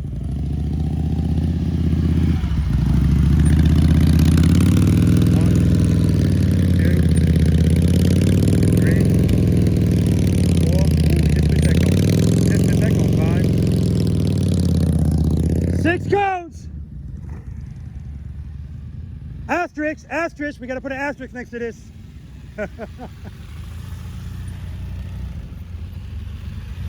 Uh-oh. You don't have to go out that wide. All right, he's already out for going too wide. All right. 3 cones. Tim's been getting a lot of firsts today. Could this be another one? Again, this is a different skill. Good, good. Turn that ball, turn it, see? Turn late there. Clutch, turn that one, turn it, turn it, turn it. Good, good, good. Good, clutch, clutch, clutch, turn it. Good, good. Ah. Damn it! That's the furthest you got though. 1, 2, 3, 4, 5 cones! That's awesome. That's the furthest you got. That 1 turn screwed him up.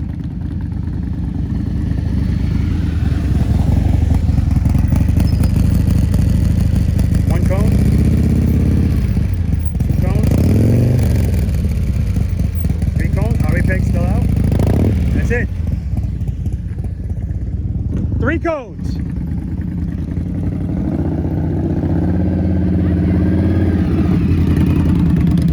Too fast. She got a smaller bike, so. Oh, that's it. 2 cones, 2 cones. Come on, Rufus. Rufus, come on, man. You gotta go after your woman. Like I said, you already saw the way Rufus was riding in the Snowman. Unless he just has a brain fart, you another with him. Uh-oh. Yeah, he's good.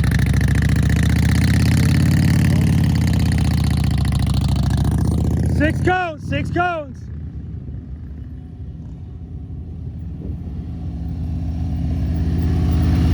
Too much speed.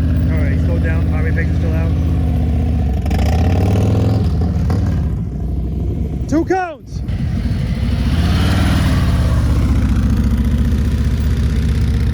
One cone.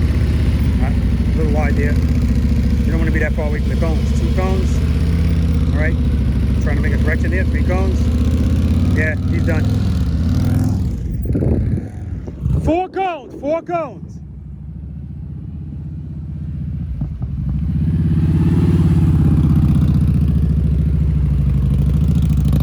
Too much speed.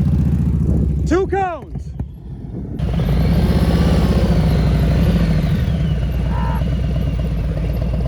That's it. You're out, Steph. That's it. That's it. 0 cones. Oh yeah, you already win. Second time, second time. If the people that got 6 get 6 again, everybody else take a break.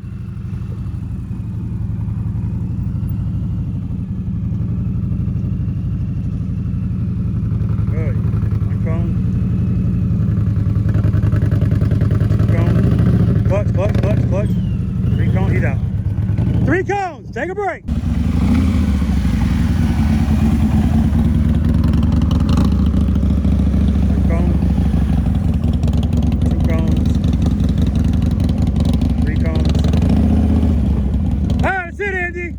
That's it, that's it. 4 cones.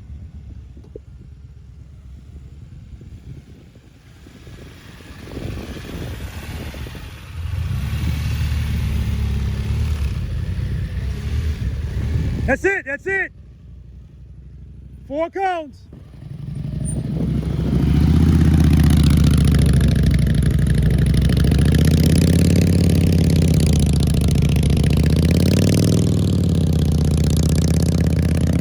Six cones.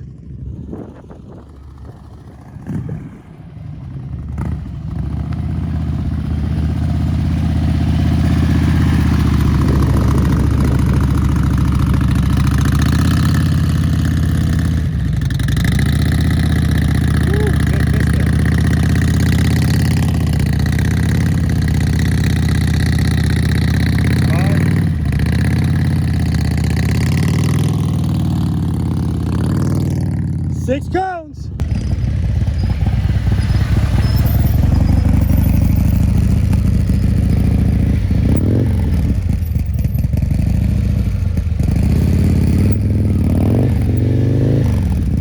Nice, G.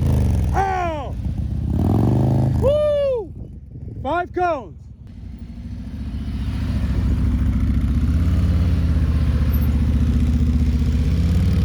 Oh, that's it.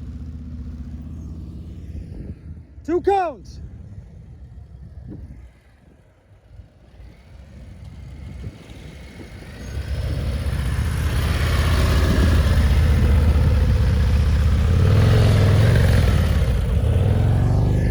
One cone. Is that everybody? All right. Oh, come on, Rufus. You and Larry got to go again.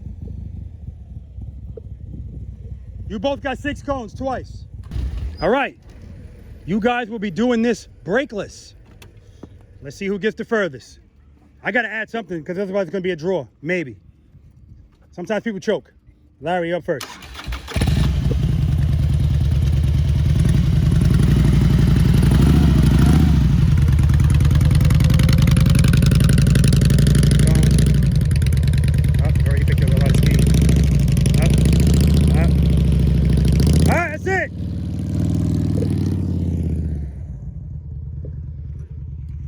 Not bad at all. He's got 4 cones. 4 cones, no pressure, Rufus.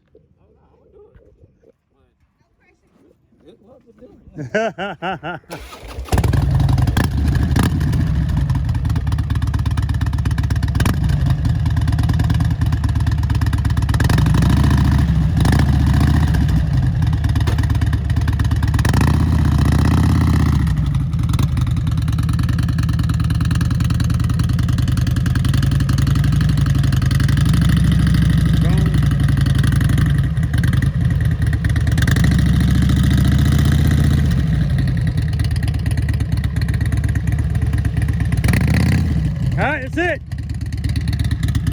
And we still got a draw. Follow me the time, guys.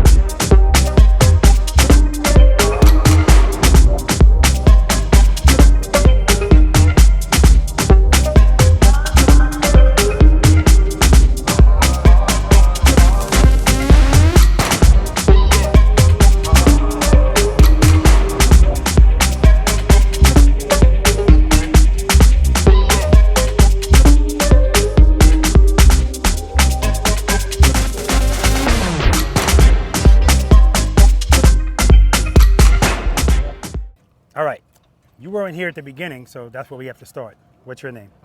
Stephanie. Where are you from, Stephanie? Colorado. How long have you been riding the motorcycle? This motorcycle, 6 days. How long have you been riding a motorcycle? 12 years. Okay. What were you riding today? A Harley. Can you be a little bit more specific? A white one. She's riding Angel 2019 Road King Special. Beautiful. How long have you been practicing slow speed riding?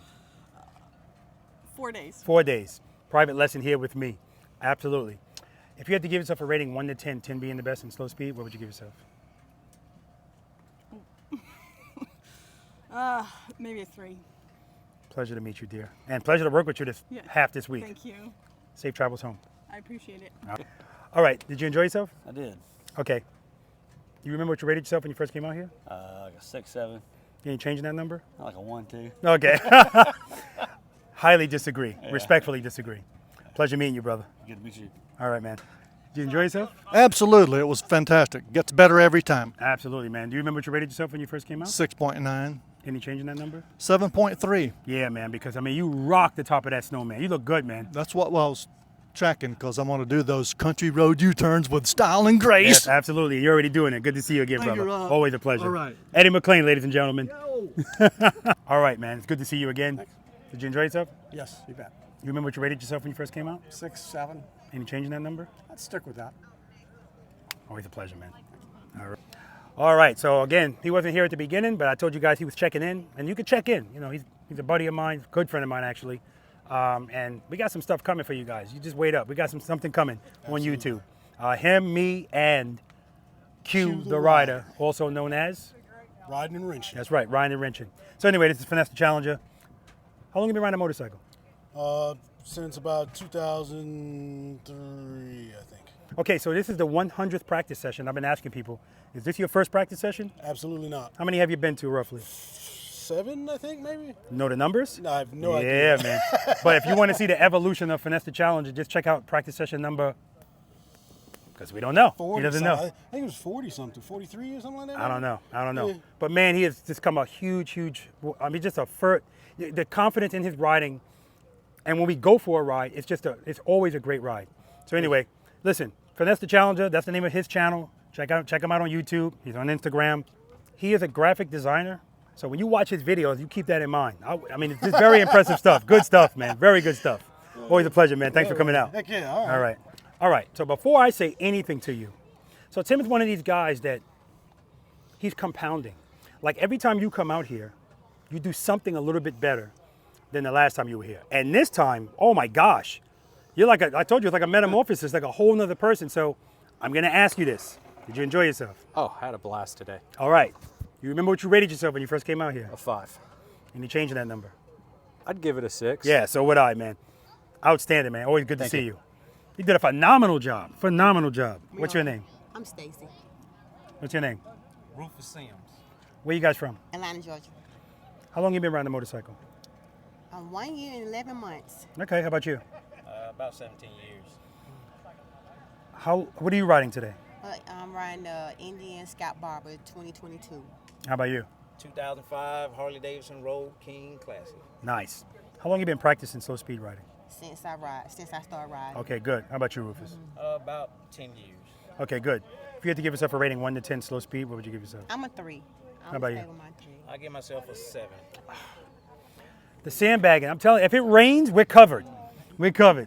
Always a pleasure to see you, dear. You too, sir. All right. Thank you so much. All right, brother. Congratulations. All right, thank you. Thank you. Did you enjoy yourself, man? Yes, I did. You remember what you rated yourself when you first came out? Yeah, like 9.375. No, just kidding. It was 8.375. Any change in your number? 8.375. Okay, listen. As long as you're not going down. As long as you're not going down. Listen, always a pleasure to have you here. Who's this young lady next to you? This is Michelle. Yes, and Michelle is a VIP. Do you ride a motorcycle, Michelle? You ride on the back of one. Yes. Yes. Does not ride a motorcycle. She is a V.I.Preloader, a huge supporter of Preloader Nation, of Andy, and other channels too. So always a pleasure to have you out here, dear. I love the fact that when Andy comes, even if you're not here right away, I know you're coming. All right? I'm here. Get home safe, guys. Thank you, sir. How's my hair? Your hair looks good, man. Awesome. Did you enjoy yourself? I did. I had a little off day. You think so? I think so, yeah. Man, you are. I know everybody's their worst critic. You are tough. Yeah, I think I had a little off day. You remember what That's you why I rated? didn't do the circles. Oh, okay. Yeah, good. And that's good. I tell everybody, a man's got to know his limitations, and a woman. And if you're just not feeling it, you're not feeling it. Everybody has those days. Yep. You remember what you rated yourself when you first came I out? think I was a 3. Okay. Any change in that number? I don't think so today. Okay. But next month? You're a sandbagger, next, man. Next one? Yeah, you're a sandbagger. You're not a 3. Not at all. Thank you. All right, brother. All right. Did you enjoy yourself? Of course. You remember what you rated yourself when you first came out? 5. Any change in that number? Maybe plus 0.5. Okay, 5.5. That's what I'm talking about, brother. Yeah. Always good to see you, man. Did you enjoy yourself? Loved it. You remember what you rated yourself when you first came out? 6 or 7. Any change in that number? I only concentrate on what I failed on, so I probably don't think I changed more than a 7. Okay, okay. Good to see you again, brother. Thank you very much. Appreciate your time. All right, man. This is All great right. time. All right, guys. That's going to do it. That wraps up practice session number 100, guys. So it's this Centurium. Yeah. Beautiful day, beautiful people. That's always the case. But again, today's a little bit special. Practice session number 100. I want to thank everybody that came out here to celebrate this with me, helping me pick up the cones. I mean, that must have been a record, how quick they picked up those cones today. Had to have been a record. And I want to thank you guys for tuning in, watching, supporting the channel, all of that good stuff, sharing these videos. Like I said in the beginning of this video, it's important, all right? And if you're not subscribed to this video, guys, yes, that helps. Hit that subscribe button. Liking the video helps too. It helps the algorithm so that so YouTube can push these videos so more people can see them. All right, guys? I love you. Spend more time being thankful for the things that you have, less time complaining about the things that you don't. It's not about being the best, guys. It's about being the boss of the motorcycle. Seat time doesn't equal practice time, and if you have time to ride your motorcycles, guys, you have time to practice on them. That's not my opinion. Until next time.